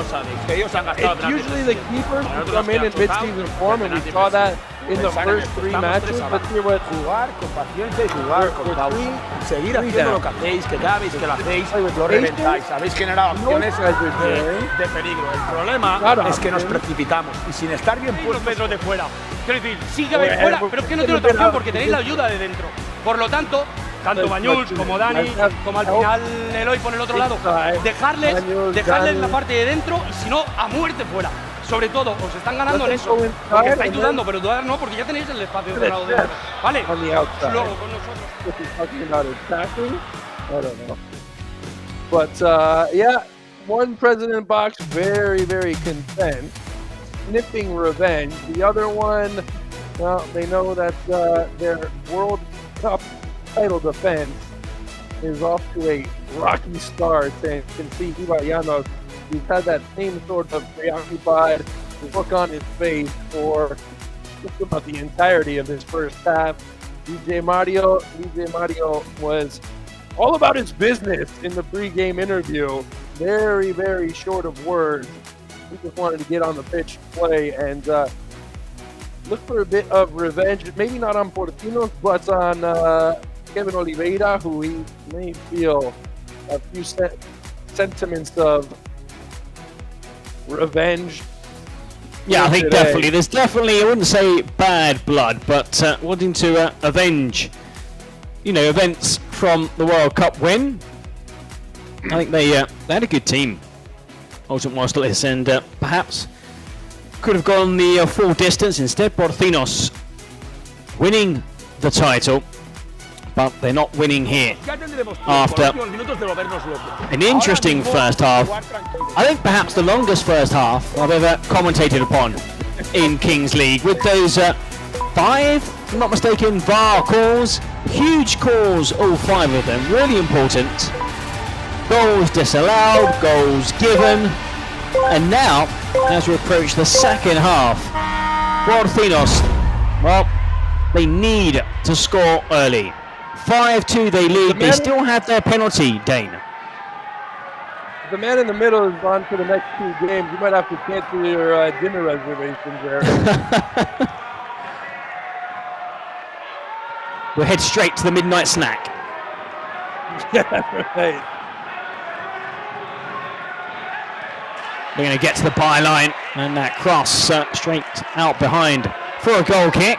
Pizarro, who got yellow carded at the end of the first half, seeing that Simbin run into the second half, only just 30 seconds, and he's back on 5-2 Ultimate Masterclasses lead. This is the 4th game of the slate. We still have 2 more matches coming up. I was just thinking in the halftime break, and this Porcinos, obviously they've been put together, they've been thrown together really in the last couple months, in the last couple days, and 9 new players. There's just 3 from that late winning side, World Cup winning side. So it's a lot of new faces, very talented faces, but sometimes that talent can take a little longer to get used to submerge. When you have so many different personalities, when you have so many different players that want to do their own thing in their own style and play in their own way. I'm not going to mention any First Division La Liga side that might be going through that same struggle, but it seems to be the case for Porcinos. Sometimes you think, Dane, just see the shot easily saved. You can have maybe overbooking in certain departments, or sometimes that ecosystem changes, despite maybe having better players. You don't have that ecosystem. Yeah, exactly, and there's friction created, and the more that the longer it takes for everybody to get on the same page, the more it opens up for debate, for arguments, for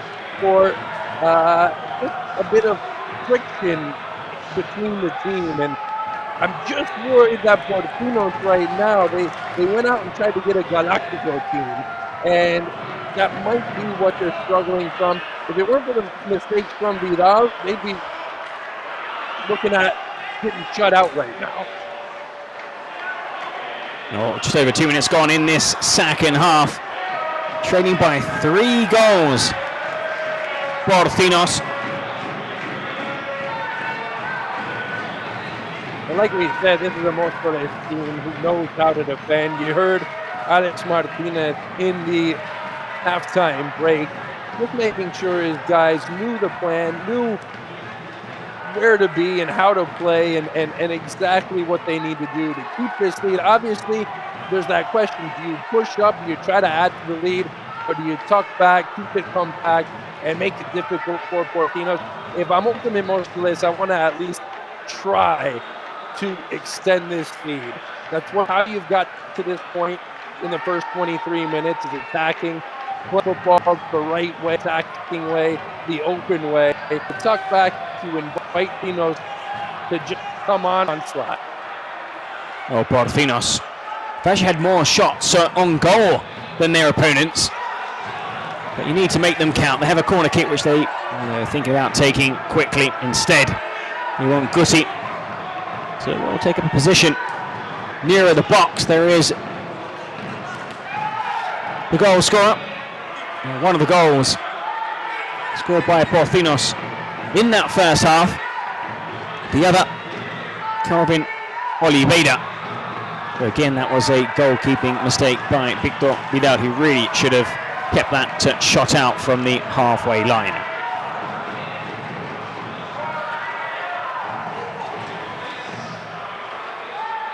And Portinos would have liked to do a little better in that 2 minutes where they had a chance, had Oliveira there. Oliveira, I'll tell you what, that goal that he scored. Great close control. And in the end, just sees that shot deflected over the bar. Andreas just skips past 2 players, makes it look so easy. And Vidal makes amends from that earlier mistake. A little samba fever right there from Andreas, who skips past the defender and tried a little vaselina over the keeper Vidal. We'll see. Go ahead, have it. And again, whiskers past the post. He was allowed space to carry that ball forward. Andres drills that shot just the wrong side of the post for Porcinos. It's a disappointing effort. I thought he might have had the shot a little earlier. De La Bella came in and shut that down. Maybe Where's Vidal going? Right at the... Yeah. Oh! And there's number 6. The shot off the post falls to another player in a black jersey. Well, celebrating DJ Marriott as ultimate masterclass. Scored the first goal after the break, Alex Marti. And it all came about after Victor Vidal came forward, which meant another Porcinos player had to come out and close down the goalkeeper. And they were at sorts at the back, and space for the shot denied by the post, but Marti strokes home 6-2. My son said 4-2. That's a devastating goal right there for Porcinos. They came out, they look good, they look active, they look intent on trying to close this gap. Our friend, Dane, our friend. We can't have a goal without VAR. Offside. What if we just keep him off camera? Well, that would cut the VAR time down drastically. Es que es una castaña para vosotros que estemos 2 minutos parados cada 2 por 3, tío. The referee just saying, apologies to Rico. It's been a strange game when it doesn't rain it pours, as they say. Se nos han alargado mucho, tío. Sí, sí, pasa, eso eran los jugadores. Caliente, frío, caliente, frío. Yo, tío, es que, claro. Y para mí también, estoy están dando pinchazos en las piernas y es todo el rato de correr, parar, correr, parar.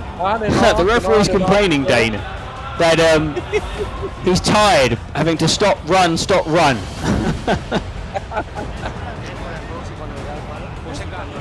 It must be said that he's not on the pitch for 40 minutes, huh? He's on the pitch for a bit longer, and let's see now. This is tough because I think it's offside. Okay, Oscar. This is really tight. Entiendo que sí, entiendo, la roja es la proyección del hombro del defensa al suelo. I think you need to put es la proyección del hombro del atacante al suelo, ¿correcto? Correcto. Venga, por lo tanto están a un palmo de distancia, vamos a proceder con fuera de juego y anulamos el gol. Gracias, Oscar. Perfecto. Correcto. To be honest, I didn't really understand those lines. But hey, offside. Yeah. Maybe it's not the best thing that we see how the lines were played. That didn't quite tell me too much. But good news for Porcinos, who are right back into this match, you know. With that double goal in the last couple minutes of the second half, this is not a game that is out of reach for them. They've got attacking talent, they've got plenty of potential to close this gap. They've just got to put it together and figure out how to build up play. This is my man right here, Guti. I want to see Guti get involved a little more. It's just being disjointed from Porcinos. I think, looking to get these big star players involved hasn't quite worked in their opening game of the season. Of course, they still have a few more matches. I mean, you lose your first 3, even 4 games, you can still make the playoffs. Right. There are 11 games over the season, Dane, so it's not the end of the world, but signs aren't positive. I mean, you've been outplayed. And almost again, in behind, Ubon. Well, they seem to be slow to every ball, every second ball. Yeah, I mean, that was the through ball in that looked like it was going to be cut out by the defender, but Godo had a chance. His first touch might have let him down a little bit, and he had to slide it over. By that time, Butik could track back and oof. This might be where they need to expose Ultimate Moskole. On the break, on the counter, let those quick, talented players push forward and create some individual magic. Well, that shot from a long way out, off the defender, and then that one over the bar. This occasion, Alex Hernando trying his luck. And we can't forget that they do have a penalty for Pinos, whether it'll be invite taking. They're using it now. I think it's going to be a shootout that we're going to see for Porcinos. And you're going to think it'd be Oliveira, the MVP of the World Cup.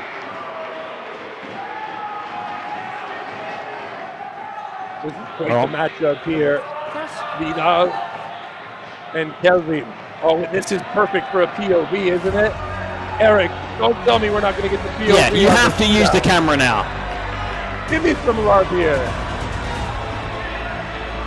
Kelvin Oliveira looking for his second goal in a Porcinos jersey.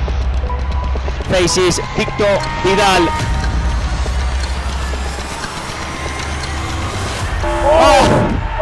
He ran out of time! Did he run out of time? Well, they're looking to see, and that was done so well. But I think it was done after the buzzer. You get time for 1 move. You don't get time for 2 moves. And Kelvin Oliveira, who Yo creo que no, se ha puesto rojo y ha chutado. Yo he visto rojo y chutar. Rojo y chutar. Now we'll see it again. Had he have shot then, instead an extra roll. Sí. Vámonos, saque de meta. Let's not take anything away from it. It was brilliant, but Están revisados, correcto, no gol. No goal, the goal does not stand. Estamos revisando. No, the referee was adamant. It came after the buzzer went. Look at the 1 second, 2 seconds, the countdown. Does it turn red before he strikes the ball? 1. Yes, it does. It does. There. Yeah. There we go. Oh, that's fractionally before. Brilliant stuff. Sí. Sí, vamos. Meta. There we go. There we go.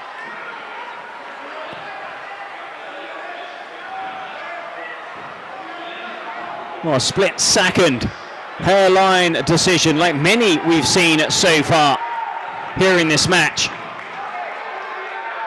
Has not gone the way of Porcinos, who find themselves trailing by 3 goals. We have just over 10 minutes remaining. Rico sliding in.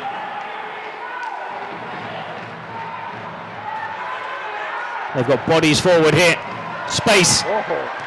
Again, and this time it's good around the keeper, and there's hope, there's a lifeline for Porcinos. And that's what we were hoping to see a little bit. Porcinos was just able to get out on the break, maybe find Ultimate Moskole a little open in the back, just trying to get back into their defensive shape. And for Porcinos, it's a chance to get back into this game with 10 minutes and some change left. That's what they need. That's what they'll be hoping to do. Hit Ultimate Moskole on the counter. They don't have that time and space to set up their defensive space. Or Joan Luque with the goal 5-3. And Ultimate Masterless now using their weapon. Of course, we had the presidential penalties. And now return of the weapon. Shootout. Shootout, okay, all right. Reanudamos con saque de banda en aquel córner, recordad.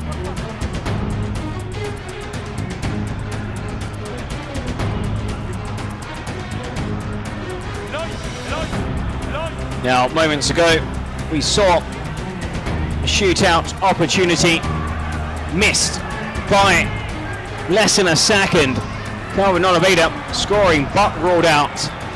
Took longer than the allotted time. I'm sure we won't see the same mistake again. You have time perhaps for one move, not two. Corominas. Gotta be quick. Professional player. He's quick. And that's tucked away into the bottom corner. Corominas makes it 6-3. Well, what a difference. Calvin Oliveira fails to score. Coro doesn't. That's old school right there. No need for any flicks or tricks. Just run up, convinced of what you're going to do, and tuck it home past the defender. Coro, no nonsense about it, and he knew exactly where that was going. To stretch this lead back out to 3. Portinos, every time they try to claw their way back in, Ultimate Masterless, they have an answer. Now, we were saying, Dane, at the start during the first game we commentated, just how important these weapons and presidential penalties are, because Ultimate Masterless have had to score to. Portinos looking to punch right back with a out of their own. Will it be Oliveira again? That's the question. I think he's got the green light on penalty shootout 1-1 at the end of the first half. They're just handing everything over to him. We'll see if that's the right decision or no. I don't know. He didn't look that good on the shots from the center circle at the end of the first half. On this second try from the shootout, let's see if he vindicates himself. Deja vu or not? No! This time he follows Coro's tactic. Takes the early shot on, quickly picks the ball up, carries it back to the halfway line. And Calvin Oliveira on target. He is Brazilian. He's thrown to the flicks and the samba and the fun part of football, but after getting taught a lesson in the first shootout, now he's got a bit more direct route and a bit more effective of a route. Oh no. That was a really poor pass straight to Alex Lage. And that is a poor clearance, gifting a throw in deep in their half.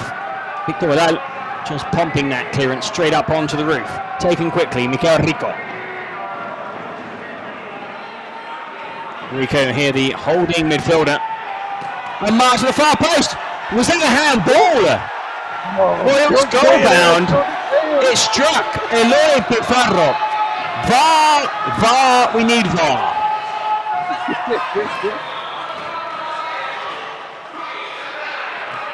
Now, didn't know too much about it, Pizarro. It was point blank, but if it struck his arm and his arm was extended, that would have to be a penalty. Now, I'm sure they're checking it in the VAR room. All right, let's see. Here is the moment of truth. It looked like a ricochet. La cuestión es donde la tienes, claro. Pegarte te pega. That's not the one. Seguro.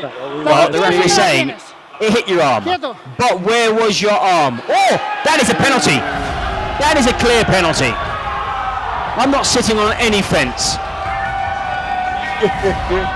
That arm, it came off his hand. His hand was slightly away from his body. It hits his wrist. This is where I want to see the other angle because no, come on, referee. Yeah, that's it. His arm. Okay, his arm was in his body, but his wrist, his hand was poking out. Well done, referee. Vamos a valorar. Yo en directo no me ha parecido, porque además, desde mi perspectiva, es que que el balón se iba hacia allí. Claro, y encima entonces, en el ángulo que estás tú, correcto. Pero, yeah, it hit your hand though. Didn't hit your arm. Esta parte así, si el balón iba para aquí.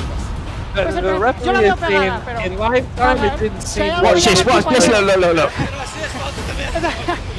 Come on. It hits him in the arm. It hits him in the hand. I mean.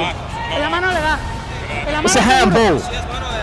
Puede ser cartulina. A ver quién lleva el balón. The Brazilian. Hey, yellow card. Checking VAR. And they're saying if it is handball, it might be a yellow card. Calma, que no evita el gol queriendo con la mano, la tiene aquí y le pega en la mano. That was going no es in. una mano que saca para evitar un gol. Es una mano It was that. No, está cambiado. Cálmate. Yellow card. Será penalti, será amarilla. Yellow card, penalty. Calma, chicos.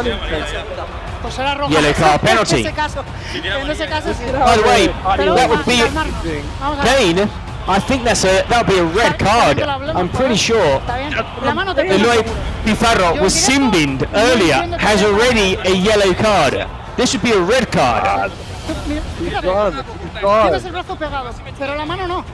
Si el balón viene hacia aquí y te pega en esta mano, He was booked on 17 minutes. Eloy Pizarro. Vamos a ver, el compañero está mirando. You've got it. I mean, the referee's got it very clear. If it was here in front of your body, it would be. But it was lagging out a little bit. Well, Eloy Pizarro could be heading for an early shower. Era gol si no. Es amarilla. Vale, recordar que tiene, chicos, tiene una tarjeta, en caso de pitar penalti. There you go. He's got a card. He just reminded either Goofy or the guys in the VAR that vamos a verla. Teníamos a revisarla y valorarla, ¿vale? Venga, ok. Vamos a verla, posible penalti. Quietos aquí. Because the guys in VAR don't seem to be able to. I mean, would you give a penalty? It's a penalty. Eric, I was yes. Before. It's a penalty. Esta es la primera. Esa es la primera, ¿de acuerdo?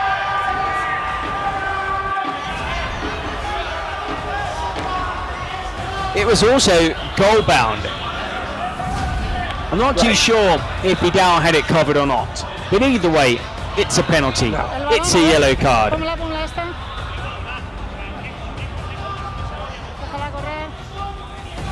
That's not the angle. Let's be clear about something. More stuck into your body, it couldn't be. Your arm couldn't be any more tucked into your body. The only problem is basically his elbow's at a 90-degree angle. Right. Pero quiero valorar si hay que amonestar esta acción o no, ¿vale? See, it's penalty. His arm is alongside his body, but then his elbow's at 90 degrees. Lo tengo claro, sí. It's a penalty. And it was on target. Yellow card. Come on, ref. Yellow card. Penalty. Come on, Eloy. Go home. Have a shower. Go watch the rest of the game on the bench. Penalty. Yeah. And a yellow card. Adios, Eloy. There is a fans right now in this game that has been dominated by Ultimate Mostole. Pizarro fuera a la calle. He's just said, well, his marching orders, and Oliveira now. Well, we said there will be drama. We've got goals. This game has had literally everything. Can Oliveira score this penalty?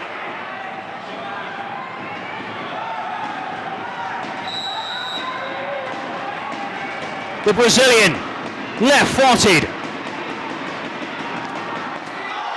That was brilliant. For a moment, I thought he took too long.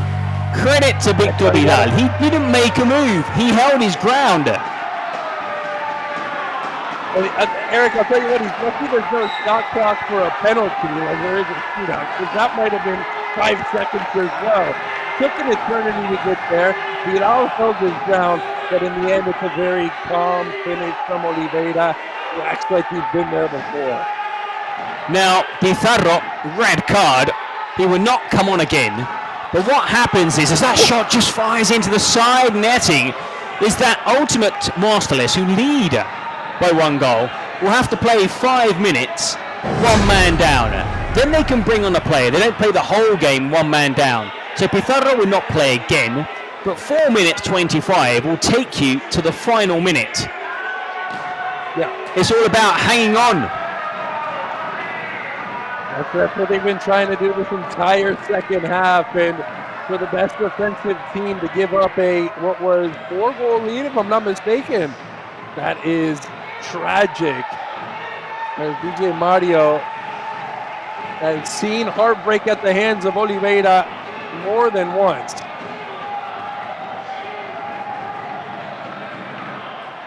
Now being told to hurry up, Kuti complaining to the referee.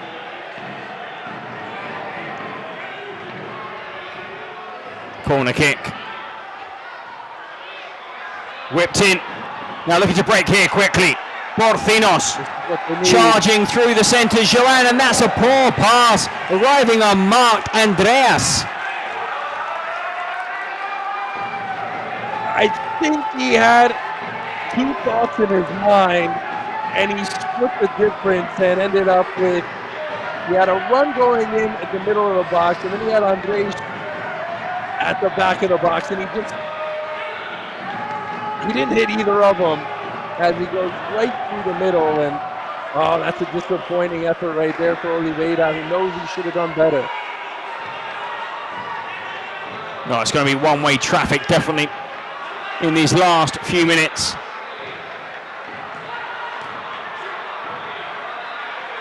Trying to find space for the shot. Nico Santos can't quite put it into the path of Andreas, smothered by Vidal.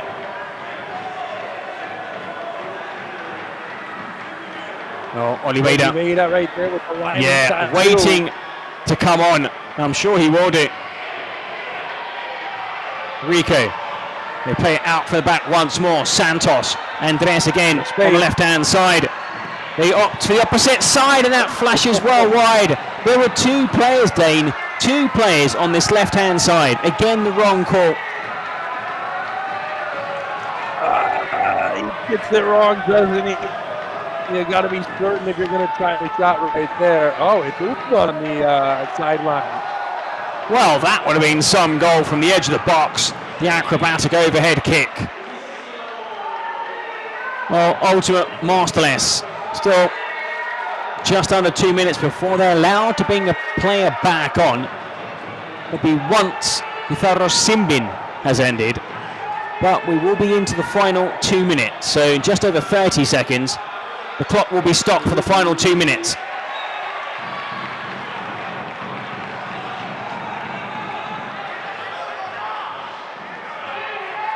That was awfully ambitious right there, to say the least. Oh. The ball just invited Nico Santos to attack right there and get a touch. But instead, we are going into the 38th minute. No shootout to come here in the game either, Eric, as 2 minutes remain. Ultimate Mostoles hanging on by a very thin thread. Well, let's see if we can hear from either manager, and then I quickly want to talk to you about what you said. Kelvin scoring those goals in that comeback win against Ultimate Mostoles at the World Cup. Is lightning going to strike twice? Sobre todo el trabajo de dentro es muy exigente. No saltar porque nos van a encontrar dentro. Es importante que las distancias las tengáis controladas. Y si se van fuera, lo que hemos hablado antes, intentar minimizar la situación de centro y llevarlos al máximo. No os venzáis hacia adentro. No tenéis salida, tenéis la ayuda del pivote. No os venzáis, ¿vale? A partir de aquí, si salen fuera, ahí no me preocupa. No saltar por saltar. Si alguien corre aquí, el que queda solo es este. Es este. Como ha pasado ahora, le tiras a Nico, no, aquí. ¿De acuerdo o no? Luego, The guy on the Tener side. paciencia si os atacan, si nos defienden 4-2. Tenerla. No tengáis miedo a querer ir más rápido del juego. Si me equivoco, me equivoco. Pero, tíos, hay que tenerlos aquí el minuto. Acordaros, tras pérdida presión. Fijaros que no tenemos pérdida. Solo acabamos en tiros. Y cada tiro malo que hacemos, ellos sacan y pierden un minuto. Por lo tanto, es mejor tener el balón que no acabarlo todo como putos locos. All right, so yeah, don't just shoot for shoot. Let's have the ball, let's get our chances, let's take advantage of those chances. But every out of bounds or goal kick, we're going to take a minute off the clock. If you're going to shoot, be sure of the shot. Pizarro's Simbing. 1 minute 4 seconds left, and they were just talking before we heard from the managers. Now Calvin Oliveira put Ultimate Marseilles to the sword at the World Cup, scoring goals in that comeback win that saw Ultimate Marseilles knocked out of the competition. Is he once again going to score the goals here? Header back across the face, a goal just behind Andres. Rico. Here he is right there. Keep your eyes on that man, number 9 in pink. Rico spreads it out wide. Rico still on the edge of the box. Andres, quick feet once again, and that's a tame shot. I'm not sure how he got the shot off, as a matter of fact. He looked to be off balance, wrong-footed, but that's great skill right there. And I think it caught Victor Vidal by a surprise a bit. It wasn't the shot with the most sting behind it, but just the unexpectedness of it. Oh, that's a late challenge. Now, we saw a yellow card for a similar foul in the early game, but I don't think the referee is going to penalise Ultimate again. Remember, the next goal will probably win the game. Yeah. Plenty of attention drawn around Oliveira. Attracting eyes. Andres couldn't quite dig it out from under his feet. Rico out wide. They're lining up. No! How can he not score? Oh. Now, earlier in the possession, it was so brilliant of Oliveira to pass that off to Andres. The final little deflection just puts off Andres again, who, he just needed a touch. Any deflection towards goal would have done. But instead, here they are in the final minutes of regulation. Here comes stoppage time. 4 minutes. 4 minutes of added time. If they counted well, we would have been here for another 20 minutes.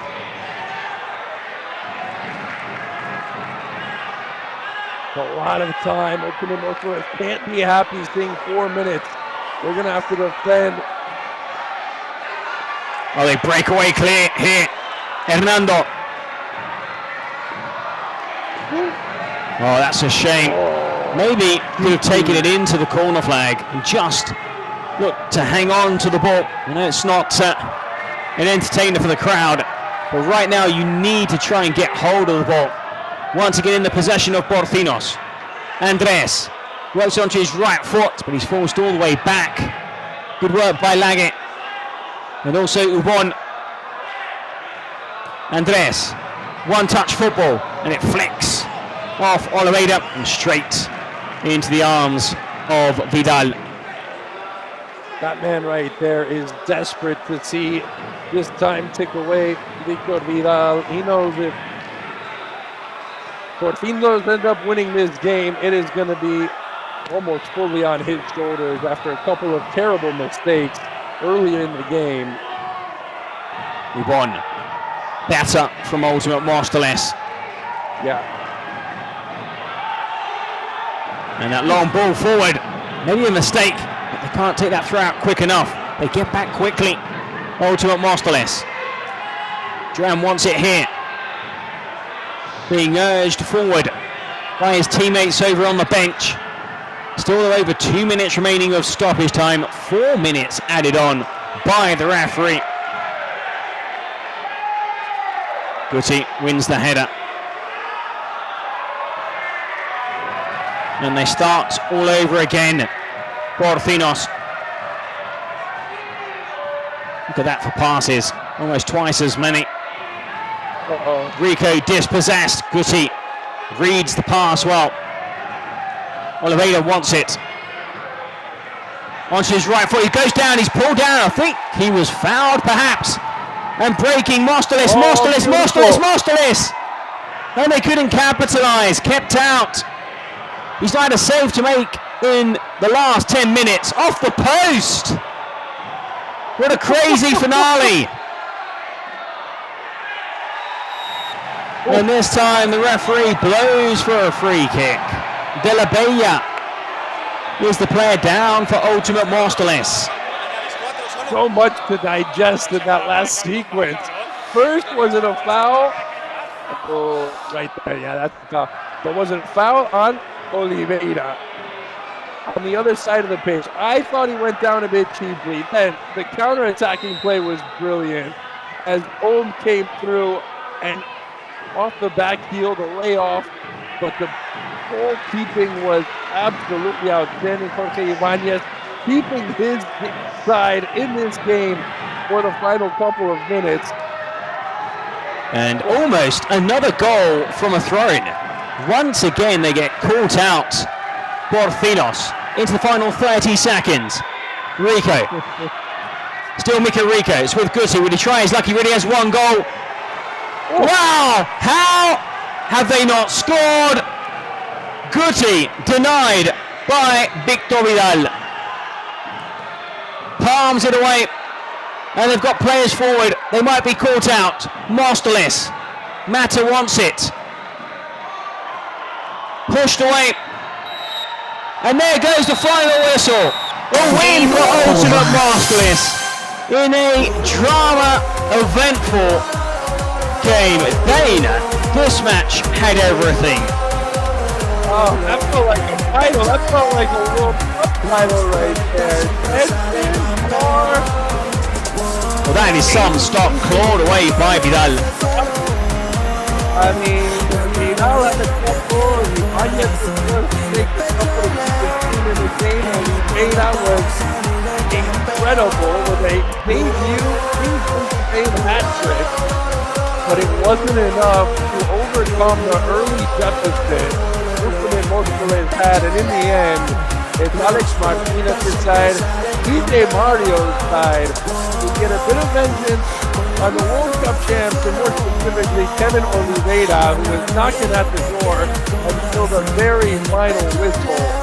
Here from Cooper Arena, incredible display with 11 goals, probably more stops than goals, but it really didn't take away from the excitement of the game at all. It was non-stop. It was well, I shouldn't say non-stop, but the excitement was non-stop, and really almost all of the VAR calls that they had that they needed, they were that close of calls that you really did have to take 2, 3, or 4 looks. Oh, Dane, I think they had a few more than 3, 4, 5 looks. Some of those VAR calls, I mean, it started in the opening 20 seconds with the goal ruled out for the striker, the big name signing, Kelvin Oliveira. And, well, I mean, I think both managers must be tired. I mean, it was non-stop. They were on the feet celebrating. For a moment, it looked like it was going to be a big win for Ultimate Mostolis, but they were pegged back and then found themselves down a man.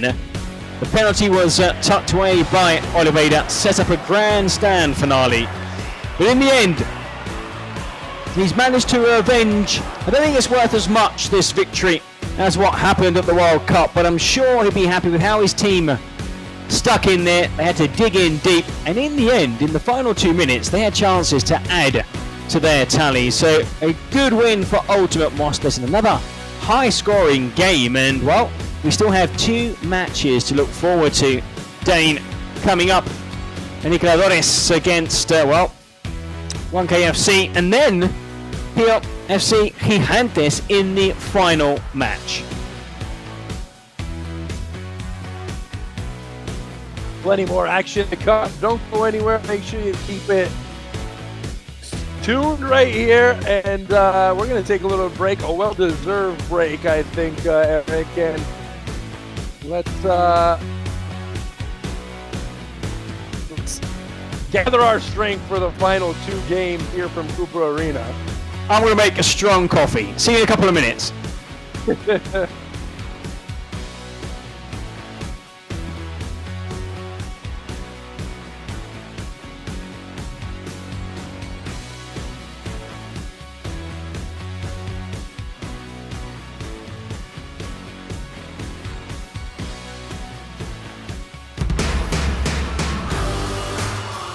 Sí, Víctor Vidal, Prime MVP del partido. No sé si había un poco de ganas de revancha contra Kelvin y Andreas. Sí, a ver, la verdad que sí, porque nos eliminaron en el Mundial después de un buen partido, después de toda la polémica. Pero bueno, es un gusto jugar siempre contra los mejores. Ellos son de lo mejor que hay en esta Kings League, así que tenía ganas de enfrentarme a ellos. Corre un poco el rumor de que vas a abandonar la Kings. No sé si quieres decir algo para tranquilizar a la afición de Móstoles. Bueno, hasta enero está garantizado que sí. A ver el Mundial de Selección en caso que me cojan y luego pues tendremos que ver porque cambia un poco el rol en el hospital. Pero bueno, a ver si se puede. Enhorabuena, gracias. Gracias.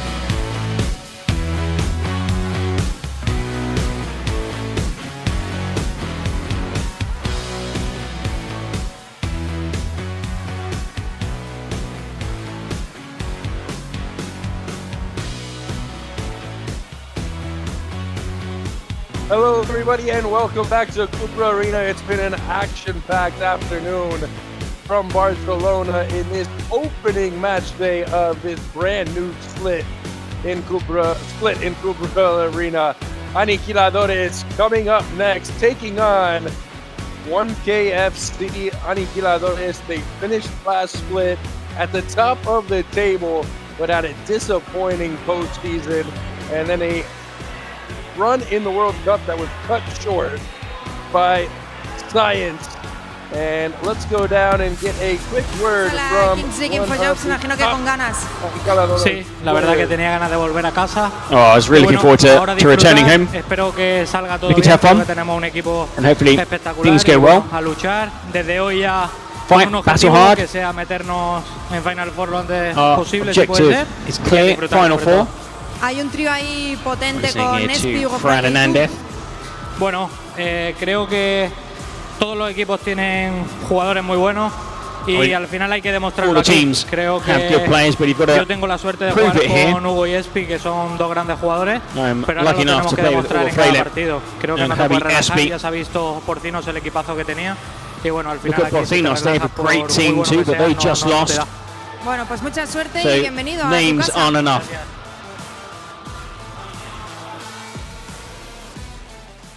Aniquiladores, 23 points last split.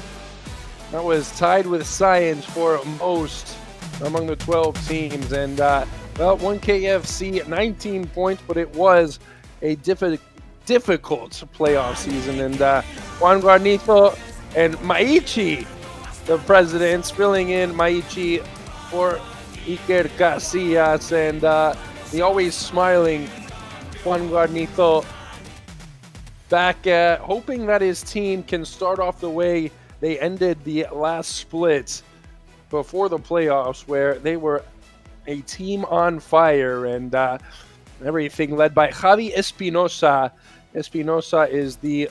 what's he got? A Tecate? Forget about the Tecate. Oh, clear favourites for the fans there. Send me some Tecate over here. I'm having a coffee, and it was a nice little break between games. We see, I mean, again, banter, again, both in good spirits. Two teams expected to be there or thereabouts, but just like Borcinos, when you look at the sides, I think Aniquiladores, of course, bringing back front and end. If he was the star here, then the star in the Kings League Americas, returning here to Spain. Still has a lot of football in his boots. I mean, like he said in the interview, he's teaming up with two great midfielders. Bueno, it's a strong Aniquiladores side. Aniquiladores, muchas caras nuevas. Franitos, la vuelta a la Kings League España. These guys are going to give their score prediction. It was difficult to guess a scoreline in the Kings League, but I do agree with the fans back home. Aniquiladores, I think, will win this game. A ver qué tal se adaptan, ¿no? Sí, bueno, a ver, yo creo que adaptación, sobre todo Frank que vuelve, la verdad que tengo ilusión de verle de nuevo por aquí, por Aniquiladores, pero 1K también tiene muchas cosas que decir, ¿no? Sí, 1K con De la Víbora, que también recién llegado, Mirage como pick 1, hay muchas cositas que ver y yo he dado como favorito a 1K, no sé tú, a ver si está... Aniquiladores. Ok, pues veremos qué pasa, chavales. En el chat os leemos quién creéis que va a ganar.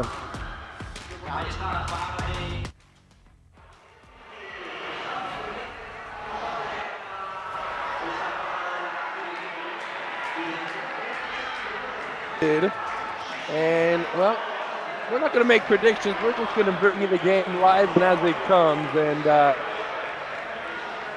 1KFC, led by their captain and their inker, Alberto Arnaud.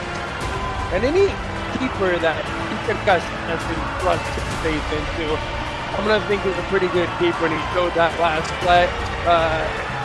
split where he almost carried his team deep into a playoff run. Aniquiladores is a team with a lot of talent, a lot of goal scoring potential. Can 1KFC hang on and keep pace with these heavy hitters of Aniquiladores? Well, decide. Like Casillas, like you said, they've managed to keep hold of Marc Granero and Torrejón, Paco Tomás and David de la Vibra. Big signings for a team looking to break into the elite of Kings League. There is Sergio Verdirama and Paul Goma. Our POV camera that like where you're playing FIFA on career mode, isn't it? It's so cool. We've seen some cool angles, some great angles. The Oliveira shootout was probably the highlight for me of the POV cam so far today. But hey, we've got 2 more games to get some awesome clips from the chest cam. I'm really interested to see David de la Vibra. He's a product of the Real Madrid Youth Academy. He actually captained some of the younger sides, and at the age of 21 opted to leave professional football and join the Kings League. Get ready. He is the number 11 in the purple shirt, so you'll get a chance to see him as we open up the cage and start things off here.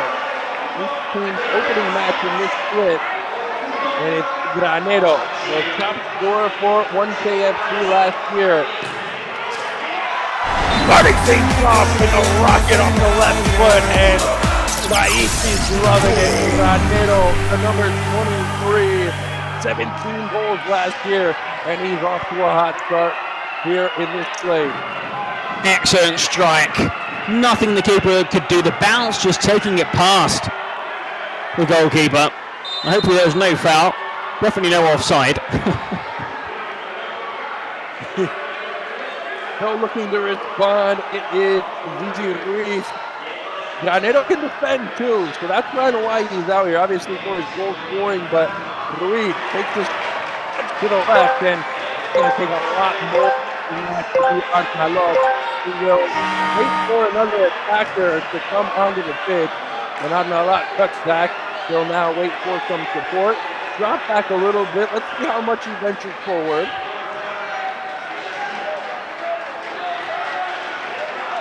Running that sort of pivot spot up at the top of the area, and Granero, he loves it on his left foot. We know it! That's a great in the first 90 seconds for Mark Granero. Well, this time threads it through the defender's legs. Keeper unsighted. What a perfect start. Now, we did see in one game a team score 2 goals in the first 2 minutes and lose.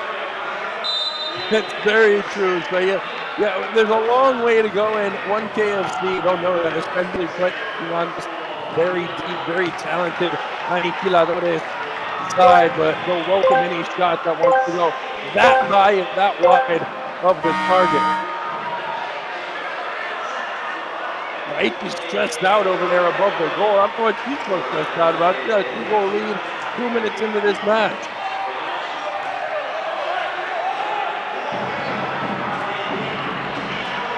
.4v4 now. Granero's been the man on the mission to start this 5th and penultimate match. Once he played, Granero's flash. He just wanted it on the ground so he could slip it past the keeper, but it was an unfortunate cross into the middle. Granero's already on a hat trick. No, we've not had 3 minutes. We've seen a few hat-trick heroes today. Oliveira had one in a losing effort. Verdu had a poker, if I remember correctly. You're the stats guy around here. Verdu. Well, Verdu so far. Verdu, I think, is the MVP of the first weekend of games so far. Yeah, it's going to take something very special to dethrone him from the MVP here. At least 4 matches in. I don't know, after last game, maybe VAR gets the MVP. I mean, VAR has been, in the previous game, definitely man. Alcina over the top, and he just couldn't keep that from rolling out of the end line, and took it off his chest. It was a difficult skill and full sprint. That's not a bad ball in. Gigi Ruiz. First touch. Oh, lovely stuff from Granero in Great the back. Great defending there from Granero. Counter-attack. Alcina overlapping. Alcina flashes that one wide. Much to the comfort of Nacho Berche. Well, how quickly he turned defense into attack there. Just straight away from 3 players. Was it inside? Was it outside?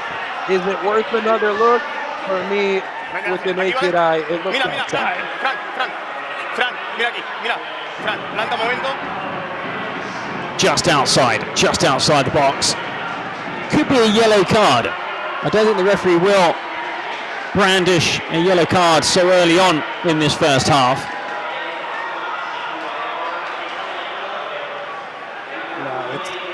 Maybe a bit early for that, but he did perhaps put out a goal-scoring chance from Espinosa. This is going to be Fran Hernandez who lays it off. Espinosa 1-2. Don't know if Espinosa was exactly ready for that design play. But it will call for a corner kick. Aniquiladores looking to cut into this early 2-0 lead for 1KFC.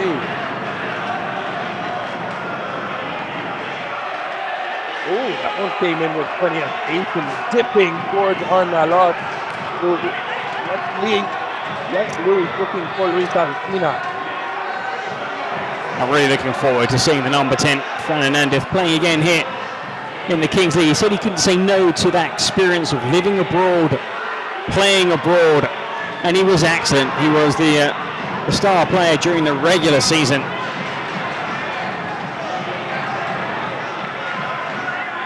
Touch from Alcina. Those are the men to look out for 1KFC, Alcina and Granero. Here is the man you just mentioned right here, Fran Hernandez. Back with Aniquiladores. And looking to take this team back to the promised land.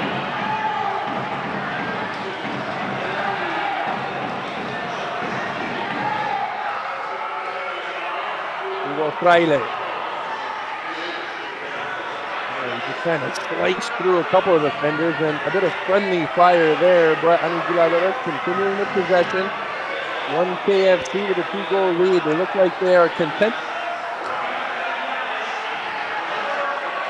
You can see they defend in two clear lines, sometimes 4-2, sometimes 3-3, and then a midfielder drops into that back three to make it a back four. But they're a stubborn side. They have been at the back so far in this opening game, and they've made the most of their two clear chances. Those chances came in the early minutes when it was 1v1, 2v2, I believe, and so this is going to, as often it does, this game might come down to those rare moments when you're not at full strength, 7v7 instead. First couple minutes of the first half, the last couple minutes of the first half, the 18-minute mark still to be determined in just 10 minutes play. Also catch, that's Gussie Ruiz.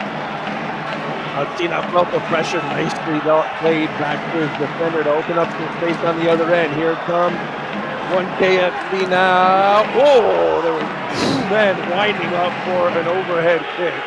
Only one prevailed. That could have got ugly. Well, finally, bit of possession for 1K. Yeah, not the best of strikes there. Got a second crack at it, but just as disappointing from Albert Jaumao. That's picture perfect stuff. The clearance there from Mario Reyes.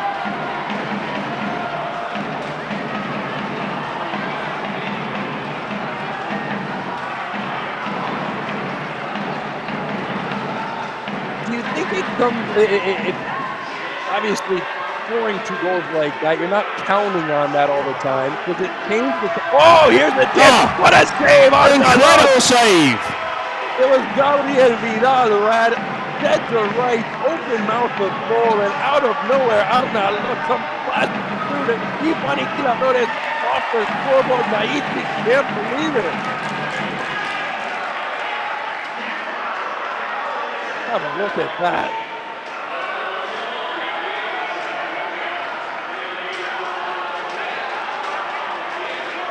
Another chance. The onslaught continues for Aniquiladores again.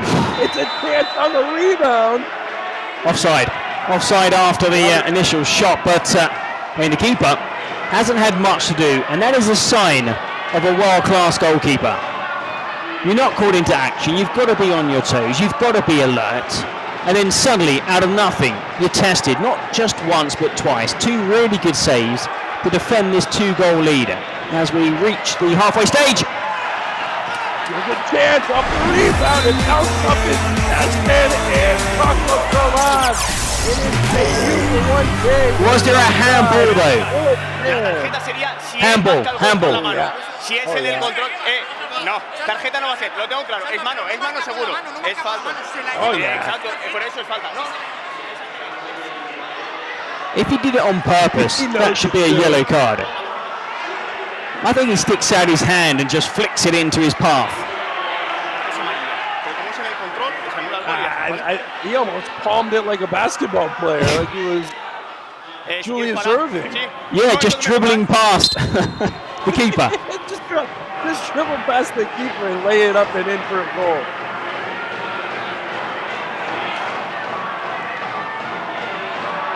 Oh, that's a lovely lead from Alba, and Nalot will come off his line. Not sure why he did exactly, but now there was no need.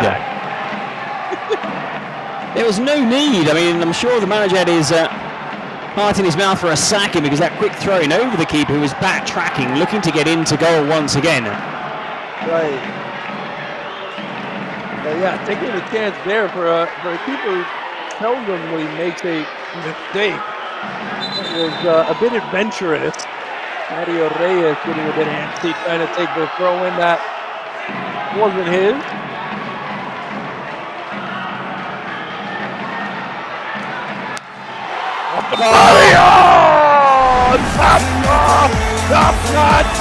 Top quality from Dalmau. Some hit, Albert Dalmau. That just fizzed past the keeper. I mean, by the time the keeper had left the ground, the ball was in the back of the net. There was absolutely no stopping that. Dalmau had a fewer opportunities just a minute to go.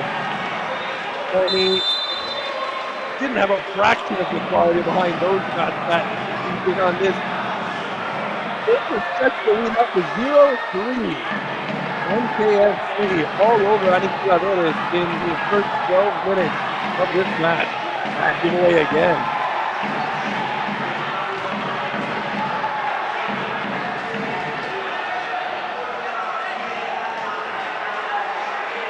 We've seen some really good goals here in this game. The opening two strikes were decent, but that third goal, some hit into the roof of the net from outside the box. Caught it so sweetly. And I think the favourites here, I thought there would be favourites. The fans back home watching gave them a 65% chance of winning. But again, just as we've seen, I think, across the board in the game so far today, Dane, the underdogs have been the better teams. Absolutely. And here is your man, De La Vibora, looking for the return ball. He will get it on the far touchline, but David Alba there to cut out any potential counterattack that the number 11 had in mind for KFC. That was in the opening. Giants going down in the very early going. The opening game, they lost to Rayo de Barcelona. Get back to the previous results in just a second as Alba top class. Here's again, taking his side. That's Fran Hernandez gets it back, thinks it all the way to the center circle, and why not have it? Now, luck was there, but he didn't deal with it too gracefully. Slightly unorthodox goalkeeping, quite continental. Just giving two fists to it, making sure you get some distance on the clearance.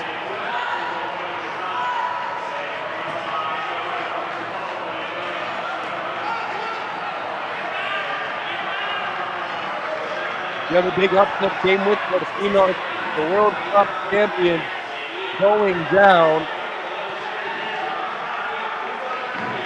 at the hands of Ultimate Morales, although Morales very talented team. That was a cynical challenge. Yeah, it was a bit uncalled for as they had the ball, they won the ball, but it was just he leaves that leg in, doesn't he?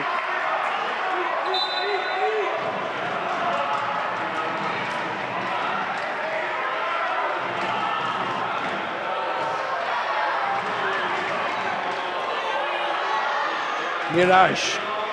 This is your man, De La Vibora. De La Vibora. Fielding off defenders, maybe looking for the free kick instead of playing on and just trying to tuck it out. That's a shot for the highlight reel there from Xavier Apalategui. We'll call him Xavi for short. I prefer that. Yeah, I second that motion.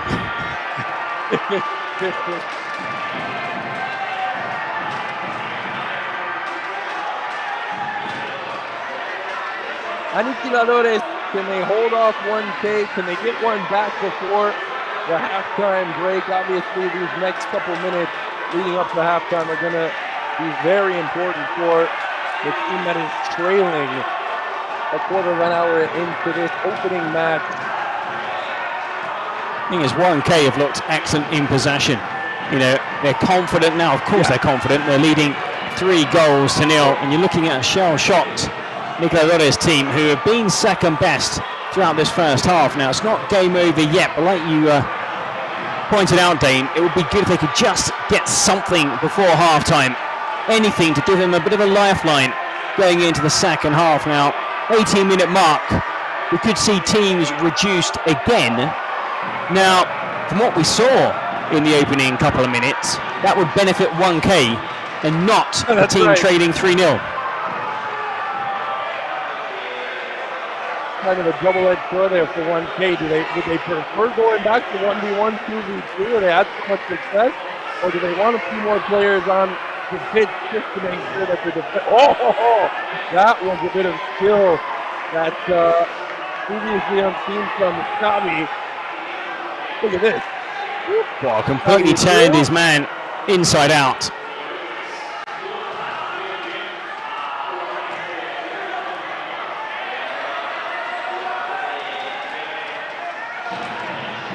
Approaching the 18-minute mark. Here's Miraj.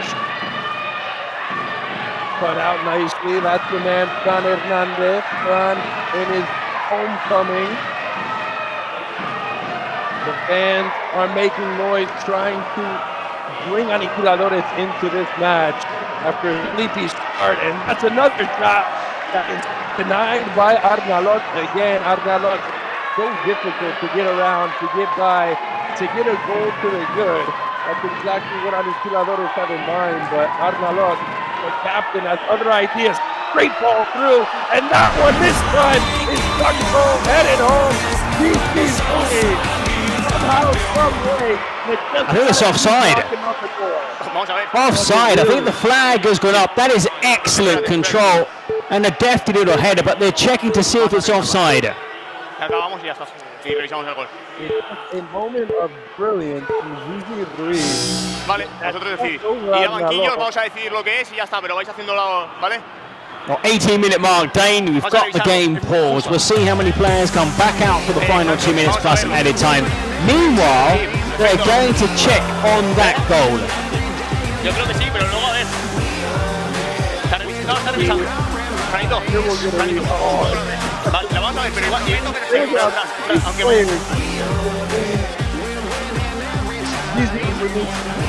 and Fran Hernandez, that is a huge ball through the middle of the defense. And when it's touched there, it was absolutely brilliant. Al final acaba en gol y es lo que hay, pero lo veré, está revisando, debe ser justo. I got the best vision of anybody on the pitch right now. I'll tell you what. Sí, es fuera de juego, Offside, Dane. Such a shame because it was such a deft touch. The flick just over the keeper and then the little nod into the empty net, and well, Aniquiladores what were you hoping? I don't know what they'd be hoping for. Oh no, is that good or bad?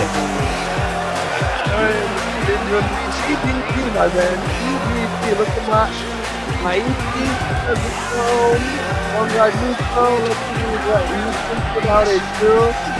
I'll tell you what, it does mean one thing. The players on the pitch, it's 1v1 with the keeper in the goal. The players on the pitch I'm pretty sure it's going to be, they probably want 2v2, 3v3 because they were second best. Now we'll have to wait and see how they fared. Didn't go well in the first minute of the first half when they conceded one goal, and Veneto, he's on the pitch again, added a second shortly after. There's a lot of running involved. for the players on the pitch. Granero and I get ready. Let's see who's the quickest, who's the fastest, and who wins possession here with the velocidad. Oh, well, Granero was happy to concede possession. Gigi Ruiz looking to get back on the scoreboard after having his name taken off only moments ago, and the King got taken out of that shot by Granero. Alcala was able to handle it with a bit of ease. Granero now, Gigi having a chase pass. Granero trying to keep possession over midfield. He had 2 in the early minutes on situation. Just like they make it 3, and Granero's got a first half hat-trick. 1 KM stretches the lead. Just forward here in the final minutes of the first half. He never seemed to have that ball under control. There was this physical battle between the two players, but just strong enough to hold off his marker and poke it past the on-rushing goalkeeper. A treble in the first half. Espinosa now looking at cut one back at Espinosa. He didn't have much space, but it was space perfect.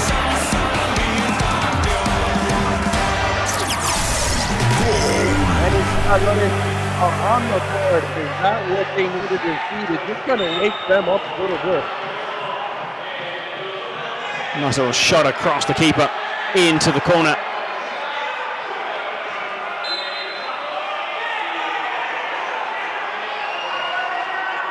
Well, we started with a bang and we're ending this first half with a bang, Eric.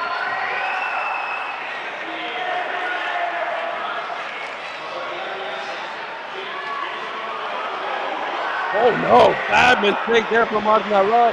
Not on the same page with Mihai. And now, the chance for Vidal. This is Gabriel Vidal. Couple behind the back.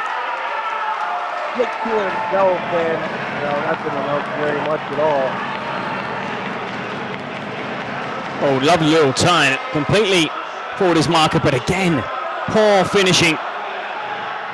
Need to be lethal in front of goal. We've not seen that from Flores. Flowing past Vidal, and that's great goalkeeping there by Nacho Verde.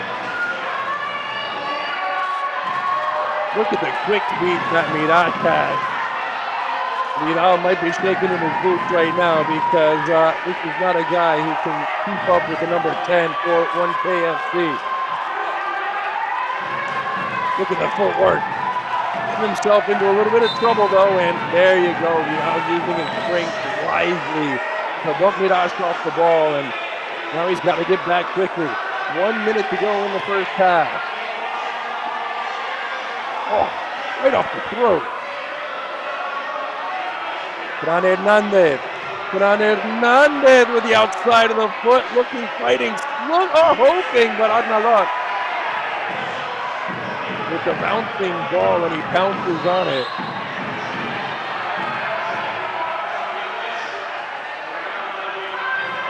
Granero. Oh, he can't get out of the box. Well, the keeper took a couple of steps outside the area. Mario Reyes was all over it, but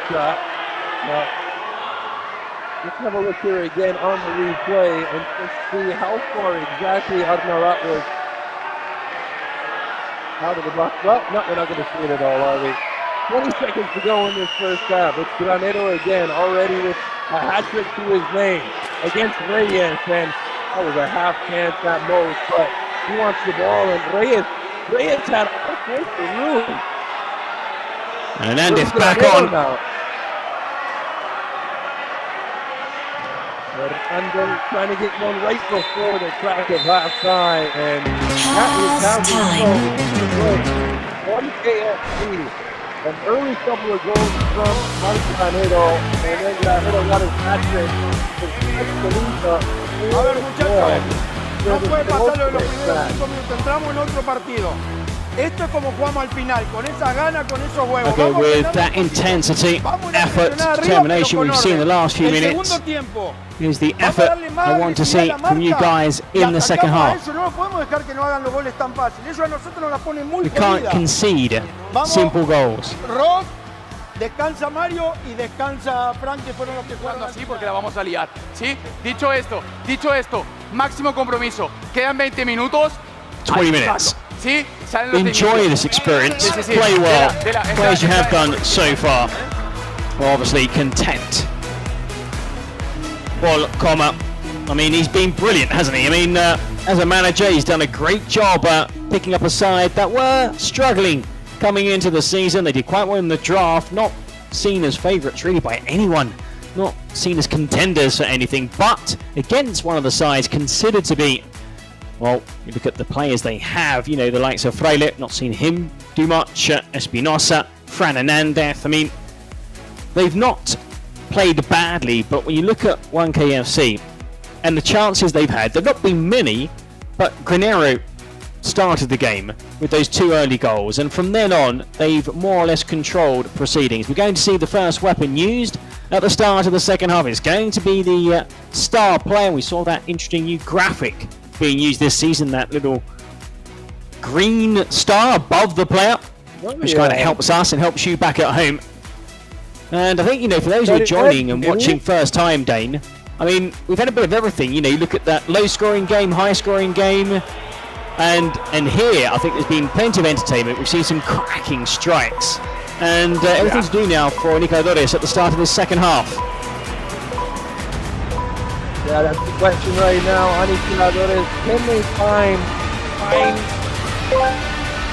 that sort of playing the attacking third? It does. Nicodores, the restart with the secret weapon, and I believe it is Espinosa here on the bottom of your screen, rocking the armband. So as long as he scores over the next 18 minutes, that goal will be worth double. And cross in the middle, searching for Alcina. Alcina got on his course a bit too late there.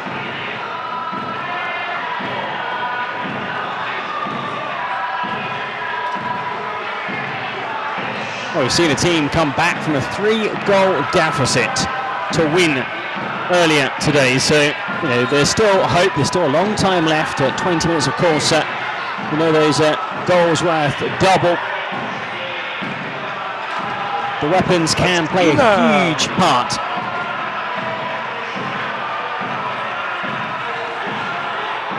That's the weapon that 1KFC will be holding on to. They'll be hoping to keep Espinosa nice and quiet. Alcina trying to, there he is right there, the graphic that is it's hovering over the number 8 in the Rojo y Blanco jersey.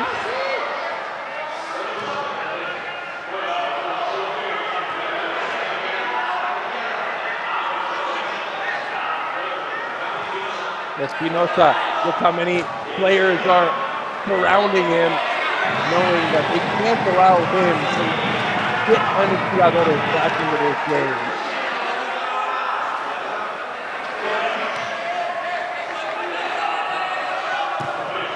Easy take for Arnalot, who came up with a couple brilliant saves early in the first half. Vidal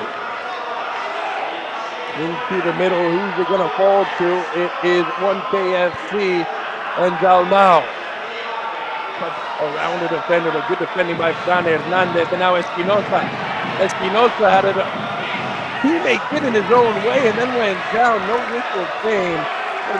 Really good covering. Yeah. Guerrero there tracking back, putting in the challenge, but like you said, 2 players making the same run. And that chance for a break through the centre, smothered out by your own teammate. Now, what you might see is more of this because, of course, you know, nerves. 4-1 down, clock against them. They've got Espinosa, star player, who is yet to have a sniff. So they need to try and find him, or any other teammate. They need to try and get back into this game because if they score 1 goal, that's it. A double goal, the game's level. Yeah, this is far from over, and Nicodores show it, especially with the firepower they have, and that's an obvious offside. Espinosa, not a mistake you really see from him too often, but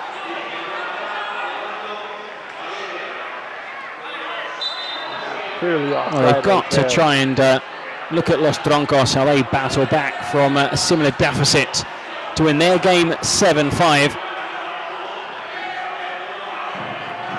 Espinosa again, drawing defenders. This is a chance. Towards the end line, header, and I don't know if it was Taxi Ruiz asking for a penalty, but Alcina getting behind one defender.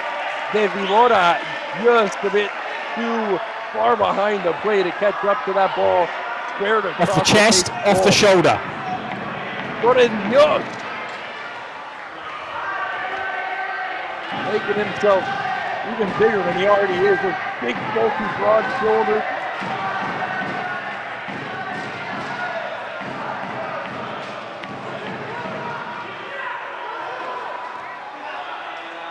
Oh, well played there by Vibra. Trying to open up Luis Alcina right there, aiming for maybe that near post.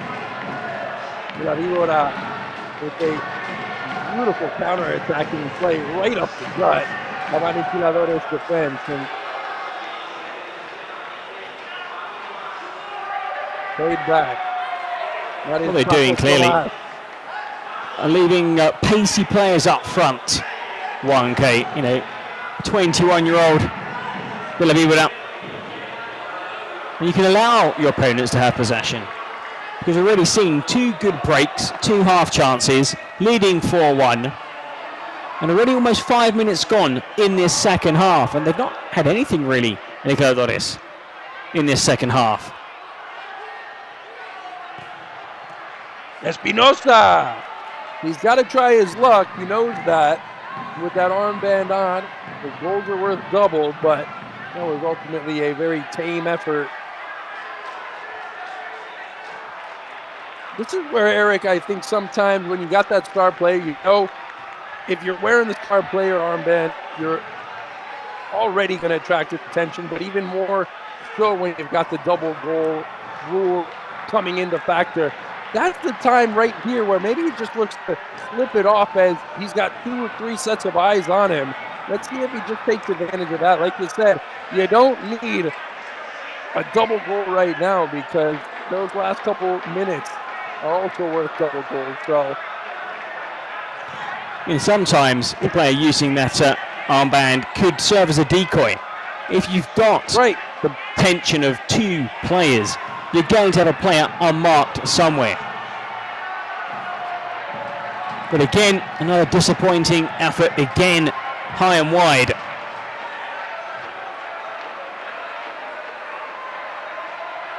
Making the run into the boxes. Dalmau's already got 1 golazo. Nacho Berche standing strong. On the volley, it's Berche again. It came in scorching from Paco Tomas, who hit it off the volley with his left foot. And Berche had barely recovered from the first save and already sprawled out again to make a second on the rebound. Full stretch save, Berche.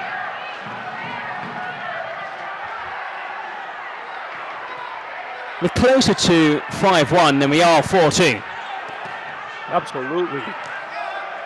It's been MKFC really controlling things. Maybe a break or 2 here on the counter for Aniquiladores. For Mario Reyes, that's not going to help anybody out right there. Seeing some really desperate shooting. It's a team void of ideas. Yeah. I'll tell you one player that I loved last year for Aniquiladores who isn't around anymore, still recovering from the knee injury that he suffered.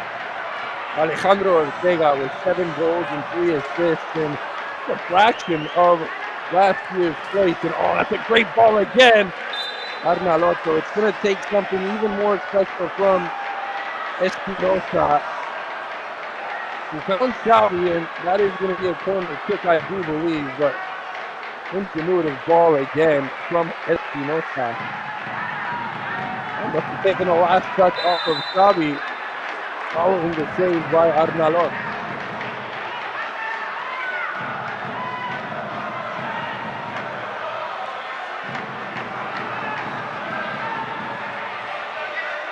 Well, having seen these performances so far, I think I'm going to have to make a few changes to my fantasy team. I mean, I've been surprised by quite a few players. Still early days. Still the first game. Yeah, it really is. I mean, like you said, it's going to take time Espinosa again with a disappointing effort that's never going to trouble Arnalot.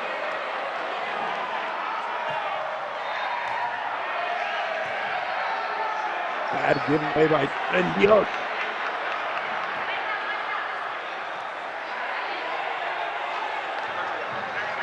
You see the frustration starting to show itself a little bit on the pitch, and that can get a bit troublesome sometimes. Well, Fernandez, you know, as most extremely talented players, bit of a sore loser. I'm sure he will be very disappointed at his re-debut in this competition. A lot of eyes on the number 10. He was also interviewed coming into this match. De la Víbora, all the way back. Dios. Here is Guerrero. Oh, near post, tried to sneak it by Verte. Verte had to sprawl forward and just put a finger to push it out for a corner. That's a lovely sweeping move. Lovely sweeping move from one side to the other. And every single move has an end product. Earlier we saw Berger make a brilliant save at his near post. Again here, another save down low to his left.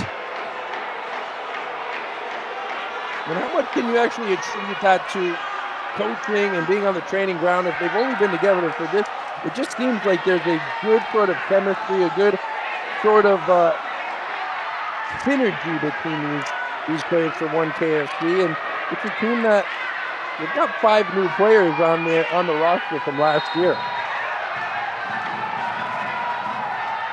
Espinosa, the hold-off play, looking for the 1-2, and bumped off the ball was Espinosa. That was good defending. And a break on the other end, but De la Víbora couldn't hang on to the ball, and back and forth we go. KFC, they're not pinching back and just looking to park the bus. They don't mind. Oh, that's lovely stuff from Fernandez. Torrendios. He's a rock out the back, I have to say. Torrendios. Nothing's got past him, the number 25. There is no getting around him.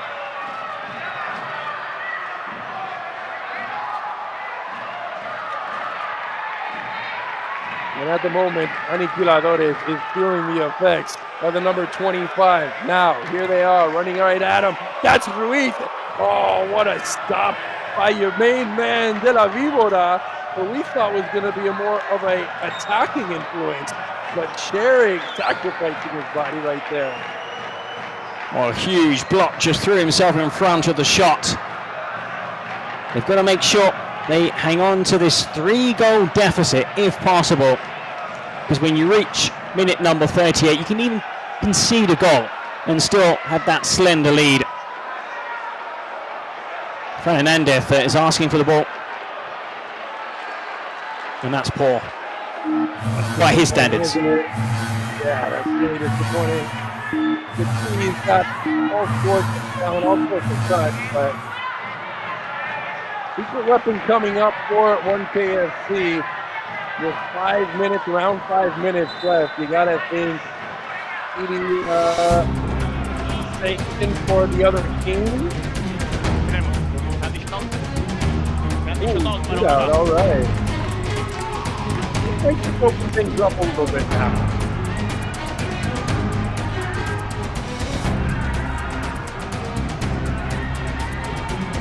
Already with 3 goals, it's Granero stepping to the center circle. 5 seconds they'll have to try to beat Nacho.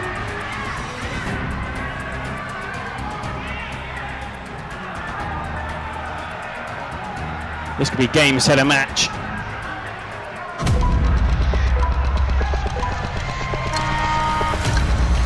Here comes Granero, very calmly taking it off the center reversal, and it was just a little too cool for my liking there.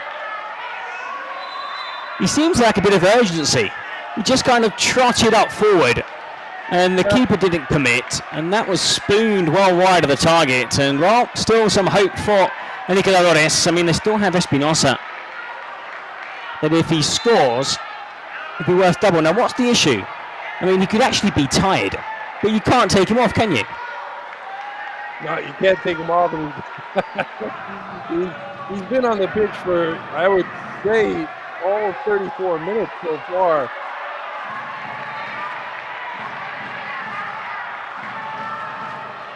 Reyes can pop one from deep if you give him a little space, and Arnalot with a quick reflex save. Casti Ruiz flash one on goal. Reyes now winning possession back for his team. Went down but got back up quickly, and now Alba flips it over. Espinosa again. Fraile making the overlap. Fraile takes a touch around De La Víbora, and then there's Espinosa. Couldn't keep it down. The header came through from Casti Ruiz. Arnalot finally bringing some calm in the back. They're not getting any breaks, are they? There could have been a penalty. I think without lunge in, just not making contact with his opponent. The ball ricochets, bounces around into the goalkeeper's arms, and we are now really close to the final 5 minutes. And they've done a great job, 1K in this second half. Expected a lot more from Nicoladores. I mean, they've still got time if they can score here. Reyes, all they need, I mean, they need 2 goals. What am I trying to say here? If they get one before the 38th, then they'd only need another goal to try to tie things up in the final couple of minutes plus stoppage time. It's not out of reach, it's not out of hand, but just the way they've been playing doesn't suggest that they're going to squeeze this lead a little closer. It looks a bit too static. You know, when they've got the ball, obviously they've got players back, they defended well, 1K, but it's too static for Nicoladores. I mean, the players who are expected to be, finding spaces, between the lines, making those moves, splitting defensive with passes, just haven't made an appearance so far for Nicoladores. Oh, Granero, that's brilliant stuff, and then he gets tripped up by Casti Ruiz. Exactamente igual que la de la primera parte. Pues ya está, ¿vale? No, es igual, Luis, que la de la primera parte. No, es igual que la primera parte. Vale, Casti Ruiz. Sí, que vas a querer distancia. Sí, venga, va, espera que pite, ¿vale? Well, no yellow card. The referee saying it's very similar to a similar trip we saw in the first half when they didn't show a yellow card, so just a free kick and a good possession. But again, it's Granero, the player, who's been up and down the pitch. Just that one blemish, that poor shootout penalty. Let's see if he can make amends here. He's had a hat-trick since early in this game, and you could see what he was trying to do, but not exactly the way he planned it out. I think he was trying to do that banana free kick, kind of bend it round the wall and back in again. Espinosa, he's got a minute left with his star player badge, but he has just been absolutely shadowed by the back line of 1KFC. Out of space now for Eric Lobato. Lobato tracking back. Espinosa now. Espinosa. 3 defenders around him at all times, and there's just no room to roam. 40 seconds until the 38-minute mark.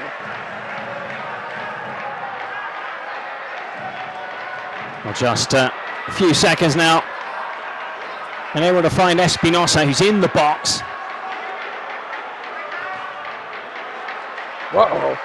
Now Mowich to take over, and he's got options in front. Alcina trailing. It is Lobato. Lobato there, slips it up. Alcina! He blew it wide. Was it David Alba who made the save on the goal line? Or did Alcina just get it wrong? Well, he doesn't want to see this one. Look at this. Gets a lucky break as the ball does drop to him, but it comes off the defender. Well, I think he might have been offside, having seen it from this angle. but still, great save. And then here, what about this for some defending? That's somebody wearing the number 9 too. David Alba. Even his team in the game, as you said, it probably would have been taken off the board, but in any case, David Alba, he's inside in this game, but they need some sort of 2 minutes plus added time. We've got to want it more than they do. We've got to run. We've got to give everything we have because there's no time left.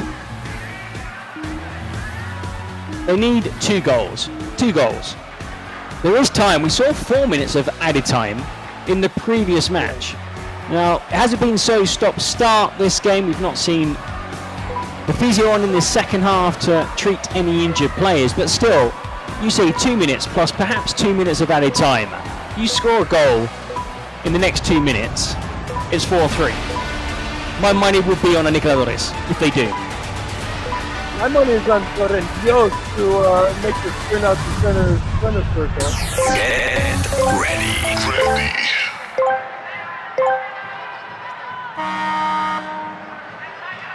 Here we go.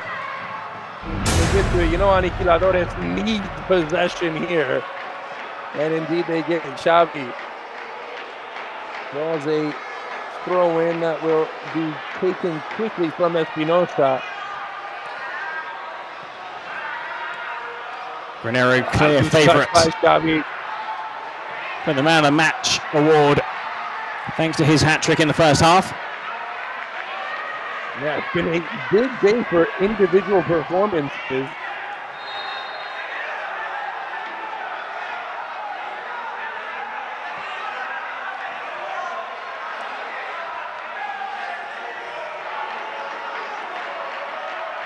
Arnalot deserves a mention too. He's shooting more than his 6%. He's been fantastic in goal, but obviously Granero, he's gonna get the headlines tomorrow in the papers. Well, they defended well so far. Another minute less to defend for 1K. Oh, Casi Ruiz touches it behind with the heel, and I just tried to force it. The angle was awfully acute, and with a rock. Torrendios, he was back on the line. I think it was going wide. You want getting that around Torrendios. Granero calling for calm. Can there be more than 2 minutes of stoppage time that awaits us?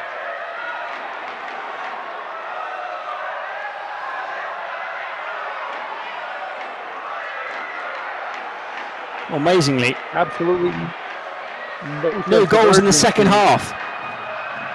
Yeah.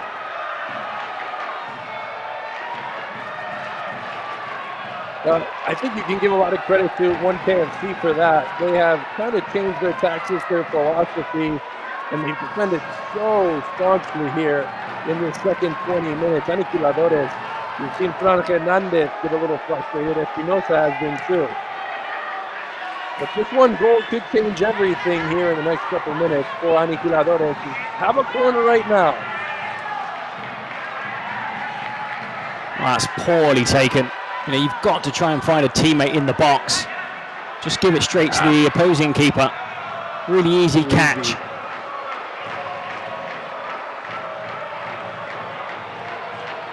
I think the word clueless is probably going too far, but in the second half, just they've lacked that spark you would have expected. Now, I'm sure, early season, whatever, but you still expect more from a team that has so much talent in the middle of the park. Yeah, I thought this team was going to be even better than the team that we saw last slate, but it has not been a promising start for the Aniquiladores side, who Espinosa, he's brilliant, he's genius. You can see it with the little flick right there. How things could have changed if that Zizi Ruiz goal had gone in early in the match. Now here is Casi Ruiz doing some dirty work on the back line, but Aniquiladores running out of time.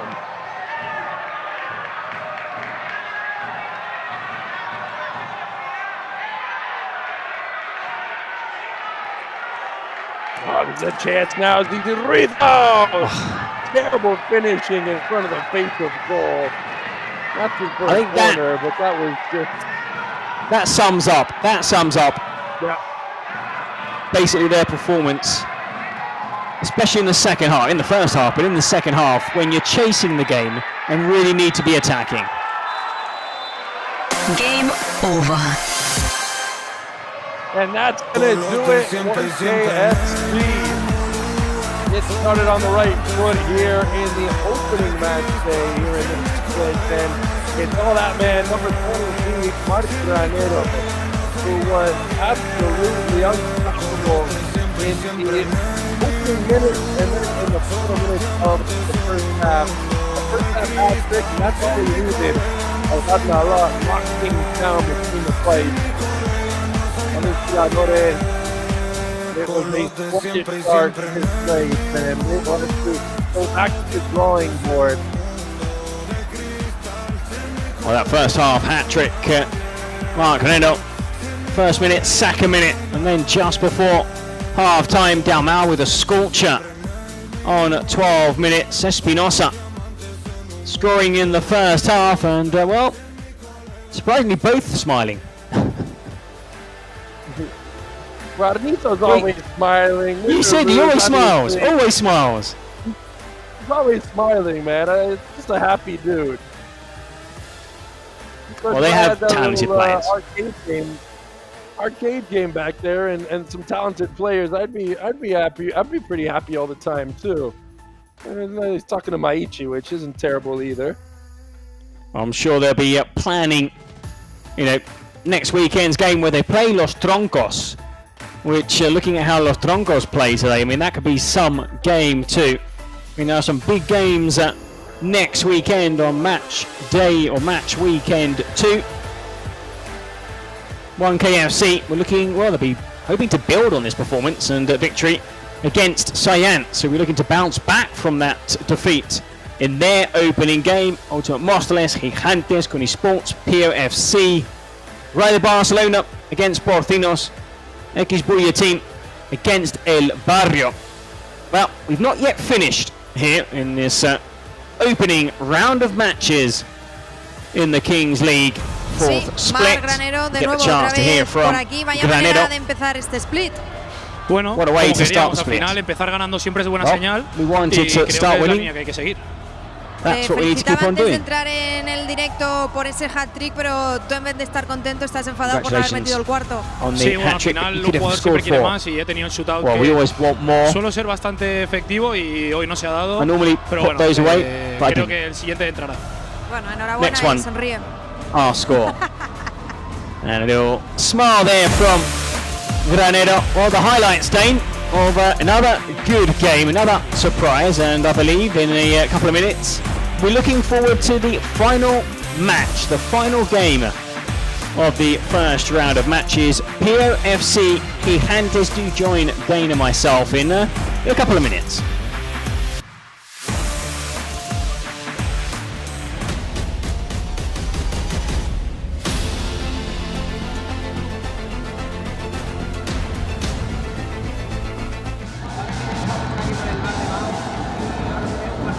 Yo lo llamo el partido de los cambios inesperados. Veguera Gigantes, Jacobo y Briones a Pío. ¿Qué ha pasado aquí, Polo? Tío, se me hace rarísimo, tío. O sea, estás tan acostumbrado a verlos en porcinos unos y tal, y el Veguera en X-Buyer, que bueno, nos tendremos que acostumbrar porque en diciembre también se vienen muchos cambios, pero bueno, a ver qué pasa. Sí, a mí también me gustan estos cambios. Sobre todo Pío, yo creo que va a tener otra cara con Jacobo, con Briones. Yo estoy deseando verlo. Yo no sé si tú te atreves a un resultado exacto o no quieres mufar. Yo creo que va a estar apretado como la mayoría de partidos hoy y voy a decir, es ligeramente favorito Pío, aunque veremos cómo encajan. Gigantes es un equipo más hecho, pero bueno, yo diría un 4-3 para Pío.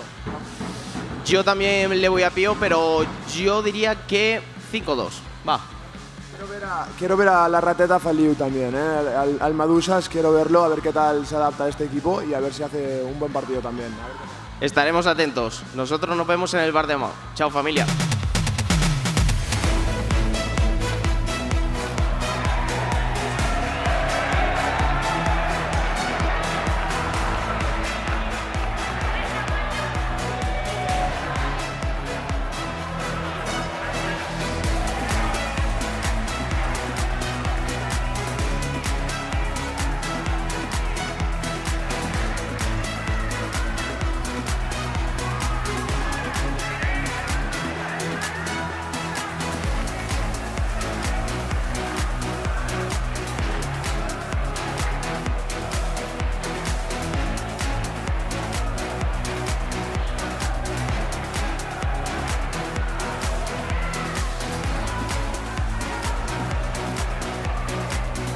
Welcome back here to the Kings League. Now, this is the final match, the final game, the final contest of what has been a thrilling opening round of matches here in the Kings League.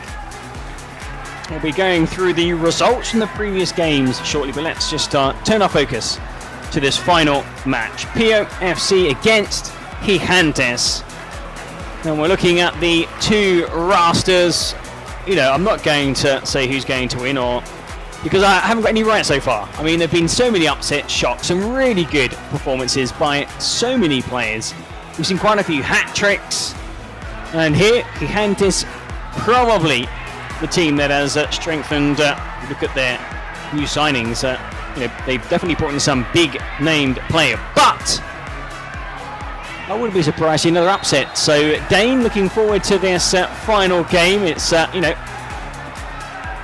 had a few VAR incidents, not in our previous game. Let's just hope that this one is plain sailing. POFC Gigantes in the final game. Marc Briones, Jacobo Fernandez, players signed by Pierre, along with Jero Martin, Victor Monjil, Oribe, and Pablo Gomez. Pablo Gomez was excellent in the split in Americas, the Kings League Americas, and could be a big signing for Pierre. As for the team run by Gerard Romero, Pablo Beguer has to be the big signing.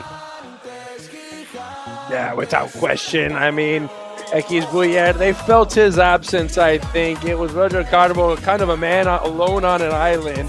And now it's going to be guys like Pelas, Marc Pelas, hoping that he can be the beneficiary of some assists from Beguer. Beguer is the big name transfer, I think, of the off season, and now debuting in the Blaugrana of Gerard Romero's Gigantes. But PFC should hold on to hope here. They've already seen two of the bottom three teams win their opening matchup here in this slate. And PFC, of course, finished 11th. El Barrio, who finished 10th, they won their matchup. Rayo de Barcelona stunned Science in the opener. So PFC, they know they've got options here, and they look to keep the trend up of some of those underdogs pulling up early upsets. Oh, underdogs. Let's see if we have another upset. Yeah, I was going to say, underdogs. Obviously, there's something that you and I don't know, Dane, coming into this last game, because 83% seem to give Pio. They've probably been watching. Yeah, I was going to say, South American audience, and also they've probably been watching the first 5 games and seen so many upsets. I thought, okay, this time our money is on POFC. Ricardo Ballestin is the manager. Rivers has a heavy allegiance in Mexico, as we saw all last year, and really, they follow her wherever she goes. She is huge in Mexico, and obviously over here in Spain as well. And no need all the help they can get, trying to get off to a good start, a promising start here. Gigantes, as always, have a nice fan base here at Cooper Arena. It's late on a Sunday, but you know what? They are still in full voice on this. Oh, slightly later. Game of yeah, exactly. Yeah, slightly later than the estimated kickoff time. This final match. Now, just waiting for those weapons, which have proved key in a couple of matches so far this afternoon. Now, of course, you'd love to pick a joker if possible. Here we're seeing this point of view camera now. We've seen it on quite a few footballers. Normally, referees have them. We've seen them in basketball in the EuroLeague. I think one of the first competitions to have officials, referees wearing those POV cameras. But now, it's something we're going to be seeing in the Kings League. As you can see, plenty of fans still here. Some have been leaving, other teams coming into this venue in Barcelona. Players are set, everything ready, underway in this 6th and final game. Another big sprint. That ball drops. Bit of a shoulder barge. Hero. Still Hero. Works onto his left foot. And the keeper scrambles back and it bounces just wide. Nice little step over. Another fantastic keeper there. Jose Maria Segovia, who was brilliant in the final stages of the last place, and obviously in the playoffs too. Gigantes. Oh, what a wonderful strike! Well, he spotted the keeper slightly to the right-hand side. There was a gap, but that was some strike. Watch this. Had a lot of goal to carry and probably should have done better having seen the replay. I think he got caught off guard, didn't he? He didn't expect that shot to come that quickly, you know. Oh, Hero Martin. Now waits for support. 3-on-3. Making his debut for Pio, and what a debut goal that was in the opening minute of his tenure here. Oh, Briones sees that push behind. Good save again, Segovia.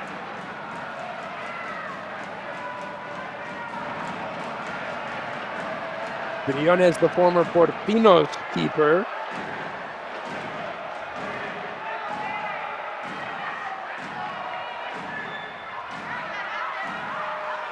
Another team once again that made a lot of changes. Oh, I think that might be offside, perhaps not. Well, there was Pablo Gomez, completely unmarked, saying, just give it to me. I could have just had a shot. Going to keep it to beat, chance here for the equaliser, and we're level. Stroked home by Luis Garcia.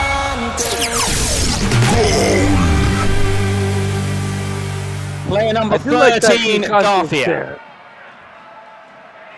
Yeah, he just breaks open. It's a game of numbers right there, and he gets in behind the defenders. He's one-on-one with Briones, and he's always going to be favorite. Luis Garcia had a couple debut goals with Garcia, new with Gigantes, and Gerard Romero likes where these teams from his new signing.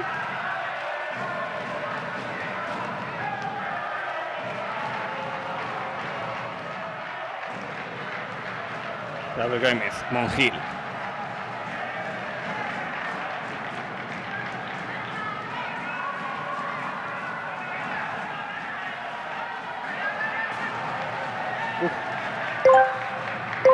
Not exactly the shot you're looking for when your keeper pushes up, but hey, you're going to take it, make sure you get time to track back and get back into your own area. Well, the keeper wanting to switch balls. Maybe it's superstition. 1-1, 5v5 here in the, moving into the 4th minute of this final match. Marc Balath. Very Barcelona-esque, the Gigantes kit.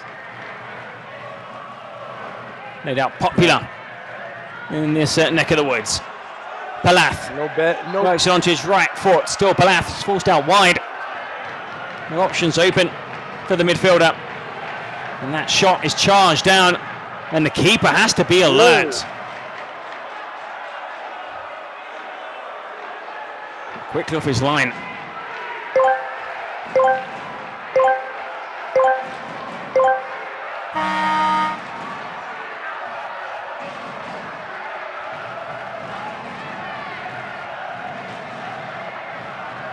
The most even start we've seen to match. Both teams taking their chances on either side of the pitch right now, and a goal should be good for both. But I think we got an even match on our hands right now. We'll see. Obviously, things change once we get to full strength, 7-on-7.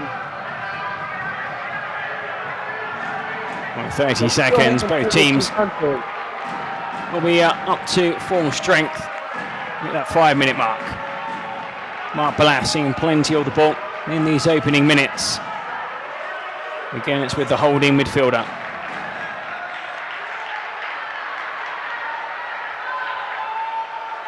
Frutos. Balath. Hear that countdown. And we now have 7 against 7. Now from here on, we'll get your roll on, roll off substitutions. Palath. Frutos. They look to prod it forward to the edge of the box. Palath does well to hold on to possession. And that cross pings off a defender. And it's out of play for a throw-in. Well, clearly just sitting back, soaking up pressure, Pio. And that shot not really testing the keeper. 1-1 if you're just joining us. It's a tendency you get when you don't find any space between the middle of the defense right there, and you get a little bored of knocking it back and forth from touchline to touchline, and eventually you're just going to have a shot that may not be the most promising or effective of shots, or threatening of shots, but that wasn't the coolest to touches from POFC. And Jero, the goal scorer for PO, is going to come out. Got Omabego coming in. Love him. He really caught fire at the end of the last play. Well, Palath, well, this time, I think a bit of frustration there. I mean, they've been stringing passes together, but it's been left, back, centre, right, centre, back, left. I mean, there's no urgency about the play. Maybe the committed players forward here, Pierre, they can be caught up, but instead again, turning back when the move starting off here with Torres. Yeah, I think if they're going to open up this defense, it's got to be on the counter attack a little bit. When they have those chances, they can't just turn and try to walk the ball up the pitch. They've got to be a bit more dynamic, a little more direct. Because right now, watch, we're not going to get much right here in the build-up in the attacking third. Theo's defense has been good so far, and well, you've got to say there's, you know, plenty of work that has gone into this team defensively, because as soon as one Gigantes player turns away from a player, he has another PO player, almost on a string. Yeah. I believe it's a new coach in Ricardo Prieto for POFC. And the dynamic has certainly changed. They look much more sound defensively, much more organized. Remember last year they had Lopo and they had Torrejon, which those are two established veteran guys, but maybe not as swift of foot as they might have been 10 years ago. And well, things are looking a bit more organized, a bit tighter here in the opening. What we've seen, though, we've seen that, you know, teams have been successful, especially this opening weekend, have had that balance of your veteran players, your players that can be up and down the pitch, normally as wing backs, and then, you know, players that can just sit there. I mean, Fran Hernandez in the previous match didn't quite perform up to the level or standards we'd expected. But we've had so many standout performances by veteran players that might have the legs, but they can read the game so well. They pick up, you know, their positions. When we saw Coro, for example, doing really well. I mean, so far, if you had to pick a player, who's been your standout player? In this game, it's hard to. I mean, Jero had the early, or are we talking about in the entire day? No, because this game, it's a trick question, because honestly, it's so difficult, because it's been a good team performance by Pio, and I can't say much more about Gigantes. They've had possession, but they've not done much with it. Yeah, exactly. Exactly. I mean, Jero had the opening goal. Jero had the opening goal for the opening minutes, but Pio then, they kind of just have parked the bus. I don't want to say parked the bus, because they got scored at time. But Gigantes have had quite a bit of possession since we've been 7-on-7, and I like my boy Felio though. Let my boy Felio get involved. He's one of those mad geniuses.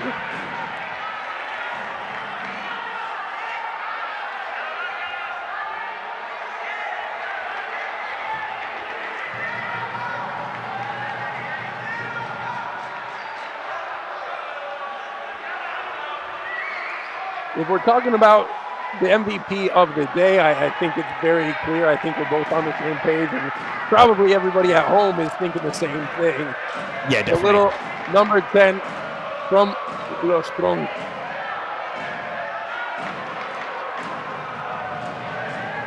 Oh, Gigantes having a bit of defending to do. That's been rare in this first half. Nice close footwork. Oh, gets bundled off the ball. And now this is the chance that Dane was saying. They have got a chance here to break. Out wide and straight at the keeper again. Ah, that fancy flick. You had time to control. You had time to stop, control, and put it away. Well, the game is starting to open up. Oribe. It just wouldn't have been Felio if he didn't try the flick. He's got to try it. I love him for it. The mad genius. I tell you what, his manager isn't loving him for it right now. We go for the highlight, man. Come on. Well, the game exploding into life as soon as a player suddenly commits and both teams slightly more attacking.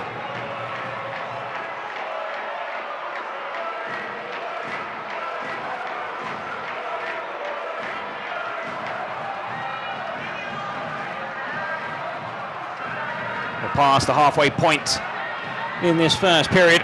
2 early goals to tell you about, not much else. Ayats and that cross up behind, it's a corner kick. Trying to shoot them, just make a little unfortunate mistake from the keeper, Briones. Not much else to do from that angle, but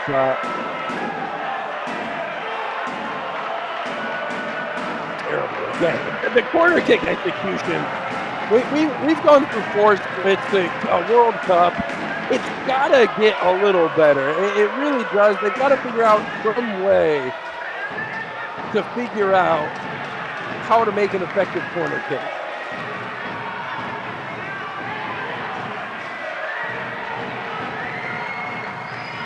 Oh, Gigantes now. Just conceding possession. Yeah, dang, I think what you're saying is, if I'm a defender, Eric, if I've got the option to play it out into touch or play it over the end line, I'm playing it over the end line, which is completely opposite from the normal football you would think, but it's just so difficult to get anything of substance from a corner kick that really it kind of plays with your mind because you grow up playing football all these years and you think just play it out into touch. No, here it's different. Yeah, definitely. You've got to be very careful with those set pieces. Also, you say you take that corner kick, you think, yeah, let's swing it into the box.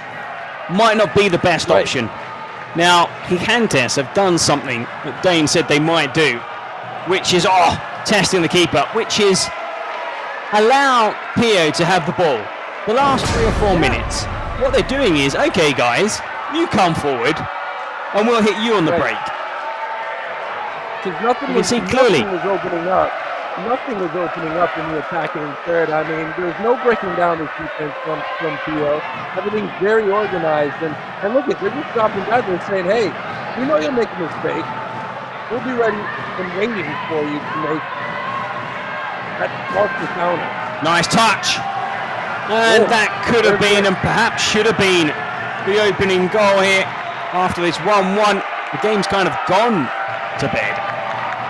It needs to be kick-started, brought back to life once again. But on this occasion, Ivan Lopez unable to hit the target. Well, almost 15 minutes gone. Such a strange game. Yeah, it's a risky run when you're Gigantes and you drop back and you say, and you invite them forward to play for that counter-attack. But I think Gigantes is comfortable with the goal defense, with Troncos, with Busquets. They know that it's going to take something special from Pio to be able to take them down defensively. We're looking to break the deadlock as we move into the final 5 minutes. Well, we saw early goals when we weren't 7 against 7, so perhaps in the final 2 minutes of this first half, we might get some goals.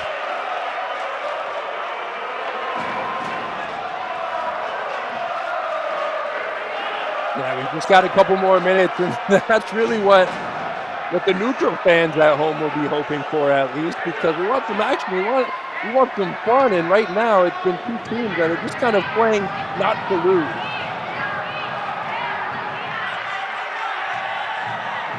Here. Need to play the ball out from the back, and they do so.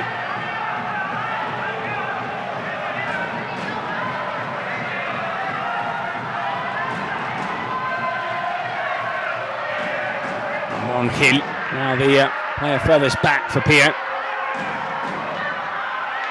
There is the number 4.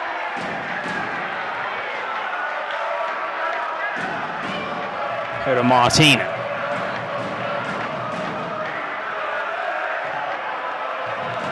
Well, an attempt on goal, I mean, very difficult, had 3 players around him. Slightly greedy, but at least it's a shot on goal. Not a very good one. If you take a shot just a few minutes before and get the same result as the first shot, which is nowhere near the target, if you take it a third time, you're coming out of the game, in my book. If I'm the coach, Omobega is a great player. I love him. Yeah, no, it's just, you get 2 chances. Fool me once, shame on me. Fool me twice, shame on you. Or however that's going to go.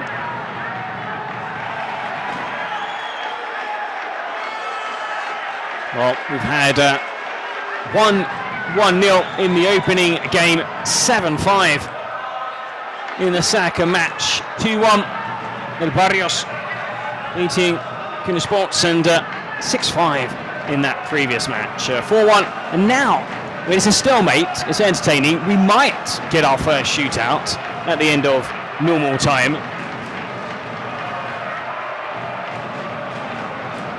Now, final few seconds, you've got to try and get a shot away.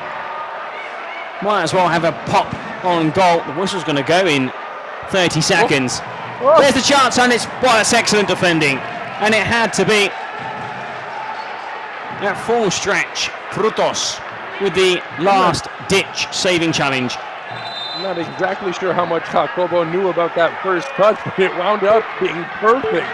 Setting up right in front of him, and that's not going to trouble anybody. As we go to the 18th minute, and time to rock and roll there.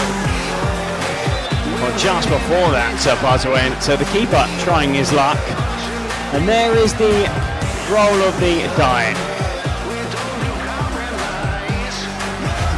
1v1, 2v2 would be ideal. Well, haven't seen it yet today. First time we've got a 5v5, if I'm not mistaken. Yeah. Today. What have we? Well, it does mean there are more spaces.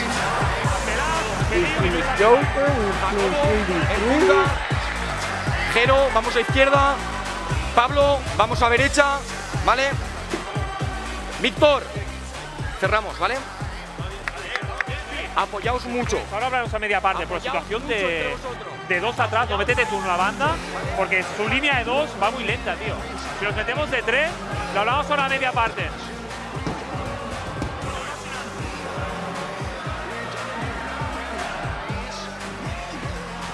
Come the final whistle, we'll check on the results from this round of games. There are also standings, but of course anything can change over the opening 3-4 weeks, but always important to try and kick off a new season with a victory. And then we'll have a few highlights from what's been an entertaining first round of matches. All set for these final 2 minutes of the first period. It's 1-1. It's 5v5.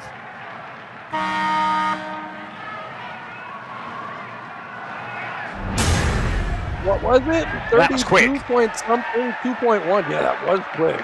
I don't think it was Pelio though. Pelath.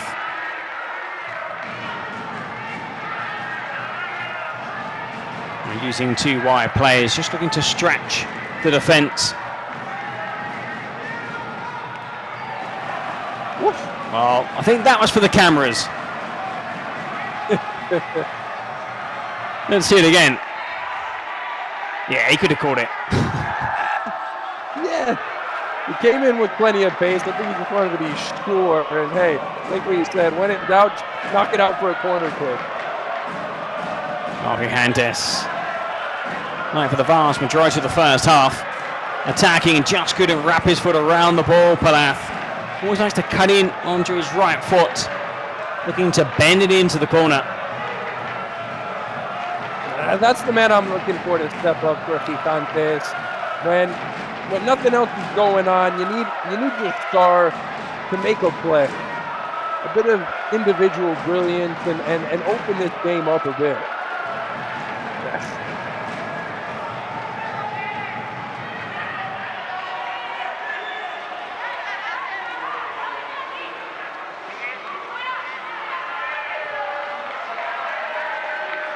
Well, shortly we'll find out how much added time we're going to get at the end of this first half. Still 1-1. There hasn't been much stoppage of play here in this first half. It's kind of back and forth, lulling us sort of in the 6th and final game. And again it's Palath. Sees his shot. Saved well. Monhill. Well, no added time. None whatsoever. There goes the half-time whistle. And well, it was a promising start to the match. Pio FC scoring in the first minute. Hero Martin. Luis Garcia cancelling out that opener just 2 minutes later. And no more goals in this first half. Now, not too many chances. It's been tight, contested. The game did start to open up a little more in the final 5 minutes, but again, when we went down to 5v5, I think both teams were just content to sit out until the interval and come out for the second half. Well, hopefully, we'll get more goals, Dane, after the break, and we'll see what weapons are going to be unveiled, because, yeah, the game could be decided by one of these weapon cards. And I think it's Gigantes who are going to come out of the break, and I'm only assuming that they've got a star player, because when you come out of the break, you want to use as much time as you can as that star player. But for me, Eric, who would you put? I guess it's Palath. If it's going to be a Gigantes secret weapon, if it's Pio, that's tough. Gigantes, there we go. It's got to be Palath, I'd say. Oh, Gigantes, are they going to give it to Luis Garcia? Atentos en el 4-2, que ellos, Juan, fijan su opening aquí entre líneas. Vale, va a ser una que también intenté hacer el I'm telling his team just to be careful, playing between the lines. Cerrarle los golpeos con zurda. Cerrar los golpeos con zurda. Va. Cerrar los golpeos con zurda.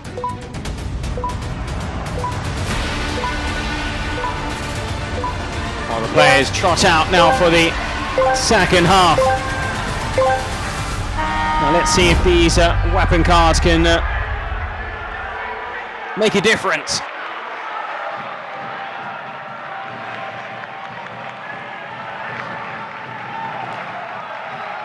It is Luis Garcia, very nicely called right there. And so, how does that change the dynamic of how Gigantes approaches this? They were playing for the counter-attack really towards the end of that first half. And it looks to be kind of the same sort of situation here for Alex Coluga's side, who they were short of options and really kind of limited to long-range efforts. Well, Luis Garcia is probably one of the paciest players on this Gigantes sides, and also they seem to be sitting back slightly deeper. But what Pio seems to have done is put Carlos Omabego on for this second half to almost counter Luis Garcia, who's now got to track back and defend the number 14 of Pio. Try and keep Luis Garcia as far as possible from your goal by putting on another pacey winger.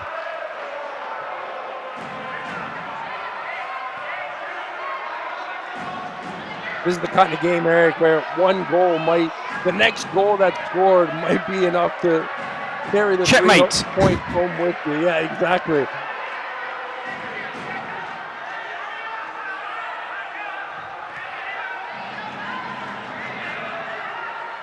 Gigantes. Then again, it could blow up and we got an 8-goal game by the end of the 40 minutes. But it just doesn't seem too likely, does it, between these two teams? I think both teams know it's going to be a tight game. It is important to try and get wins under your belt early on. That ball is floated in, deft as it touches, and it drifts just wide. A really clever cross, that darting run into the box. And the glancing header doesn't find the back of the net. That's a brilliant ball by my boy Felino. He picked it out perfectly. Espinar just needed to get a bit more on it. It was a glancing header that he got maybe a whisker on.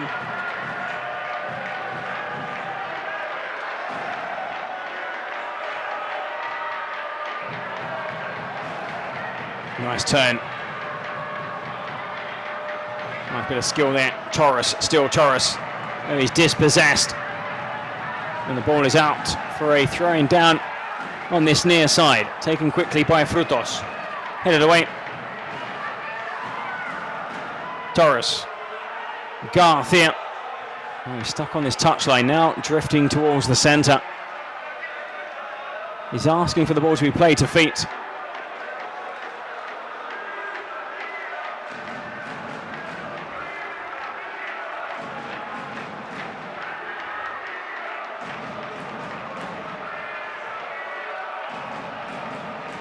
Custe.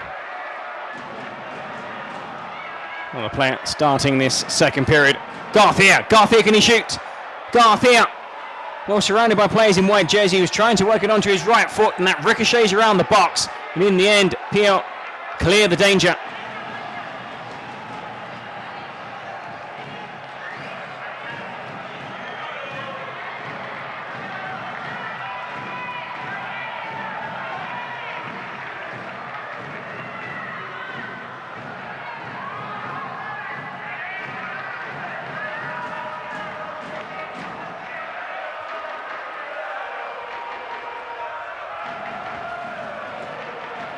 Torres.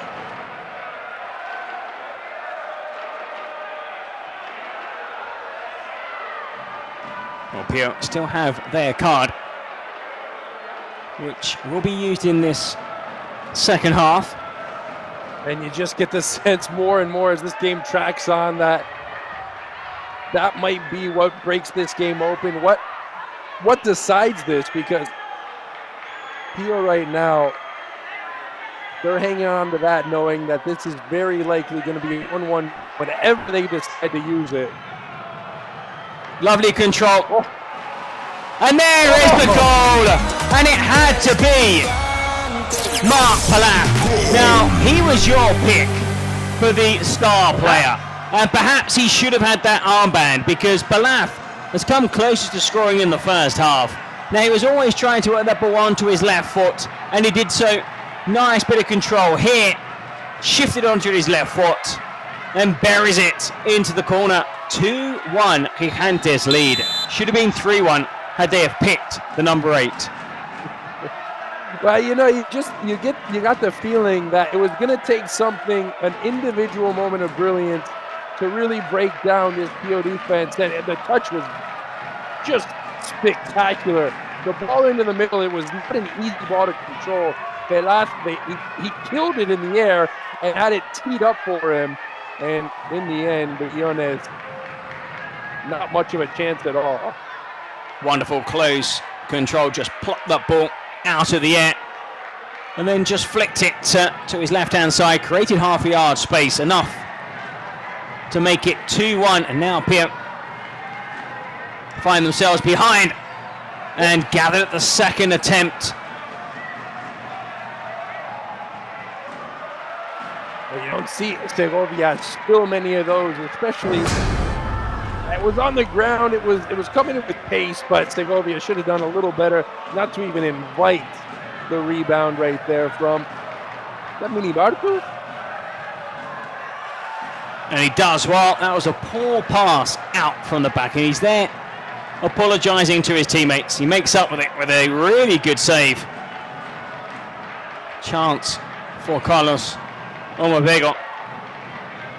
Don't mind the shot right there. Omabego had a couple teammates frustrated that he didn't play it back, but when you're in that position and shots and on target are coming so seldomly, you got to take advantage there. And Felio, he's had the body cam on the whole time.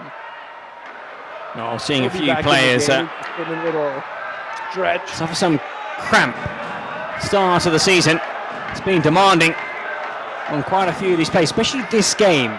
Teams trying to grind each other down. Tactically, you can see the way they shift from one side of the pitch to the other. Now it's a turn of Pio trying to break down Gigantes. Ropero.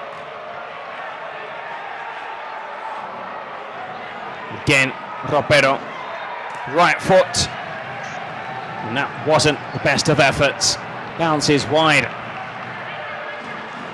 Well, Segovia's goal. Who's going to be the one for Pio to step up and show a bit of class, a bit of quality? Because right now, Martin, yeah, he looked okay in the first few minutes, but nobody's really stood out for this Pio side, and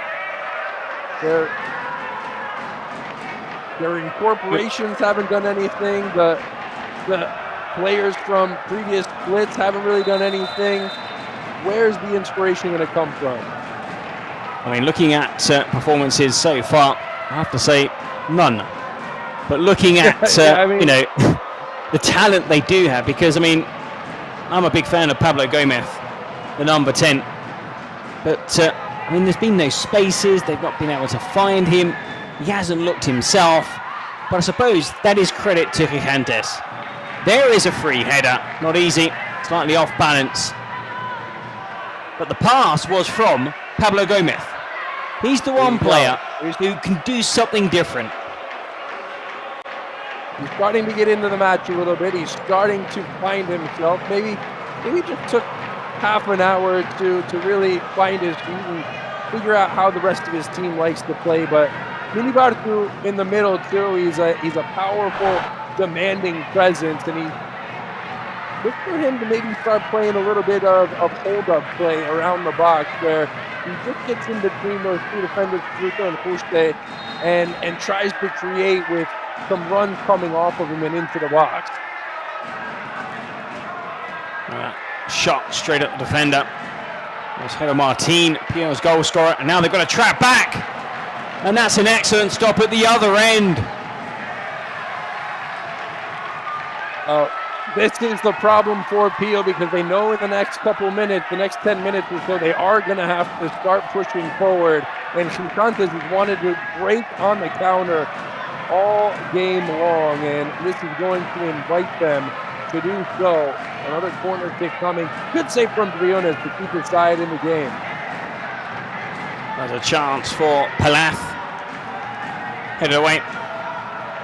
And straight out of play for a throw-in. 10 minutes of normal time remaining. Plus perhaps a couple of minutes of stoppage time. Still plenty of time for Pio. But right now, they could have another half an hour. They just don't look like scoring.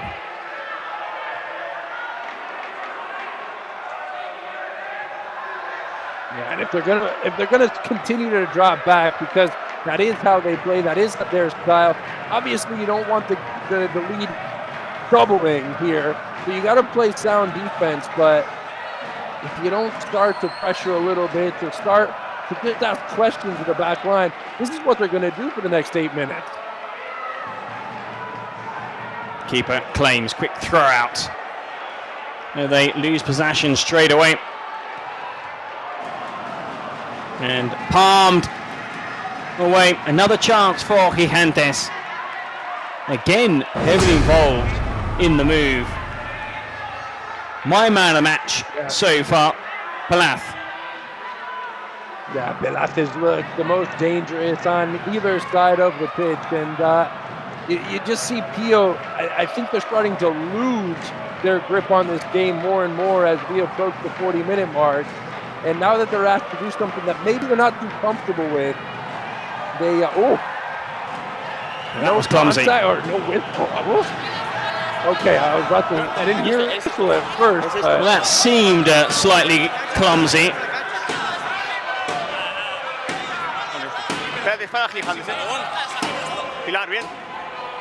Oh, players down. Carga legal. Fair challenge. Wow. Let's see it again here.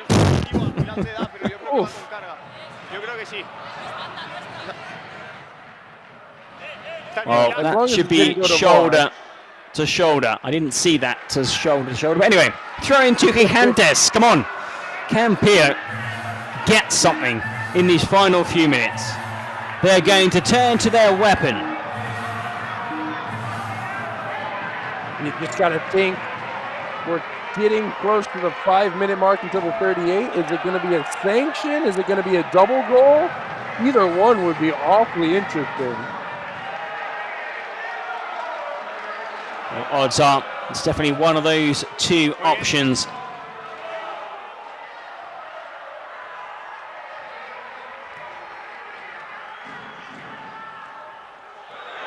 Balath hugging the touchline, goes down and wins the free kick. And just telling Balath it's not a yellow card because you are running towards the corner flag. What do we got here? This is big. This is a huge moment in this match. Double goal. Oh, it's a shootout. Wow. They kept that one quiet. Yeah, really.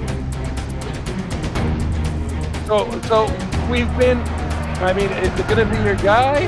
Is it going to be Gomez? It's going to be Coquita. That makes sense. We're in the captain's bed. 5 goals last year.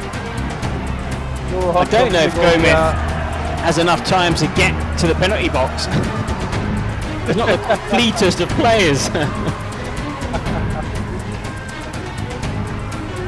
Oh, Ivan Lopez, 80% success rate. Top scorer for Pio with 5 goals last play.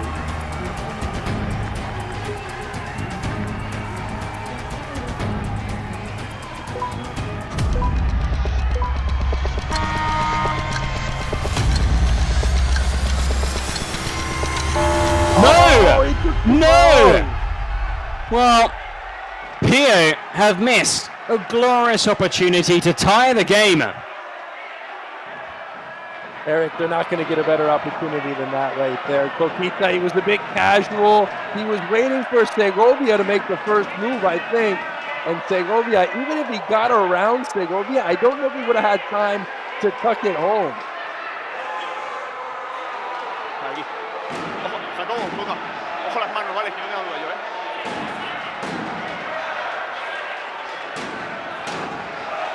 Just over 5 minutes remaining. Gigantes with a free kick. 4 players in and around the box. And it flashes across the face of goal. It's pushed away.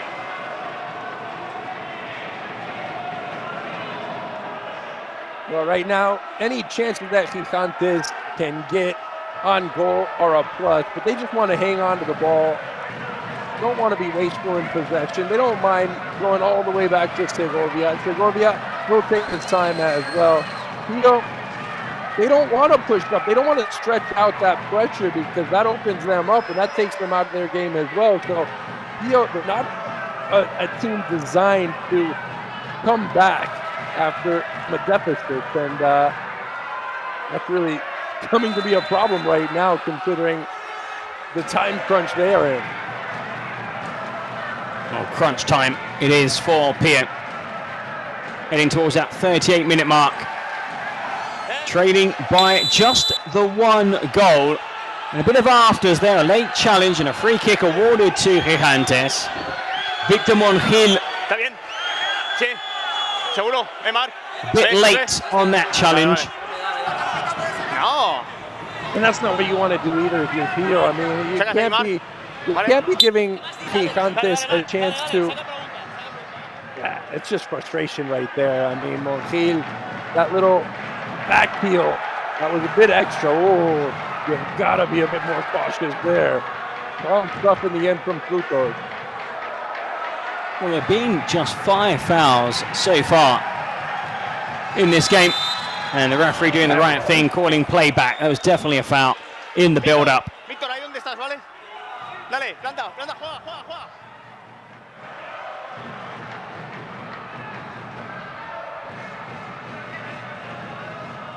Well, I don't think Palath will be getting too many votes from here.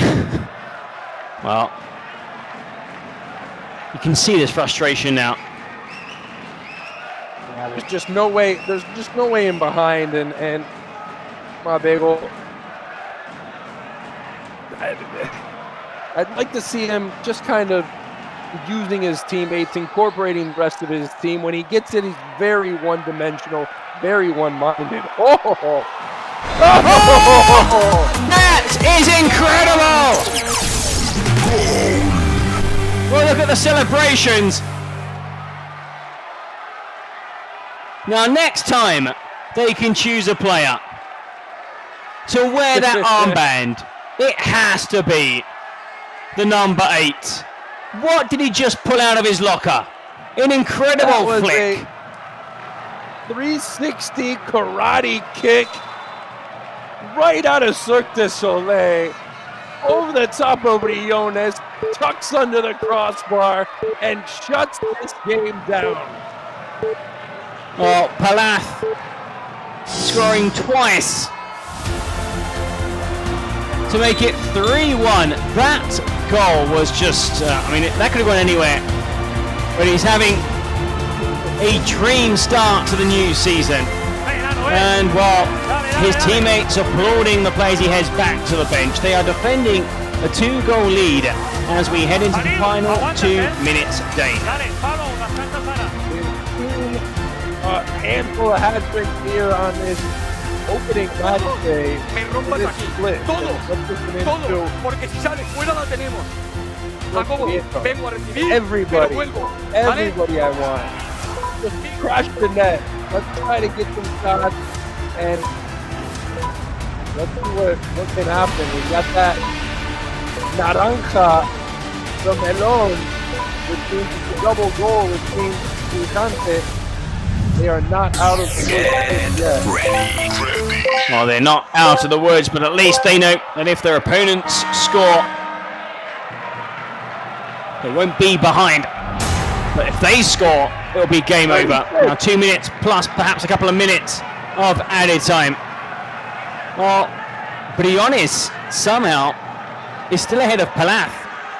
Now, did they not see that second goal?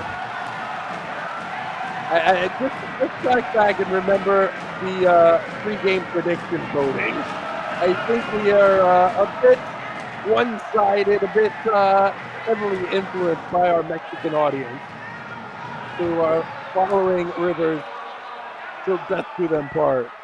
As soon as that stat came up, everyone's voting for Palath in outrage.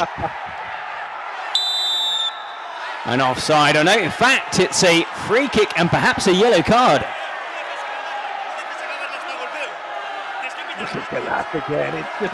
Yeah, he was caught late, wasn't he?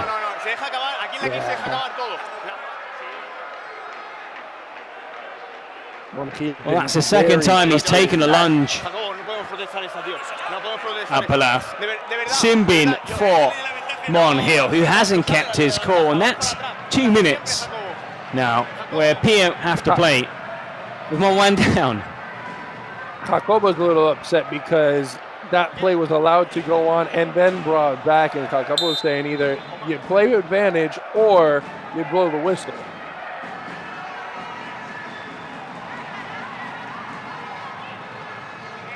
Not long to hold on for Gigantes.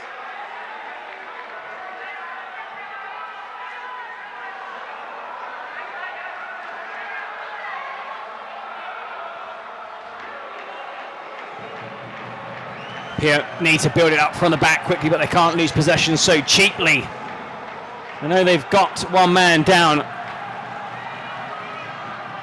but they've left it too late. Throw-in taken quickly by Pablo Gomez. 2 minutes of added time. 3 players forward here for Gigantes, but the ball is run out of play. And then, rather cheekily, just toe punts it into the corner. Torres. Still Montiel.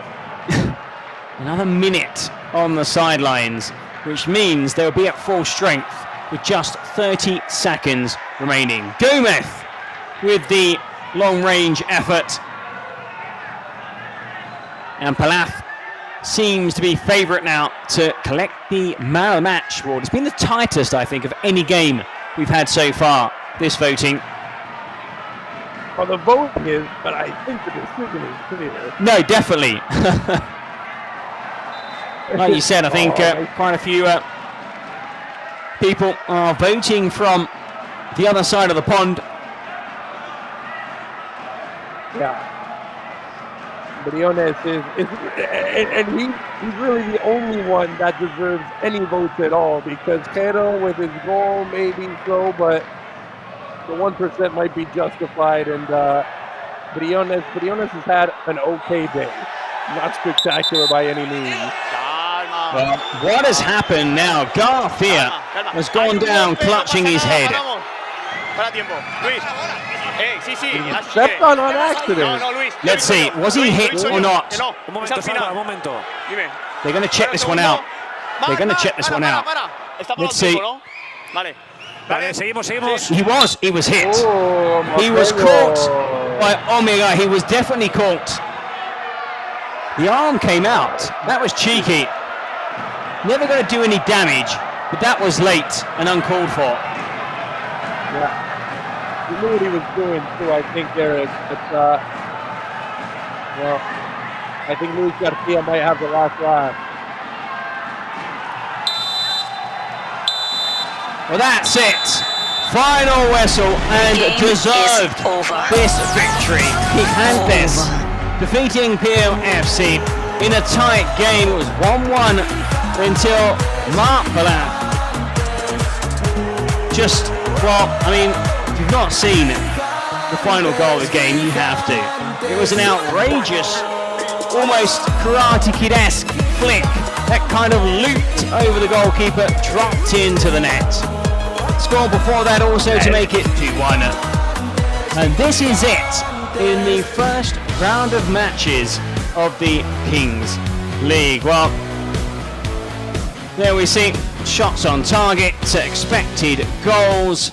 Wasn't a dirty game, perhaps in the final 3 or 4 minutes when the PO players realised they were losing and were going to lose, and they put in a few late challenges, but in the end, no injuries to talk about. A good win for Gigantes. And I think today has been a day packed with upsets. Absolutely. I mean, Pio was the only one who was out this day of upsets. Muy bien, muy contento, muy feliz. No he escuchado nada de lo que me habéis dicho. Pero nada, feliz, contento. Desde aquí a Rivers decirle que lo que va a conseguir este equipo este año va a ser muy diferente, porque tiene un equipazo y creo que hemos tenido la suerte de jugar ahora contra ellos que no están rodados, pero yo estoy seguro que Pío va a hacer un muy buen split, sobre todo con Briones en la portería, que ya hemos visto el recital que ha dado hoy. Muy feliz por los míos, muy feliz por todos los nuevos. A seguir creciendo, es la primera, queda muchísimo y esto va a ser muy divertido. Y la semana que viene partidazo contra Móstoles, que Feliu ya tiene ahí el reencuentro con el equipo de Mario. In the week to come, so I'm not gonna. Well, he's happy, that's for sure. Starting to slate off. Rivers watching from afar, and that's unfortunately for her a familiar feeling for the PO president, and well, I'd be a little worried if I was her, just to the lack of ambition, lack of inventiveness in the final attacking third. And well, you can see your buddy over there in the what mask is that? That's the Squid Games? Not Squid Games. What am I talking about, Eric? What mask is that? Am I putting you on the spot too? Sí, yeah, I know what mask it is. It was, one second, just quickly go with this interview. Sí, la verdad que el primer partido siempre es muy importante empezar con victoria y más ahora con el formato para clasificar al Mundial, que cada partido es como una final. Hay que sacar los máximos puntos posibles y esta victoria muy, muy importante, la verdad. Vaya golazo nos has dejado. Sí, la verdad que han sido dos golazos. La verdad no sé si quedarme con el primero o con el segundo. El primero también ha sido muy complicado porque me venía el balón muy alto, pero sí, la verdad, muy contento y a ver si caen más goles. ¿No habéis echado de menos a Beguer? Hombre, sí, por supuesto. Estoy deseando ya que esté ya aquí con nosotros, que seguro que va a ser un show total, seguro. Lo veremos, enhorabuena. When he gets there, it's going to be an absolute no, and well, that's something to look forward to for Gigantes fans. So get the first 3 points after a narrow win over POFC, but we will be seeing more of them. They've got a talented squad with a rock-steady defense, and they take 3 points from the opening match. If we look back at the highlights. These are the highlights from this final game. Garcia scoring early on after Pierre had taken the lead. Few chances until that second half when Palafe put them ahead before an outrageous goal to take all the points. That is just such great awareness, such great technique. It's a pass from three quarters of the pitch, and he just takes it out of the air and puts it exact. I mean, you couldn't go to place it better with your hand. Well, guys, I hope you've enjoyed this first round of matches. Be sure to tune in next weekend. We'll be back again, same time, same place. Those are the results from today. The defending champions beaten 1-0 by Rayo de Barcelona. The World Cup winners, Porcinos, also losing to Ultimate Masterclasses. As you can see, some tight games. El Barrio edging out Cuni Sports 2-1 in the final contest here this evening. Here, left empty-handed by Gigantes. Plenty of big names. I think we all know who is going to be man of the match, or man of the weekend, rather, for this first round of games of the Kings League.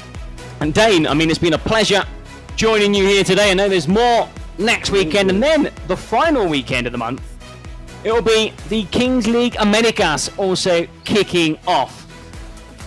So there is a quick look at the league table with that better goal difference of +3. 1 KFC top the standings. A surprise at the bottom, but I'm sure Ekisbuya team, Sayants, Porcinos will be no doubt in the top half of the table come the time of reckoning at the end of the season. Now, there'll be goals from the games coming up shortly. Dane, it's been a pleasure. Absolute pleasure, man. Take care. Talk to you next time. Take care. Stay safe.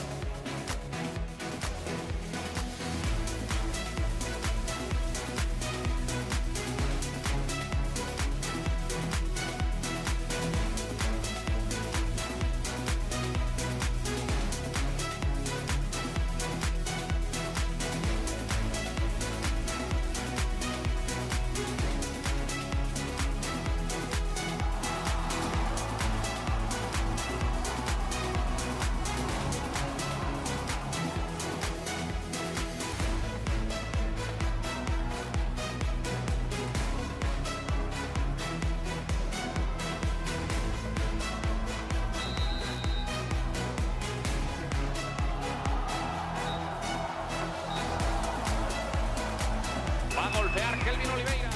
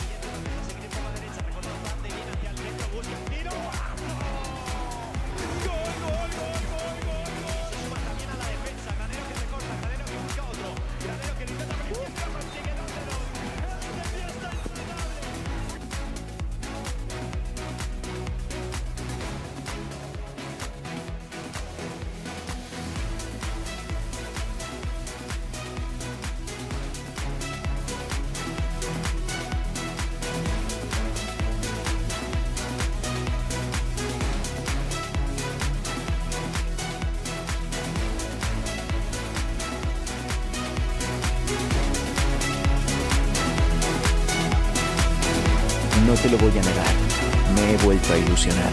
He conquistado ligas, Champions y hasta un mundial. Todo eso se lo debo al fútbol, ese juego único, casi perfecto. La belleza de este deporte está en su simplicidad, en esos 11 jugadores por equipo, en ese césped verde, en esos 90 minutos que deciden al vencedor y en ese punto de penalti que a veces es amigo y otras verdugo. Pero ¿por qué? ¿Por qué no podemos empezar el partido desde una jaula a 5 metros de altura? ¿Quiénes somos nosotros para decidir cuántos jugadores hay en el campo? ¿Por qué no podría un dado lanzado por una catapulta hacer la alineación? ¿Y por qué solo un gol cada vez que el balón cruza la línea? El fútbol me ha hecho ser quien soy a día de hoy, pero ¿qué me llevará a ser mañana? Bueno, ya tengo alguna idea. Vuelve la Kings, vuelve la ilusión.